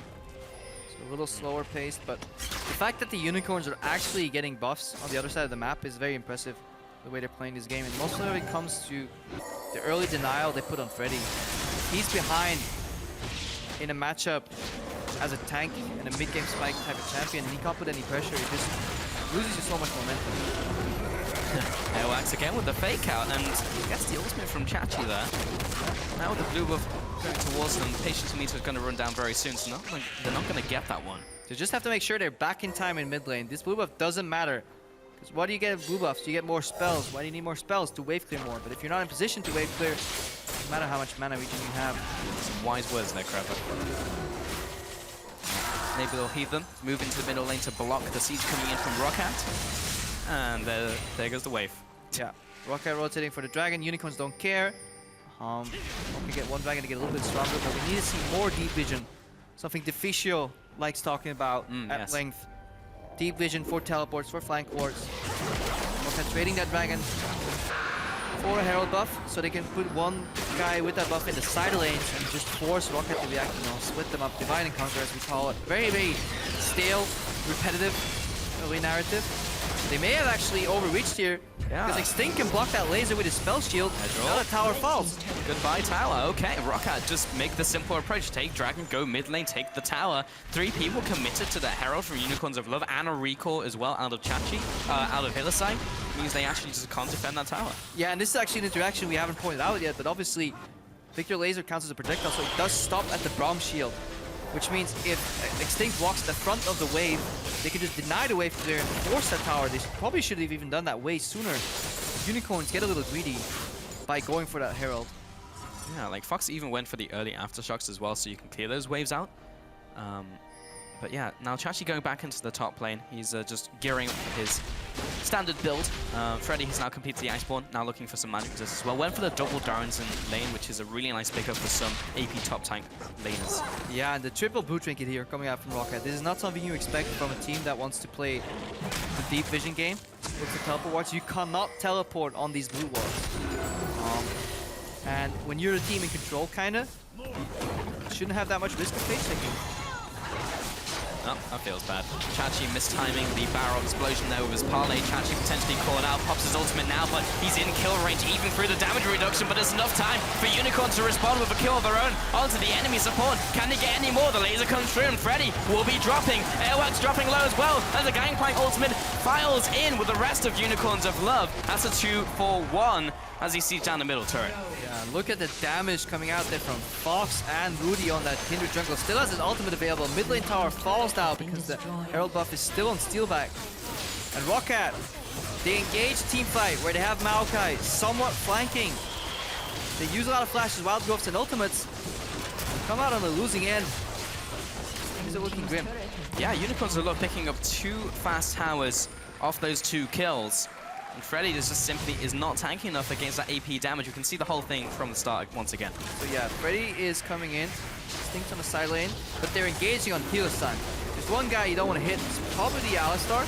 Look at the return damage here. AoE, knock-up, AoE from Fox. Laser comes out. Rudy can use his ulti at his discretion, but he doesn't care enough about his support to save him. And the follow-up damage, really good hold by Vizicachi, honestly, on that cannon barrage. Just used it when it needed. Unicorns were in complete control of that fight. Airwax has been caught out. The flash, the pulverize, and the laser. The aftershocks, the Q from Fox, and the Lee Sin goes down. Yeah, and that is pretty much it for Roccat. There's so little plays left that they can make. Tap's not strong enough to fool anybody.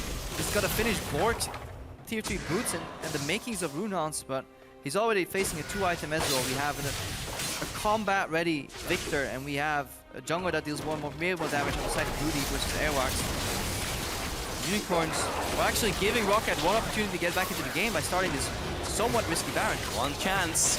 One opportunity. Can Roccat take it? Betsy coming in from the side, but Extinct and Freddy are getting blown up, and they'll just turn away from Baron, kill him, and in fact, Alice is still on the Baron, keeping the health at the same place. Now Roccat reconverge onto the Baron pit, but I don't think it's a little too soon, or a little too late rather. Hillside goes down, but there's a 1-for-1 trade, and the Baron goes over to Rudy, who secures it with Smite. Extinct drops low, so does Roccat, looking for a potential chase, but it's not going to pan out. And there goes the Baron over to the Unicorns of Love. Yeah, and this is where we really have to start praising the Unicorns organization in terms of the members that they've picked up, because this shot calling, this decisive play, going for Baron, these turnarounds and calm and collected team fights is nothing compared to what we've seen last season from the Unicorns. This would have been chaos everywhere. Yep. The Unicorns attempted a 22-minute Baron last season. Fox moves up close to his own. Look at Hillsang. Identifies that his team is winning the play, and he just keeps the Baron alive. If he moved out right there, Baron would have reset. So everybody working towards the same goal. His team also doesn't chase. Last year's Unicorns may well have chased all the way into the enemy base, realized their support is now dead in Baron pit, and then had to make another play. Again, Cannon Barrage being held to. So Unicorns on top of their game, and apparently it's due to some of the macro input from Steelback too. Using his time in Fnatic and in North America to learn more about the intricacies of the game and helping the shot calling department. Rudy, again, aggressive in the jungle, and this is something you would expect from a solo queue player, like getting into the enemy jungle, but it's in unison with his team. That's what's so impressive. Unicorns of Love somehow plugging and playing junglers in, and it's working out fine, is really fantastic to see, because as you alluded to, it would have been spaghetti all over the floor last season. Now, spaghetti, yeah, maybe. That's their dinner of choice. But we still have to see what they do against more like composed teams, I would say, because Roccat haven't looked too great. They're on the verge. Yeah, only winning one game in the first round robin here of the LCS, so they pick an early game composition with a spike. They pick Ignite on their mid laner that continuously helps out, force out Fox. They have a tool to stop the laser, but they realize too late. They find an opening in that mid lane tower, but it ends up costing them 2 more. Look at this top lane right now too. Complete lockdown here. And the Unicorns, they were looking to do this at maybe minute 30 in the game, maybe minute 32. Not 23 minutes in the game already. And now Freddy heads into the top lane, and what can he really do against a Gangplank who is 70 farm ahead of him? I mean, he's playing Maokai. Yeah. There's not much you can do. You have like 2 buttons that you press, you can go for a team, and you hope your team cleans up, and that's it. If you're 70 CS down, you're just gonna stand there and watch him farm. This is a late pick as well from Roccat, who are gonna lose their bottom tower. Airwax gets caught. Hillsang's right in there once again. He may go down, but not before the jungler does. And a big ultimate coming in from Fox will chunk the lineup. Again, the Gangplank ultimate being held. This is just a massacre for UOL, and they are chasing down the remaining members. Rudy is going to be backing off here with his team, and they should be able to at least take this in here. They are dropping low. Yeah, look at those player cams. That's the face of a stone-cold jungle-only killer. Yep. Deathless so far on that game. 3-0 and 2. Came to play. He really did. He told them, hi, I'm Rudy. And then he killed them. 3-0-2 in this game. 5 out of those 7 kills he's been participating in. Really, really cool to see. Fox, though, has been involved in every single one of them, so that's also interesting. Now, Fox did a fantastic job in that teamfight turning around. getting Chaos Storm up. And again, Hylissang is tanking the damage. Notice how Hylissang, when he approaches Aerox, he could go for the combo, but he just wants to secure the kill. Q flash, knock backwards, soak up the damage. He goes down to about 20% in this team fight. Remember, he's proccing Windseekers this entire fight. He survives. Chaos Storm comes out, and everybody's on the run. Like, even if Hylissang dropped here, it still would have been a good play. So Roccat misplaying by continuously focusing the tank support, but also Unicorns doing a great job of leaving Roccat with very little answers to their plays. Look at the nerve as well in Rudy. I don't think I've even seen an ultimate go down from him yet, because 2 members dropped so low in that last fight, and he still didn't use it. Baron power play, 7,782 gold. I mean, he's playing on a new keyboard likely, you know? So maybe... Oh yeah, can't see the Maybe just had the binding wrong. Doesn't believe you need to have more than 3 buttons in LCS. I mean... See, I'll body these fools. I don't need these spells. I'm playing Kindred. I mean, like, he hasn't died yet in this game. Okay, his supporters died twice, and okay, he could have saved him, but it's ultimately for the person who's using it, right? So... Yeah. Also, interesting build going Sterex with Maw. It rewards you for eating up damage.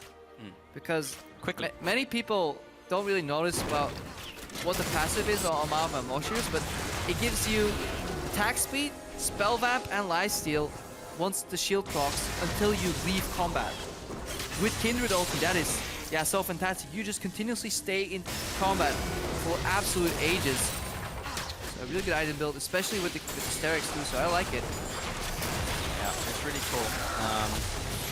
Now being pushed into the top inhibitor, Unicorns of Love, but there's the engage by Roccat, just trying to get one last swing of it as the minions are closing in on the Nexus turrets. Extinct goes down, Airworks will be soon to follow. Everyone is just getting destroyed from Roccat. There's nothing they can do. You can just kiss that old Unicorns of Love goodbye, because this new one is here. Rest in spaghetti, never forgetty, and they'll be going for this Nexus turret and closing in for the win. Unicorns of Love taking it over Roccat. And Rudy finally uses his ultimate. Nexus pops. That's it for the Unicorns. Fantastic game overall.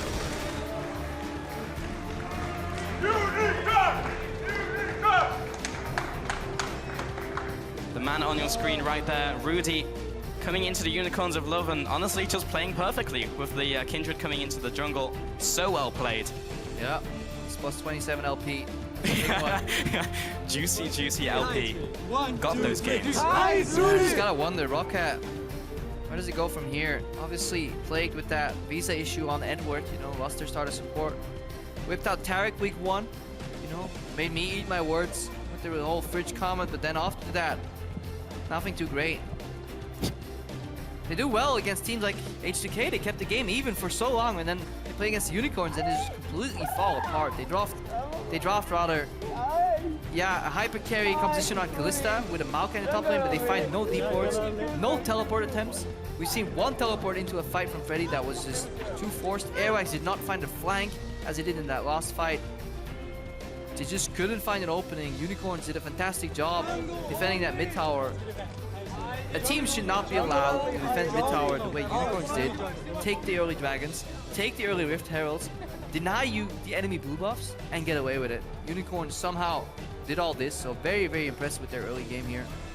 I thought Roccat had an opening when they took that middle turret when Herald was being taken out by Unicorns, but they could never capitalize. They could never do anything after that. The new player coming in, Tabs over Saphir, 1-0-0. Not much he could really do in that game. Top, jungle, mid. Had an okay game, but they just couldn't do anything when they grouped up. They couldn't push their advantage, even if they ever had one. And Unicorns of Love just closed it out. Boils down to the lane swap. Roccat initiated that lane swap. Extinct kind of stopped the Unicorns in the enemy jungle, but then kind of went back to his lane. He could have interrupted that double jungler for way longer, because supports are not needed this early in lane. And it did seem that Roccat was a little lost, because there's no way Gangplank should get that massive of a CS lead, especially in a very sensitive matchup rather, like Gangplank into the Maokai, but it happened. It does happen, and we're going to send it over to the Analyst desk to take a look at that Unicorn win with jungler number 3. Jungler number 3, indeed, and some very interesting picks coming out. The Maokai came out, even though we talked so much in the A block about the different meta, and you guys had a very, very lively discussion. What was it about, and who ended up being right? Well, we were actually mostly on the same page. The first part of this discussion was Roccat being caught in what I feel like it should be dubbed the Kalista trap. right? Okay. With so much emphasis on AD carries, you force yourself to first pick Kalista when Lucian and Corki are banned on your side. Sure. And from there, we were just like, man, this is so predictable by Roccat from the picks and bans phase. Everything just seems to flow in favor of the Unicorns. Yeah, I don't know if my microphone is on at the moment. It is. It is. You're It's just awesome. you're a bit quiet because you tend to be Awesome. very loud. Oh, yeah, that is very true. So you often try to turn me down, but it doesn't work because now I'm going to talk anyway. And the thing is, with this pick and ban phase from Roccat, Corki Lucian, when you ban them on blue side yourself, again, you're kind of like waving a big sign saying we're going to first pick Kalista no matter what, which on blue side is okay in the sense that we have so many OPs that you can get in the second rotation. You can still get 2 of them, so like they got good picks like Lulu coming in. My problem is more the Maokai itself. Is one, it highlights how predictable Roccat are in the sense that Freddy literally only plays tanks at the moment. And 2, Fiora here with a Quint ban from Unicorns of Love would have like a awesome laning phase no matter what. You have a scaling top laner and then 4v4 people who, like the Kalista, Lulu who could win 4v4 and then the scaling top laner who could do well on his own and also beat the Gangplank. You pick Maokai with Gangplank open, just here's a free laning phase.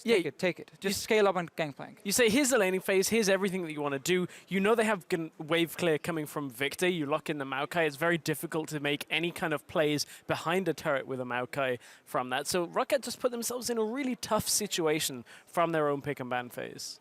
Indeed, and when you talk about being predictable, something you pointed out for a team fight that we're going to look at from the side of Roccat is that they're not only predictable in the team fights, but they just don't know how to play them very well, which is turning out to be their downfall. This has been the biggest problem for Roccat in every single game we've seen so far, is once we hit late game or mid to late game team fights, their calling on which target to focus is always off. So we can roll the clip now, and like in this fight, you see 5-man basically tunnel on an Alistar with his ulti popped.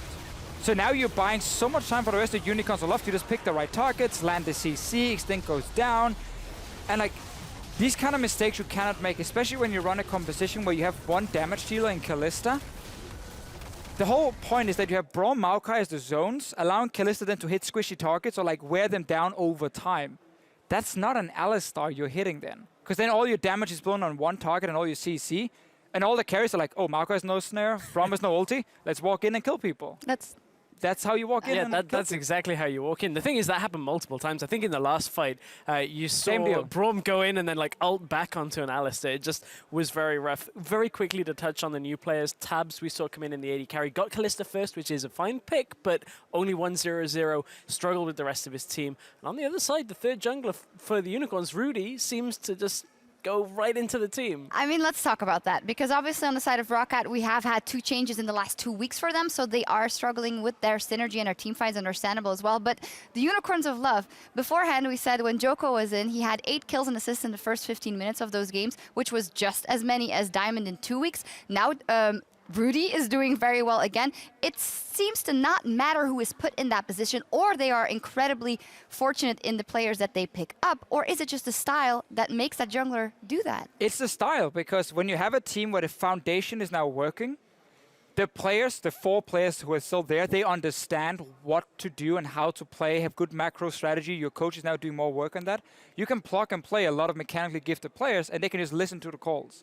Joko doesn't have to make any calls. Rudy doesn't have to make any calls. They just have to follow around.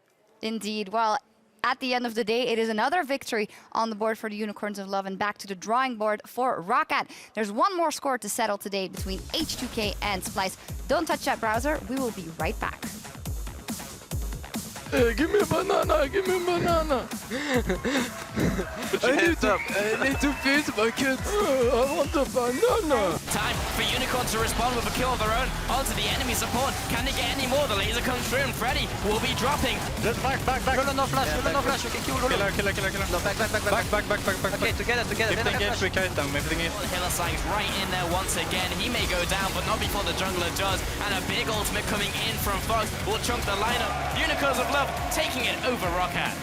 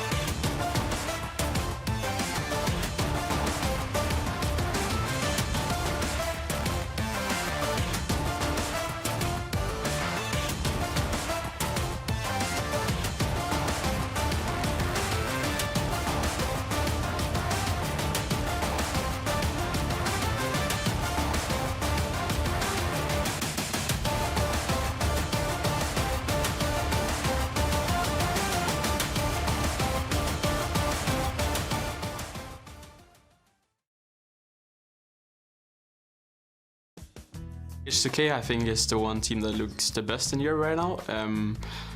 I don't think it necessarily changes much that they have a new mid laner. I know Selfie myself, and I think he's pretty good, so I don't think it's gonna be that bad for them.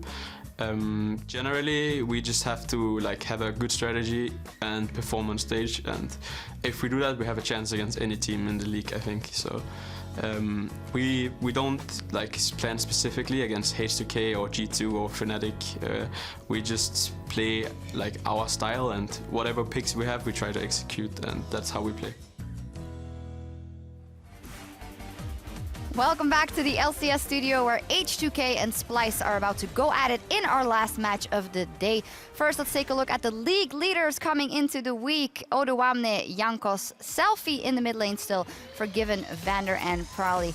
We heard Trashy touching on it there, that he thinks that Selfie is a really good player still. However, H2K went 2-0 last week with Selfie, but it did seem to have some influence on their macro game. First time they were behind at 15 minutes actually in the games they played, and some of that Selfie dying twice alone in the mid lane. Yeah. It does have an influence on their macro game. I mean, a big part of it was Selfie dying in mid, which means you lose control of the mid lane, which is the main lane you want to have when you want to play on all the side lanes. So him dying there slows down how quickly you can play side lanes and then set up that beautiful macro play we love to see from H2K. So that obviously needs to be fixed from Selfie. Yeah, they were gifted a little bit of an opportunity there in that game against Vitality, where Vitality weren't confident enough to push to claim vision from H2K. So even with the release of pressure from Selfie dying, they still were able to hold and were able to play the map, as we've seen from H2K previously. Yep, and still 2-0 for them last week, and now turning to a team that is much more reliant on individual performance. Splyce with Wonderwear, Trashy, Senkux, Kabi, Nisbet, and their coach Yamato Cannon. They're 2-4. They lost to Fnatic, but they won versus Giants in week 3. And what is really apparent in this lineup is that some of their carries, and specifically the mid laner Senkux, one of their carries, yeah, you're true, you're right. Rather, if he has a good game, then the whole team can have a good game and it can carry. So it begs the question, does that mean that they lack clear plans, clear strategy beyond a single person carrying, and then it's only Senkux? It hasn't been Wonderwear and it hasn't been Kabi. Well, I'm getting very nostalgic because this is very Challenger Summer Split last year to me, where it was Senkux or nothing for the then Team Dignitas EU squad. And it's kind of rough. His LeBlanc game, he went off quite obviously, but we've noticed in the other games, Senkux just isn't always performing to that level, and it hinders Splyce quite spectacularly. Is that a problem where you can't expect a player to always just stand out and have these crazy games against mid laners who are on his level or maybe even better than him? So yes, it is a problem for Splyce. Yes, it's because Splyce as a team is not good enough. That's the whole issue. So you rely on solo carries. Giants last year was the same deal with Peppy in the mid lane. Whirlip maybe towards the summer split, but as a team then you gotta improve, because you cannot just rely on one player. Yeah, I actually completely agree with that. It's that, to me, the similarities are almost overwhelming, is that Splyce now are the Giants from last year. The exact same position. They somehow need Wonderwear to step up or Kabi to step up, which started happening a little bit in Challenger Series, but there has been this seemingly large regression back to where they were about 6 months ago. And that's problematic. If it took them that long to kind of, improve in Challenger Series, now you're doing that against much stronger opposition, and that's worrying for Splyce because they could be aiming for, or could be looking to be in that relegation zone this time around. We'll see if they can make a statement here versus H2K. They are ready, so we're going to hand things over to Pulse and Crepo. Thanks, guys. And very soon we should be heading into the Champions League, but it's not this minute. Soon. TM. Maybe next minute. We'll Maybe see. next minute. As every minute passes, we have a new opportunity to dive into Champs League. H2K versus Splyce. I think H2K is going to take it. Wow, a shocking prediction there, Crepo. But yeah, I have to echo a lot of sentiments from the analyst desk. All of the eggs are really in the Senkux basket, which was basically how it was in Challenger for a long time until they adapted. And then now on the LCS stage, can they adapt fast enough? It's going to be very difficult for them, and I'm not sure if they can adapt that fast against H2K. I wonder if Odoamne is going to continue this style where he kind of leans back in lane, just soaks up the punches, even helps his team with the cannon barrages against a player like Wonderwear, who's been honestly weak so far. So we may actually see the angered Cabochard come out here and just completely smash his lane, my time to shine, my time to carry, and Selfie in a more lane wave clear oriented role because he was struggling. when we were re-watching some VODs, but struggling with moving into the side lanes and pushing out far enough. So H2K love playing a style where they set up their side lanes to push to let them make pressure, which is great League of Legends. But last week, we saw them hesitating on that a lot, and they stopped pushing a wave too early because it exposes you, and you need to have the game sense to know when to do that, when not to do that. And it seems Selfie was very afraid of pushing out those waves. Yeah, we could see a more aggressive Odawane in this one. It's kind of like Homer Simpson when he tried to become a boxer and took all the hits, but maybe now he'll turn around and swing at Wonderwear. We'll see. As Kalista, LeBlanc, and Gangplank all taken away out of the top lane, so is Lissandra and Lulu, with Alistair being the final ban. I mean, Corki Flex here could be an option here for H2K.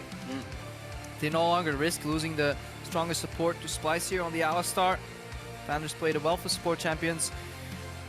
Selfish may not play Corki mid though, because that's why last week I believe they either picked for Forgiven or didn't pick it at all, but I believe there was an option last week for Selfie to play Corki mid and he opted against it, picked a different matchup. Lissandra and Jace, yeah, he decided to go for. Anyways, it's picked up, it's locked in. It is, and we'll see where it goes to. Very good chance it goes on to Forgiven. We saw a lot of games from him that were very successful early on into the split. I'm waiting for the first two picks from Spice. Very quick for the lock-ins. Graves and Poppy brought out here, so two flexes there, but most likely to Poppy in the top lane. Yeah, Poppy top is something we've seen a lot in different regions. Not as high priority here in Europe, but if you look over at some of the Chinese teams in the LPL, you know, the Xiaogu Reapers, their top laner V plays it, from SKT Duke plays it, but if you want to watch a great Poppy play, Royal Never Give Up, Looper, fantastic Poppy player overall, so definitely watch that, especially the series from week 2 and 3, some really nice Poppy play there, especially if you look at the way the ultimate has evolved. At the start, people were not sure how to use it, and they use it as a disengage tool, but more right now, Poppy top laners use it as a combo tool. You know, they dash in, knock them up, slow them, move in front of them, then knock them into a wall, and just so much % damage from Poppy. I also like the fact that we're seeing Poppy's like charge up the ultimate, run at someone like a siege situation, and then put not it even back in the use it. pocket. Yeah, Like, ha, because you get fooled the cooldown reduction back, it's great, but you just don't know when she's going to bring down the hammer, so you just have to run away. So very cool with the change that people have been making as Poppy has been played more and more. Lucian and Tam Kench are being picked up. What's that, Grappa? What do you want to say? What should be locked into support right now after we have our rant on Poppy top lane? It should actually do fine into the Kench. % damage against a super tank. You do get the risk of being eaten, but a fierce warrior like Poppy should not care. No, she'll fight her way out from the inside, so she'll be good to go. Kind of like the AQ40 Satoon boss fight. You end up in the belly, destroy them from the inside. Anyways, Lucian Tam Kench, the two strongest AD carries picked up on the side of H2K, except for Kalista, who is banned. Splice has control over that Graves, can still play a Graves in the top lane to shove, you know, have a disengage support and go on more skirmish type of poke, blue S type of build. A lot of options here, multiple flex positions, so we can't ever be sure until we reach the last rotation. For sure. I actually like Graves a lot into Tam Kench if they do that, because what's Tam Kench going to do against a hard push early game against Graves? Absolutely nothing. Yeah, I love it actually. It's a really, really good matchup for the Graves. Just continuously pushes in the wave and then either looks for a dive or rotates away and puts the pressure somewhere else. Yeah, never going to get in range to lick him either. Waiting on those final two pickups. It's going to be in the hands of Forgiven Gree and Vander. It's a wrong day for them. They might just pick something else that they want their other laners to run. Because the Lucian has been picked up. Usually I'd be saying it could go into AD carry, but we've seen a top lane today, so I'm going to be holding off on that one. So, okay. Whoa. Okay, that removes the double flex. Morgana technically is a double flex because we've seen it from Flandre over in the LPL. He's played Morgana top, but this time not coming out. So it's going to be the Janna Lucian lane in the bottom lane, most likely, unless Selfie has, you know, found a little bit of a taste for Lucian mid. Hey man, I would have put it against him, you know, after Lucian top today, everything is possible. But yeah, Lucian, Janna, that screams like a Forgiven lane. A lane where he can aggressively dash in for trades, use his abilities to maximize damage potential with an enabling support. That is, yeah, right down Forgiven's alley. So we need to see what the answer will be here from Spice. He can actually be greedy, because when he was playing the Caitlyn, 1 point in traps, and maxing out the E, I believe he didn't even go for traps. No, he doesn't skill traps. Yeah. He doesn't believe it. I asked him about it, and he is so adamant about not believing in the traps and how useless they are. It's actually fun. Yeah. Arguing with Forgiven about certain natures of the bot lane or your opinion on how to control a lane, he is very adamant in his points, and it's quite hard to convince him. Hey, it worked though. He absolutely is destroyed in that game. Destroys in most games, dies very little. Hard to criticize a guy who does so well in those performances.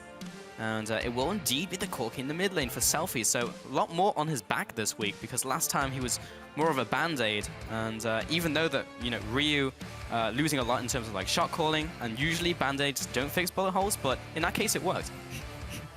Nice.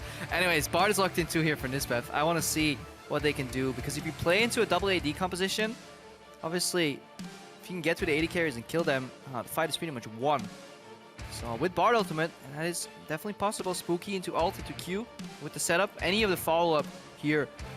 Just imagine a world where I'm imagining H2K is sieging, and out of the blue, Bard portals in to get in range for his ultimate. Throws it on the enemy team, hits both AD carries. Poppy then moves in, presses Steadfast Presence. Suddenly, in this world, also the AD carries no longer have flash. Okay. So the gap closers are being cancelled by Steadfast Presence. Splice, they win the game. H2K goes down. That is what I want to see here. Bard combos. I'll be honest, that sounds more like a dream than a different world. But yeah, we'll see if it works. And we'll see what you think on Twitter as well. If you agree with Crepo and the dream is real, hashtag SPYWin or H2K win. Maybe they can get into the ranks. The spies from Splice. I mean, ultimately, I always read that hashtag, Team Spice. Yeah, Team Spice. I mean, ultimately, if you do control the Splice, you do control the universe. So we'll see if they can bring that one home. We're about to get into game very shortly. I've seen a head move very briefly on the caster desk. Yep. We are in fact live. Game. Here we Not a go. rerun. No, it might be a rerun though if you're watching from the future. This is 2016, and Splice is going up against H2K, heading out of their base into the jungle. Yeah, And, let's see. Yeah, what pretty they want. much basic setups right here from both teams in terms of the starting items. Hunter's Talisman is really good. I originally didn't like it because I liked the faster clear from Machete, but growing to like it as you basically get out of the jungle with full health and full mana without even having to use or refillable potion from Trashy or Yankos. So actually really nice for follow-up ganks in the next coming minutes. Yeah, when the first gank speed doesn't really matter that much, you just want to get sustained through the jungle. It's definitely the better choice. Looking at these bot lanes, there could be merit in swapping for either team because they get ahead of the play. There's definitely merit in just letting Poppy scale and get to the later points of that matchup. Level 6 Poppy should be able to beat Odo Omni here 1v1. He gets the help from the jungle. Kobe and Nisbeth, I really hope they go to stop the camp. Bard has the strongest level 1 trade out of any support, because 3 spell thief procs plus the empowered auto attack, the first one. So auto Q procs all 3 of them. There's a tremendous amount of damage. And Bard gets absolutely no value from hitting level 2. Yeah, you get health and sustain, but why would you need that if you're already winning the trades? You know, and you can get that later on. There's no time sensitivity to the health pack, so it may actually be wise to give full experience to Ezreal over, for example. Janna is the same, but to a lesser degree. She at least gets Tornado level 2 for actually combat stats. You may have thought you were tuning into the European LCS, but you are in fact tuning into Crepo Talks Bard. Hey man, fantastic pick. Nisbeth, hand over that experience. Don't take it. It's a complete waste. Doesn't. Amateur. Well, he goes for the Thunderlords as well. It has to. It's all about the burst. All about the burst as he heads into the bottom lane. I want to see that come into action.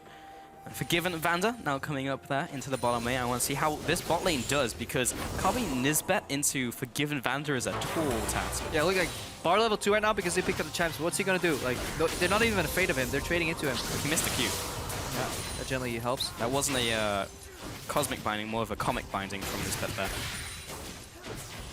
This is actually not the NALCS. It's still the USCS. Anyways, I don't think we'll see too much action. This lane, the nature of this lane is very whittled down. So trades like this, where Forgiven gets a shield, goes in, auto attack trades, and whoever's ahead of the trade can just like continue trading and whacking away. Very slow and steady, very little hard CC. The only thing that can turn it around is a cosmic binding that basically gets aimed at a creep. But Forgiven is very annoying to play against. He's very aware of skill shots coming his way. So I think we should start looking at some of the other lanes. And the junglers more likely. I think so too, Crepo. Well, they're basically mirroring each other as they started both on the top sides of the map, so they may meet each other in mid lane or bot lane. Speaking of that mid lane, though, Senkux lands the charm onto Selfie. And Senkux, who was speaking so much about him being the key player in this matchup, if he can start snowballing, he might be able to do it off Selfie. Yeah, but you see the power of Corki, though. Even though that Q completely whiffs, he still evens out that trade, though. So imagine if that Frost Bomb hits, Senkux is in a whole world of trouble. So Selfie playing the Ignite Corki here, ready for some action. Oh, he was just checking the bush, guys. He didn't miss the Rift Scuttler. So that's when you just keep walking. Hang on, trade here. Back to that action. If you do miss the Scuttle Crab, you act as if it was intended and you walk in the brush. Exactly. You just got to make those on-the-fly adaptations to play it off. And Jankos takes away the Scuttle Crab, so it was all planned. And this is really smart by Jankos. As long as he keeps Trashy busy and in vision, it enables H2K's bot lane to continue what they're doing, which is winning the trade war. Right now the CS is even, but eventually one of these parts will get out-sustained, and that's when the CS difference will start counting in, especially if Forgiven is pushing on a tower. Kobe will continuously have to make the choice, do I go for the CS or for the counter trade? And we'll need to see how well Nisbeth and Kobe can keep CSing together. So yeah, it's even right now, but it may tip very drastically later on because they will be running out of potions. Mid lane is not going particularly well for Senkux in terms of CS. Currently 30 to 21 as the mini wave is basically even as well. Top lane, going head to head. We were talking about this in Champion Select and how Poppy will do. Feel like it would be a not too bad matchup as they start scaling up, but in the early laning phase, Odoamne is putting down the pressure. Yeah, Odoamne has the push here. He doesn't have any risk of jungle. If Tom Kench knows that the jungle is at the other side of the map, the entire matchup changes because he can just play stupid aggressive almost, you know, and doesn't really have to care about how much damage he takes and at what point he takes the risk of getting ganked. But at the later parts where Wonderwear actually can start comboing with that ulti, so we see another trade here, Charm, Q lands this time, even trade here in the mid lane. As we get to the later parts of that matchup, when Poppy actually has the combo tool available to buy a lot of time for the jungle to just walk to lane and finish that kill, that's when Odoamne will have to play a little more careful. Poppy is really nice for facilitating Graves in this game as well. Slam him against the wall, sets him up for end of the line, has the CC as well to keep him in place so that Trashy can also get into a nice position. Doesn't need to burn like a flash or something to get the extra damage off or get the positioning as Wonderwork can set him up. Jankos now coming into this lane. I love it because this is kind of the only lane that Trashy can technically gank, so there is a possibility or a good chance that Trashy is actually trying to come in for the gank here, and then Odoamne could bait the counter gank, and it would be fantastic for HGK. Luckily, Trashy is actually invading the enemy jungle, leaving his Wonderwear top laner on an island. He finds a wall, doesn't find a camp. Unlucky. Unfortunate. ×9 honor this champion. Jankos coming down into river. Trashy is still taking on the Raptors. Got it this time. Yep. And got the Razor Sharp buff, so he knows it even if he's being spotted in the bottom side of the map. He knows nobody saw that. Yes, that's the important thing. Otherwise, he may not have smited. Selfie in the mid lane. There's the Valkyrie. That's Corki in the mid lane. It's just to force the wave out, hopefully. That's what I would think, but Trashy's actually leaving. Whoa. Causing batting lance, and here you see the Thunderlord proc. But the return trade with the zoning tornado is actually big. Kobe just kind of dances back and forth, and Forgiven deals all the damage over to him, and the clutch shield at the end blocks the damage from this bet. And yeah, you just see the inexperience of this Splice bot lane. They win the trade phase 1, but if you continue to trade against Lucian Janna with the threat of the tornado, bad things may happen, just like this gank could be bad for Forgiven. Trashy's coming in, and we'll never know what happens because the Jankos is in the lane! Whoa, Senkux could be going down. Repel comes up, finish him off. First blood over to Senkux. And that's why we were in the mid lane, because the observers apparently know the future. They knew. They knew too much. Man. That was interesting. Yeah, Jankos just kind of came in and then was like, yo, Senkux, you want to kill? He's like, yeah, bro, I'll take it. And then that was the gank, basically. Yeah, with the amount of tunnel vision, you'd think he was playing Rek'Sai right there. Doesn't get to reset. Senkux says, thank you very much. I'll get more gold as I'm on my way to base. And gets the makings of an Abyssal into a very squishy Corki. So this may be big for the mid lane matchup. Yeah, very big. And also, by extension, the game. Because Senkux is really the person who is going to bring it home for Splice. Let's watch that again. Okay. So Jankos. What happened? Jankos, okay. Senkux and Jankos, another combination. He repels in, but unfortunate. Spellvamp from the Ahri passive keeps him alive long enough, and then he dies. Yeah, dangerous game as well. Good mastery. Jankos should be able to take on the blue buff, maybe not Senkux, but that first kill going over has basically just kind of evened up the middle lane because Selfie got such a big CS advantage just from laning phase, and also when Senkux was pushed out of lane regardless of their gank, so it's actually fairly even up there. Yeah, you take a look at the goal, and HUK is still actually ahead. Nista needs to make sure he gets down to bottom lane because Forgiven and Vander are not afraid to dive 1v2, especially since Trashy was spotted in the top lane. They moved a lot of members there, and Kobe's following behind. He's on Tier and Sheen, so he has no defensive stats whatsoever. Pushing down this turret, Kobe. He's level 6, so yeah, he has the ultimate. Now. Yeah, and he's got both summoners available, so he's not too bad in shape. Jankos. No Cocoon this time. And now he'll head into the jungle of Trashy, who he's waiting for does happen to be there. He didn't smite. Again, he did. Okay. He's isolating the bot lane by warding this team, because he doesn't care that they know the ward is there. He doesn't care that he's been spotting. He's just telling Trashy, hey, I'm here. Wow, and still Trashy here. Just walks into it. I mean, he's fairly tanky at this stage, at least against one member, that being Yankon, so he's going to die, but takes a bit of poke, and so does Senkux in the mid lane, more than a bit of poke, 60%. Good trade there by Selfie, love it. Aggressive move there, and then the Valkyrie defensively. Trashy now, yeah, Jankos is just spotting him.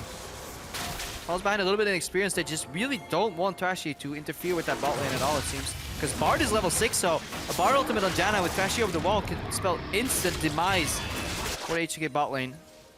So the top laners fighting up there, but more interesting things as Jankos goes for another invade, and Senkos will turn around and pick up the kill. He goes up into the air with Rebel, but he has to come back down. And there's the Bard ultimate from across map. Does not get the kill onto Selfie, but a nice 1-0 over to Senkux. Yeah, really good punish. No hesitation on Splice there. Trashy knows that the charm should be long enough cooldown-wise to just take down that enemy jungler, and even if he lands, he'll land on like 10% HP, and then the follow Bard ultimate from this Nispep. Really, really good, well played there. Yeah, actually went over to Trashy there in that trade, picked it up with an auto, I believe. 2-0 in this game, and Splice had the early game advantage, but really this game will start heating up. And that's just one of the many plays you can make with Bard. Fantastic champion. Oh, yes. We haven't seen him sooner. Oldawamne, however, in a trade. And Wonderware will probably walk out here. However, he's taking a lot of damage from Oldawamne, who is getting the extra damage from his passive on the ultimate as well. Stacks nerf. Oh, lands the Q with a flash, the auto. The Tam Kench 1v1 kill onto Wonderware. You never flash straight against Tahm Kench. Just take an angle. Wonderware. Take a knee. Take a knee. Anyway, do anything. Just don't flash straight. Really good play there by Oldawamne. Wonderware, again, overreaching in the matchup. Just not showing the ultimate knowledge. Tahm Kench poppy matchup. Yeah. Because generally you just don't think anything's really going to happen. You just kind of bash away at each other. But Selfie's looking to set up a play onto Trashy. He comes in, but he's in the jungle. This might be enough return damage, but Senkos gets zoned away. And that does not happen. 1-0. Nice pickoff by H2K. Yeah, we're seeing some synergy being developed here between Jankos and Selfie overall. Lacking on the initial time where he dove, but this time working together with the package. On a Graves in the jungle, it's a bold move. But it did pay off this time. Forgiven finally takes down a tower, so we see a bit of a gold swing as a result of all that chip damage that H2K put down on the towers. Selfie still staying in this lane, and this may be an oversight. Senkux is looking for this kill, has one more charge of the ultimate left, lands the Q, but a sidestep by Selfie. He's taking the damage from the Raptors. Jankos was there to finish off the Venom's bite, and he goes down, over eager, over greedy. Jankos interferes with death by Raptors. Should just leave it, you know, mid laners 1v1, has to steal the kill. But yeah, really good move there by Selfie, juking upwards instead of the predicted path downwards. Oh. He calculated the damage too, and he knew that Graves could never kill him. He's definitely bringing his A game today. Perfect calculation by Selfie in the mid lane. Trashy unable to get the execute off with his ultimate. Big cooldown down for him. And in a 1v1 trade against Jankos, that's pretty big. Now if he meets him in the jungle, he doesn't have the ability to kill him. We're going to see that once again here. No charm so far. Goes over to the Raptors. Look at Selfie stepping upwards. Charm misses. This is, yeah, it's a misplay by Senkux. If you go for that play, you just got to land it. So outplayed by Selfie. Well played. Oh, Jankos, Vander, just just chilling out in the jungle before they make their next play into the top lane. Perhaps Cobby and Nisbin have swapped up there with Forgiven already there, ready to receive the minion wave.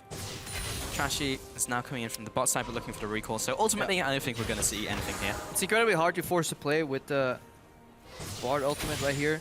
Landing that Tempered Fate on a Boots to Janna and a Lucian with his E available is just nearly impossible. So it's good from Vander to pick up the early boots too, because it just allows you to maneuver outside of those ultimates, even if they're from close range.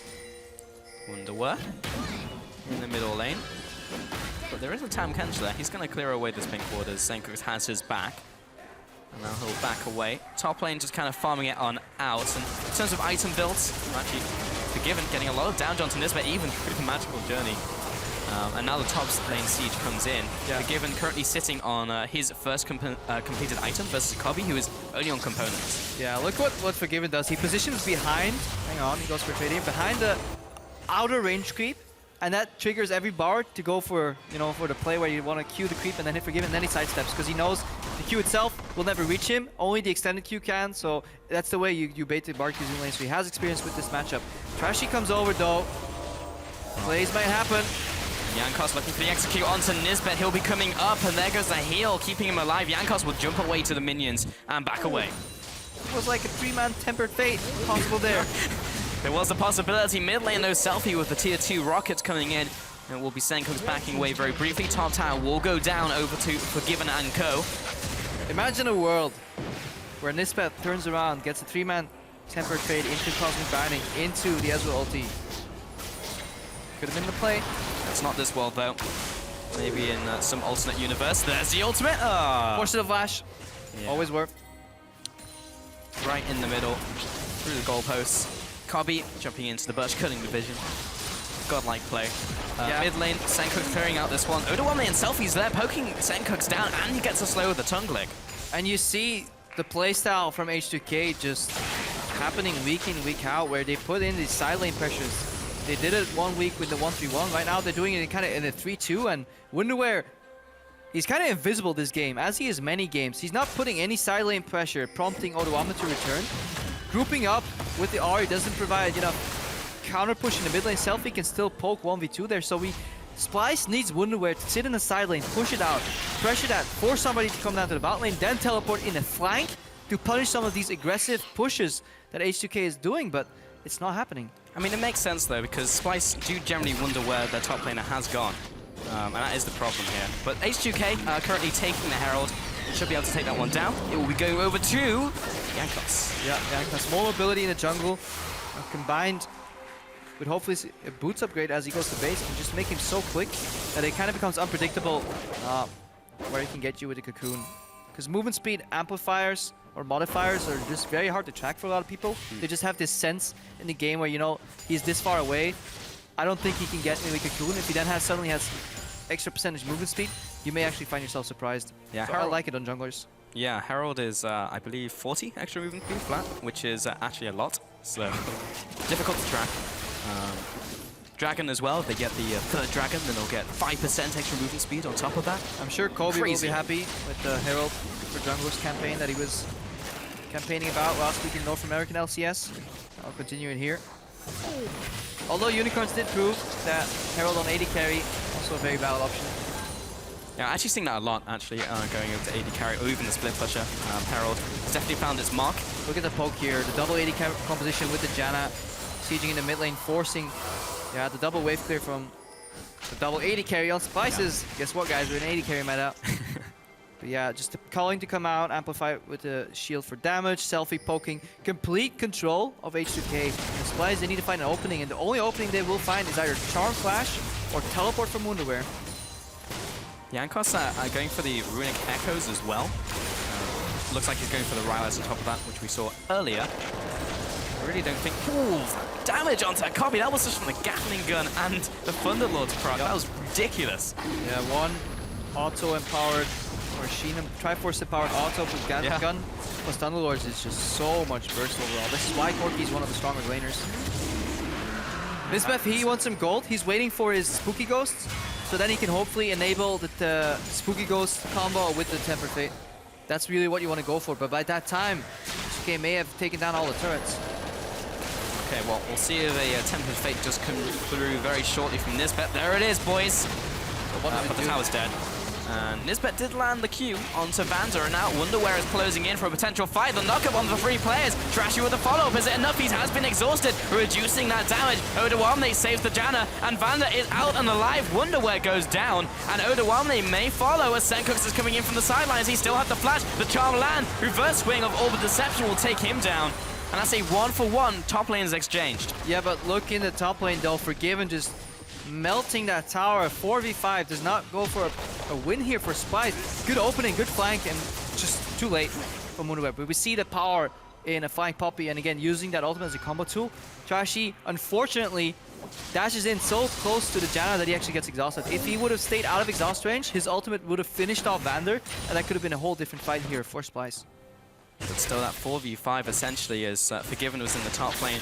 Did not predict the top lane Lucian in this game either. from Splice. Looks like they forgot about Gray.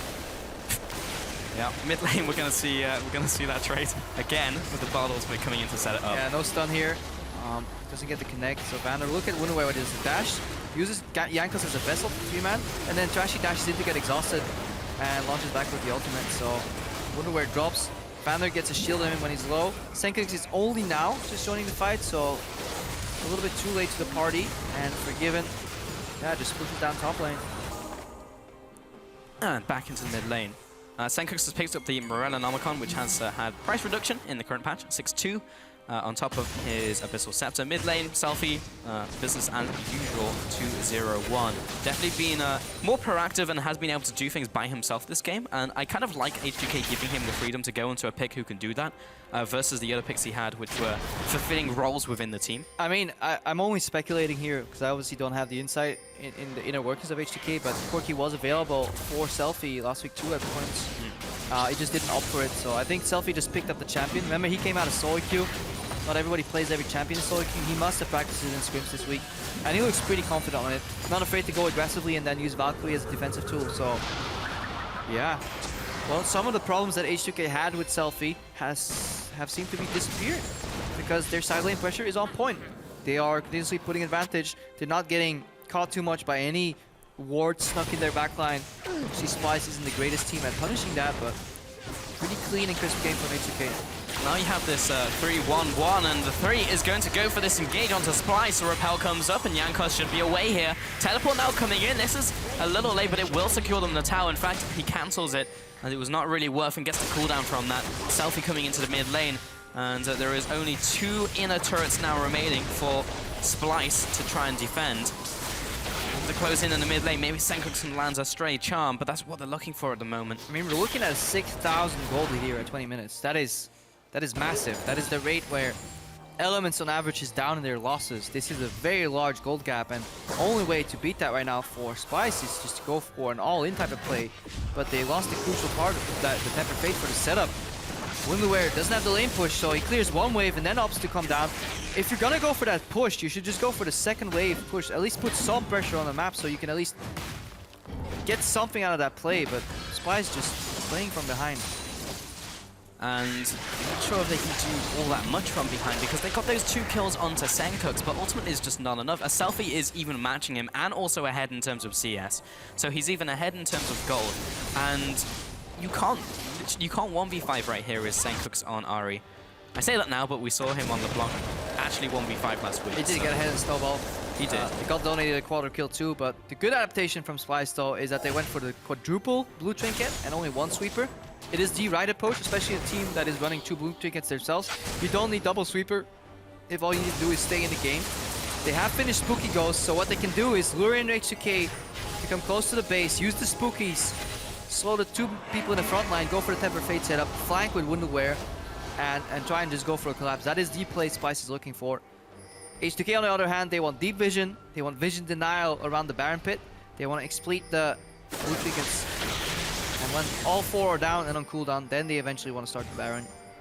Right now we're hitting a very stale part of the game while Baron has spawned and Splice are trying to pressure out in the mid lane, but I have a bad feeling about this one. Trashy jumping over the wall, has to use the flash. Senkux dodges out of the way of the cocoon. There's Bet now coming in and Wonderware looking for a potential re-engage. I'm not sure if this is the best plan though. Goes right into Oda1 there. He will get the stacks thrown into the team and he'll just go down. Now it's just a disengage from Splice. That was very bizarre. And Trashy also caught up. Senkux just takes a ward out. So I guess there's some gold going over to him, but a 2-0. I mean, if that was Rudy with Poppy jungle today, maybe I could have seen it. But yeah, that was straight out of solo queue. There was 0 communication. Wonderware's like, whoa. Selfie gets caught. Charm flash here. Selfie should be dead. Yeah. So Selfie overextends when his team's at Baron. Communication issues. He's trying to peel. And Splice should be able to stop this. Even though their top laner went full Leroy Jenkins. I don't know what their chances are of getting this engage off. I calculate 33.3% here, Crepo. Cheating, of course. Yeah. I don't think it's going to work. The 66% one in this one, and H2K come away with Baron. Just sloppy mistake there from Selfie from dying, but honestly still a good play from H2K. Spice too low, and we have to wonder what Wonderware was thinking, or whether that was a team call or what's going on, but for a team that communicates exclusively in Danish, their native tongue, that was a major communication issue. That was just weird. I mean, Wonderware, like last split in Spring, he had some issues where he would just teleport in and just completely away from the rest of the team and just die. But we haven't seen anything like that, and we saw such a good improvement from Splice, who were formerly Dignitasi U, over the summer split, and now coming into LCS. It seems like they're reverted hard. I mean, H2K is playing a composition that kind of triggers that type of play because they're so good at kiting, disengaging, that at one point you just snap and you're like, I'm going in, boys. I'll get the CC. But then, if you're even, that could be a good play because these compositions that have that much disengage, that have that much kite, usually don't work that well in straight-up burst team fights. But H2K is now 9,000 gold in the lead. They don't care how you approach the fight. If you fight them, you'll likely die. Well, at the very least, Splice did manage to get that one pick. That was a tilt level binding, by the way, because he flashed, and because it was aimed at the wall and tagged him before he flashed, it actually stunned him. Yeah, because that's the way bar Q works. It doesn't care what you do after you've been hit. You can flash, you can teleport, you can get it off, you probably counter time. But once it connects with the wall, that's when the game registers that there's been 2 people hit or 2 instances hit, and it connects both those places. That's why the wall then connects to the flash. It looks like a bug, you know, everybody goes remake, remake, remake, but it's actually completely intended. Just extremely, extremely annoying when it happens to you, but it was great as the bard player, as I'm sure you can attest. Bot tower being sieged in. All of the inners are now gone. Just have to crack that shell, which is the inhibitor line. But they are keeping that cannon minion alive. I would love to see a banner of command here. Yeah, this will be almost a forced engage here. Look at the spooky tempered fate combat they're looking for, but H2K respects Splice enough to not take another 45. They wait for Oduame with 2 cannon creeps at his side. Push in. Right now they spot the Poppy in the top lane, so one of the follow-up engages is out of the equation, so they can comfortably get closer to siege. They just mine the corner, just like you mine the gap, and they want to whip away at the tower. Yeah. Hopefully they don't trip, and Oduame onto this inhibitor. No one is stopping him, so it looks like Splice are gearing up for a potential engage. Here we go. This has already been read out by H2K, who are kiting back. The Temper Fate comes onto Jankos, he'll flash away. It's fine burning summoners here, but Wonderware has to go deep to make this happen. Abyssal Voyage comes in, and nothing has really been accomplished before the closing comes from H2K, and they took the inhibitor as well. They got their cake, and they ate it too. Yeah, H2K completely reads Splice like a book. That play was rather obvious, but it was the only play Splice could make, so maybe with 100% execution, they could get something out of it. Jankos gets hit, he respect flashes immediately. Oduame comes in with the Abyssal Voyage, and at that point, it's too little, too late. H2K sieging their second inhibitor. That front line is just too damn tanky for Splice to deal with. And now they'll just back away, and it's just taking inhibitor after inhibitor. Now the mid lane's tower is being under attack. Senkox can't clear out the minion wave. He tries to, but Oduame is there to tank up the tower. 1 minion wave was still alive, or rather 1 minion. And that hero was able to take down the tower with the rest of the team. Trashy drops low. He'll have to flash and burn all of his summoners. Use the ultimate defensively for the knockback. And now H2K backs off with an incredible amount of gold in their pocket. About 2k on average, so H2K is sitting on about 9 or 10,000 gold right now. It's actually pretty absurd. And they're all basing. And they didn't even need it to force that advantage. So they're actually operating under only a 10 or 11,000 gold lead. But right now, yeah, they're just using even more. Actually, we're operating on a 3 or 4,000 gold lead. Yeah. Right now it's getting even bigger. 13k lead. Baron power play, 4.5k average, but the only reason this Baron power play is so low is because all the tier 2 towers were already gone. Yep. And the base towers don't net as much gold overall. But they took down 2 inhibitors, which doesn't reflect in the gold, but it just wins you the game. Yeah, winning the game kind of good. Also gives you another 50 gold. It's like the equivalent of being a KDA player or just out-rotating, you know? Sometimes you don't need to get the fancy big numbers to win the game. Well, Nisbet hasn't even died in this game. In fact, no one in both bot lanes has died this game, but it doesn't matter how many times the bard chimes in, he just can't get enough done. And Senko's just trying to clear out the top wave, but this is now tower defense for Splice. Now they're going to go for the engage. It's going to land on Forgiven. Can they punish him, though? He doesn't have summoners. This could be big, but he's just eaten up by Tam Kench. It's just too strong. The ultimate goes right through the team of H2K in from Wonderware. Keeper's Verdict does not find his mark. Jankos gets stunned up, but just delaying the inevitable. Minions are flooding in from the side lanes, and H2K is coming in from the front door. I don't think that there's anything that Splice can do to stop this from happening. Conga line in the top lane, Conga line in the bot lane, siege creeps ever, Senka flashes it! And Splice are stuck in the middle of H2K. Wonder where should be going down here, but they did manage to take down the enemy support, but a 1-for-1 made that a 2-for-1, and now the Nexus turrets go down. H2K systematically pick apart Splice and take down the Nexus.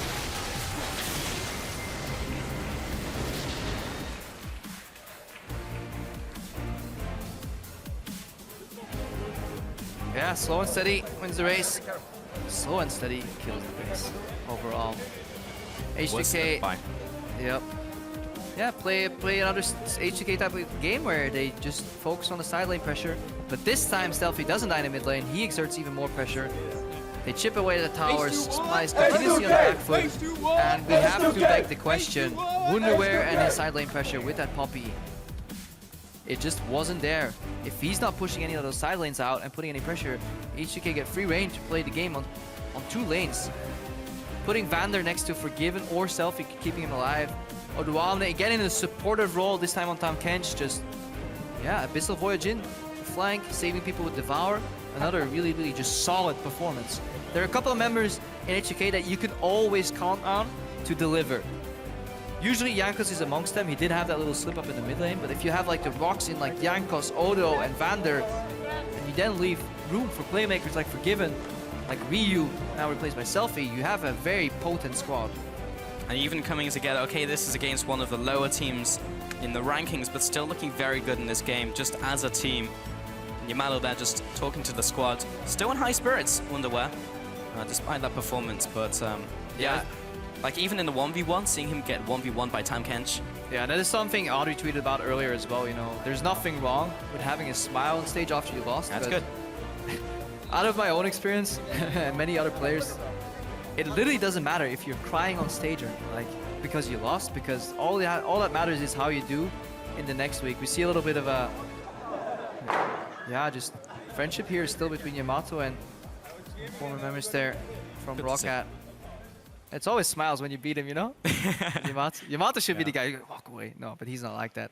But yeah, definitely, I like it when players keep their spirits up because there's no point in being depressed. You know, obviously you need to take losses seriously. You need to work hard, but that work should be happening behind the scenes. And you should never be judged upon your reaction after a game. So Audrey, I'm with you. If you're smiling after a loss, definitely keep doing so. Yeah, there's always more games to go. I mean, this is even day 1 of this week as well, so there's even... yeah, there's no point in getting depressed. Just look for day 2, you know, and try and fix that. Oh, I can see your signature on there already. Yeah, we have fan meets here at the LCS. If you visit the Berlin studio, you get to meet people like me, but you also get to meet Pulse. Yeah, which devalues whatever you give me, so... Yeah, that's unfortunate. But no, good performance by H2K. Just have to see how they perform against other teams, especially with this... change in the mid lane, of course, with Ryu still being out. So better now. Like they improved with Selfie. He had some issues, and he took away some of the bigger picture game from H2K. But they seem to have found it. They seem to have worked hard on it in scrims. So yeah, props to H2K for the improvement. Yeah, but on the side of Splice, a lot needs to be improved on. I mean, you look at Senkux, and it was basically just trying to get him ahead. And even though he got that first kill, like he just couldn't do more with it. Yeah, he chased the lead when he went over that Raptor bruff. The bruff? The bruff. I was going to say brush, but he didn't even press the brush. He just went over the Raptor wall, and yeah, I missed the Q, missed the charm, and at that point, Corki has a pretty easy kill. Jankos came in to mess up that duel, stole the kill, but Selfie played that very well. Good juke, and he's definitely coming into his element. Yeah, but you kind of have that pressure on you, like when you know you have to carry, and it's just like, well, you have to make plays and you know, get ahead, snowball, or if it doesn't work out like in that game, then you have to back away. When your team is trash and you just gotta carry. No. Well, his team is trashy, so you know, there's half there. But. It's almost there. Yeah, Senkix carrying a big weight. I think Splice did identify solid plays, and they did identify win conditions. It was just they were too far behind once they made up those plays, because some of those tempered fates, if you had a little bit more forward pressure and you get a little bit closer, at least there's a range at which they're pretty much undodgeable. It's like 1.5 screens. At that point, especially if Spooky goes, you can force a lot of plays. But if you're 4,000 gold down, 5,000 gold down, yeah, you start looking at panic engages like Wonderware just going whoom in and then end up dying, or running into a Devour from Tahm Kench, and then yeah, things will look grim. Well, I would like to know more about Bard, though, because I myself, I always resort to Bard if I'm in solo queue, but I'm terrible at him. So tell me one fact that would make me a better Bard player, Crepo. Let's do that another time. Let's just go to the analyst desk right now. Nah. Some more insight in that game. Crepo, so good of you. I was going to say I love you, but that would be totally In any case, Vander, welcome. Hello. Congratulations. Another victory on the books for H2K, and I know with Selfie in the ranks. Tell me, how has it been going now before the game? Of course, we analyzed last week that he had some deaths in lane that might have been unwanted. How did you kind of prepare him going into this next week? I mean, we just try to play with him like we play with Ryu, which sometimes doesn't work out because Ryu is a bit more self-sufficient. I don't know how to say it. We don't need to help Ryu that much. He knows how to make advantages on his own, right? And now we play with Selfie. It's a bit different. We try to help him a bit more, and we just put him on comfort pick today, which is Corki. He's a really strong mid laner, and we were sure he can perform well on this champ. You say needing a bit more help. We actually have a couple of replays of the early game where Jankos, who we know is generally quite aggressive, but here he went overboard a little bit. The first Blood King.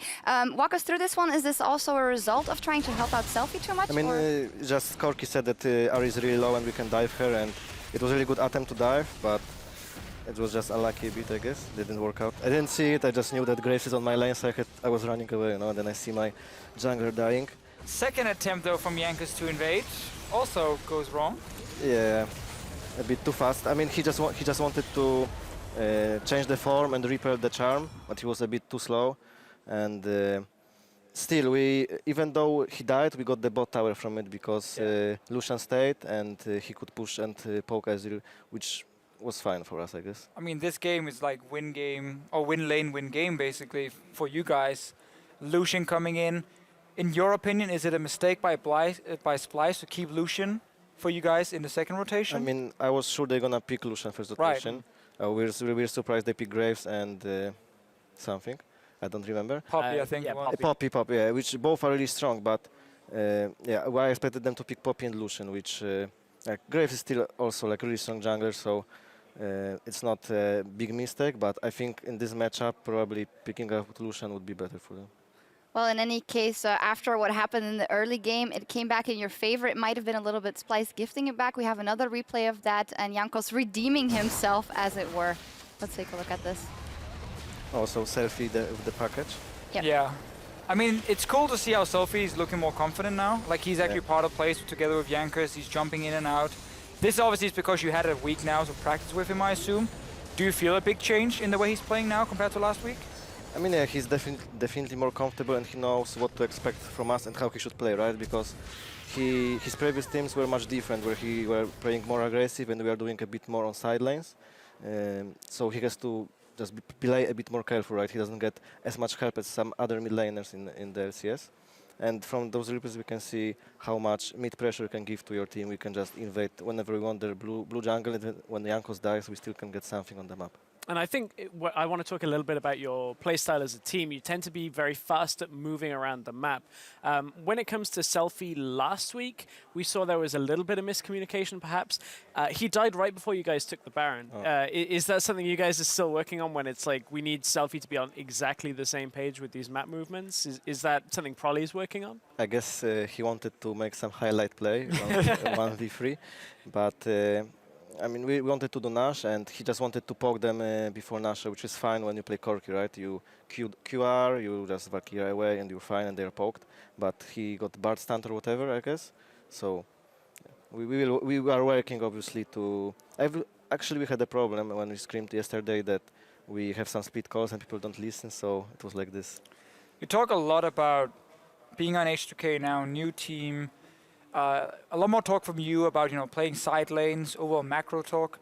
Is this a big change for you compared to the last 2 years we played on Rocket? Like, do you feel like it's a big change now going into H2K and in the way you play and look at the game? So, especially when we play with Ryu, I feel that I just have really good laners. And I have really strong top lane, really strong AD, and really strong mid lane. And when you have 3 winning lanes, it's just much easier to play, right? And in Rocket, it wasn't that bright, but we're obviously much better team than we are in Rocket, and you can see it by standings, right? In the end, maybe before we go over to the standings, we saw you at the end there with Jankos going up to Yamato and kind of hugging him and talking about something. What was that about? Oh, I mean, both me and Jankos we're really close with Yamato when we were in Rocket. I think he's a really good coach, and he was my good friend. So it's. I mean, I really wanted to beat him, but it sucks. It sucks when he's sad, you know. Well, do you think he's going to get there with Splice? Do you see enough elements that are positive and with his guidance? I mean, they didn't put up much of the fight today, to be honest. Like they didn't try to contest many things. I felt the game was. I don't want to show bad manners or anything, but they didn't fight for the game, I think. So I think they play still a bit better than the first weeks, and obviously the season just started. So they are a new team. The players are not that experienced, and not as experienced in some teams like us or Origin or Fnatic, for example. So they just need to learn, and they just need some more time. Yeah. They need some more time, a work in progress. But let's take a look at the standings, because some teams are already absolutely on fire. H2K, of course, is still at the top of the tables, and G2 Esports still 6-1, then followed by Vitality and UWild 5-2, and then Roccat and Giant sadly at the bottom of the tables. Let's touch on G2 Esports. Another big test for them today, another big win for them today. Vander, in general, what do you think of them, and how much potential is still yet to come for that team, because they're already really strong? I think Origin a bit mispicked against them, at least in my opinion. I thought Origin gonna win today. I think generally about the standings, I think Vitality is a bit too high and Origin is a bit too low. That's how I see those teams. But other than that, I think Gamers2 is really strong. Actually, I underestimated their bot lane a bit before, but I see they play really good. Like today, they played really good. Braum. Yeah, Braum on Hybrid, actually, a couple of weeks now, he's been able to do fantastic. What's your opinion on him generally as a support? Because he seems to be making a lot of waves recently. I mean, I think he's pretty good, especially on Braum and on Trash. It's his best champions, I think. And he's not that... he's not creating that much plays like just by his own or with his jungler. So I think they miss a bit jungle support synergy, but he's doing like more with his AD, I feel. Like they play Kalista, they go in together, they bait the TP, and yeah, they play more like on lane, I think. Yeah, I think they're looking like a very strong team overall. I kind of agree with a lot of what you're saying about G2. About Vitality, we were discussing earlier how it's a very almost similar playstyle as with H2K. They brought out something super different today, though, with that Lucian top lane, which people on Twitter were saying, well, a couple of people are playing it. It was interesting to watch. I like to see Cabochard bring these newer picks out where, you know, you're not quite expecting it and he can just dominate lane. I'd love to see this against a team that are slightly better than perhaps Elements are right now in the standings. I don't think they get away with it. Well, we play Elements tomorrow, so... Lucian top confirmed, all right. I mean, obviously, Gamlag is weak early game and Lucian can bully him, but it's obviously some mistakes from Steve and just snowballed too much, I guess. But this is a big part of the current meta, right? Because I can see this from the pick and ban phase you guys have in almost every single game. It's almost always focused around having strong lane matchups or strong mid-game matchups so you can play on 3 lanes at once. You guys did it in this game here, you know, the Janna Lucian lane against an Ezreal can always just bully that one, and then you start moving around and taking down tier 1 towers.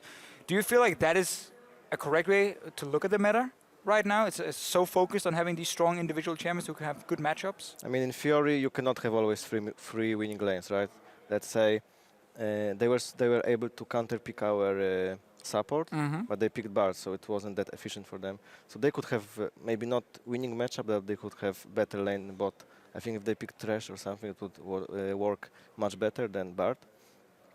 So it just comes down to picks and bans. Obviously, if you can have 3 wing lanes, it's good, but then it means that enemy team just picked wrong. Yeah, and we see that a few times. We have, but a right pick seemed to have been Lucian in a top lane, and we did ask the people at home as well what they thought 6.2 would bring to the meta, and at Jera157 tweeted, is there any champion that cannot be played top? Right now, it seems to be that there's a wealth of things to do there. There's one that we haven't seen yet, Alistair. Which That Pulse Pulse is a little unhappy about. I saw it on some streams with the blue ghost item. It's a solo queue build. And now it's been nerfed even more and more, despite it was never good. You know, we just nerfed the item and Thunderlord, so like Alistair top is dead. Well, talking about support meta, we also thought that we wouldn't see Tom Kench in the support role that much anymore, and it was picked in the very first game. What do you make of him after the nerfs? I mean, I think those nerfs touch him more on top lane than support, because on top lane you want those stacks longer, because the top laners, the tanks are fighting for a longer period of time than you fight on bot lane, right? And then the percentage damage also hits top lane more than support.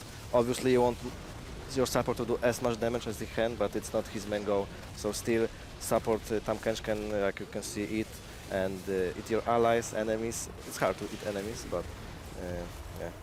Save your allies, slow a bit, and that's your job. And it's still a flex pick, which is why Vitality put it as support, because it was all mind games. Like Lucian was locked in, it was supposed to be a Lucian and like a support last pick, and then everything gets changed around. Tahm Kench goes bot, Lucian goes top, and like Elements got completely counterpicked in the laning phase of it to GP versus Lucian, and they didn't know what to do. What do you make of the Frost Queen's claim nerf? Of course, the cooldown that is up.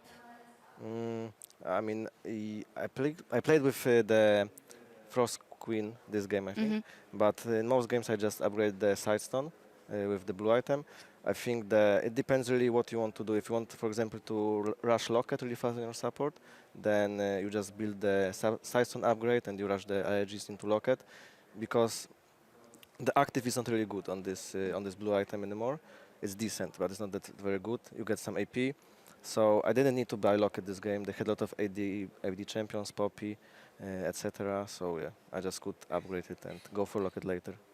Well, another thing that was changed is Shen. We also have a tweet from @CallMeArnold said, "I'm curious to see how the LCS scene is going to adapt to Shen's rework, making him more aimed towards tank and damage." There were a lot of tweets that we got in about Shen, and we thought we were going to see him, especially in top lane, but in very different positions. How come he hasn't been picked up yet? I mean, I tried him support a few games, but I think he's pretty bad support now. So I think top lane he should be good. Interesting. I mean, we saw him in Challenger being played. We did. Doing okay. Yeah, it was okay. It was kind of a rough matchup, though, when you look at it. I'm trying to find it in my notes, but it was just one of those games where Shen wasn't the tipping point of the game. Interesting, though, at the beginning of the day, we were talking a lot about top lane, a lot about, some of the minor changes that happen mid lane. We noticed a change in picks and bans meta more than anything now, at how you'll see 1 or 2 AD carry bans, and then blue team seem to just pick up Braum, because Braum seems to do very well into like Misfortune, into Caitlyn. The AD carries that, the Ezreal, the AD carries that aren't Lucian, Corki, and Kalista. Do you think Braum maybe is in a situation where we may see him banned away from games? I mean, we don't really value Braum as much as you can see, because I didn't play him yet. I think it's decent champion, but it's not something you have to worry about unless someone plays it all the time, so maybe you want to take it away from Hybrid. If Braum is super good player, he'll just block every spell, like Victor, Laser, Ezreal ultimate, so it's really dangerous against those skillshot champions. But he's not. He also works good against Corki, by the way. But it's just good pick. It's not OP, I think. But in the hands of Hybrid, it did seem to be OP. It's been pretty good there, yeah. Yes, it has been. Well, now a reality check for the Fantasy LCS. If you didn't have Trick this week, you're going to have a rough matchup. He picked up 7 kills and 7 assists without dying once for a total of 26.5 points, leading the league today. Again, I mean, in G2, you can highlight so many players. They just seem to be all working together very well. You can. I have to give somebody to my left some just desserts, because last week on the LCS, Martin Deficio Lunga made fun of me for apparently going to lose to him in Fantasy LCS. Did I? I have the man at the end on my fantasy team, and I crushed you by 80 points last week. 80 points, Mr. Lunga. Maybe he forgot to sub someone last. Maybe. Yeah, I had Ryu in. No, you didn't. That's why. Yeah, if I started Frogan, some other mid laner who made 80 points, I would have won. Yeah, I had Perks on my bench before this week also, so not doing well there. In any case, if you bench Trick, your team will have a chance to rebound tomorrow at 6 p.m. Central European Time, 9 a.m. Pacific, as G2 starts the day against Splice. Elements will face H2K, and then it's the Unicorns of Love versus Vitality for possession of second place. And then, Elements H2K, looking forward to that one. Of course, you don't want to divulge any strategies, but you guys seem to be on a roll, so. Finally, we don't play last game. Like, since 3 weeks, I think we are 5th game. But yeah. Gotta end strong. I mean, I think Elements is a bit better than Splice right now, so it should be tough for us.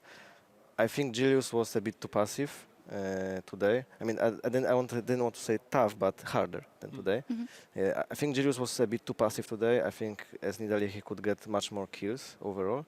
So I'm wondering if he will be scared tomorrow as well against Janko. Seems to be the overall problem for Elements. I think, yeah, Way because too passive. in scrims when I played them, they were pretty good actually, and then I see them in LCS, it's like old Rocket, you know. New Rocket, yeah. We see this so often though. Like these players are so confident when they're just playing in scrims because it doesn't matter. You can just like FF and then take next game. If you cannot translate that to stage, I mean, as you said yourself, it's the old Rocket, right? Keep hearing praises from scrims and then we never see it on stage. And that's kind of been Element's problem the last 3 weeks. Well, we'll see if they can do better tomorrow. And until then, we need to reset the Rift for myself and the entire team covering the European LCS. Thank you for joining us to kick off week 4, and we'll see you tomorrow, same time, same place. We're loading up onto the Rift for the first game of week 4. Come on, Cabo, pull it off. Full channel culling. We'll get a lot of damage on. See if Piercing Light comes out. One more hit, and Cabo shot. 1v1s for first blood. And Cabo's not going to take anything from this. Flat. We have seen this before, by the way. Just so easy. Go. Nelly. Cocoon here. Don't throw me into that. You're fine, mate. Ian 5, Ian 6. Don't 3 seconds. It's time for a win in Vitality's favor. What's happening? We're diving. Just diving. We can fight. We can fight. No. I'm fine. Okay, wait for LeBlanc. When LeBlanc is coming. Graves. Look by Graves. Nice. And Giants are on the verge of going 0-7 in Fnatic. Defeat Giants in week 4. During the plan, Cabo, don't forget you can say okay. Okay. Like, Okay. without playing Ramus. Okay. Okay? Okay. Give me a banana. I need to feed my kids. I want a banana. Just back. No flash. We can kill Lulu. Killer. No, back. Okay, together. If they engage, we kite them. Hillisang's right in there once again. He may go down, but not before the jungler does. And a big ultimate coming in from Fox. Unicorns of Love taking it over Roccat. She's coming in, and we'll never know what happens because the is lane. Oh, Senkux could be going down. Repel comes up, finish him off. First blood over to Senkux. He will get the stacks thrown into the team, and he'll just go down. Now it's just a disengage from Splice. That was very bizarre. K Wonderware should be going down here, but they did manage to take down the enemy support. But a 1-for-1 make that a 2-for-1. H2K systematically pick apart Splice and take down the Nexus. H2K.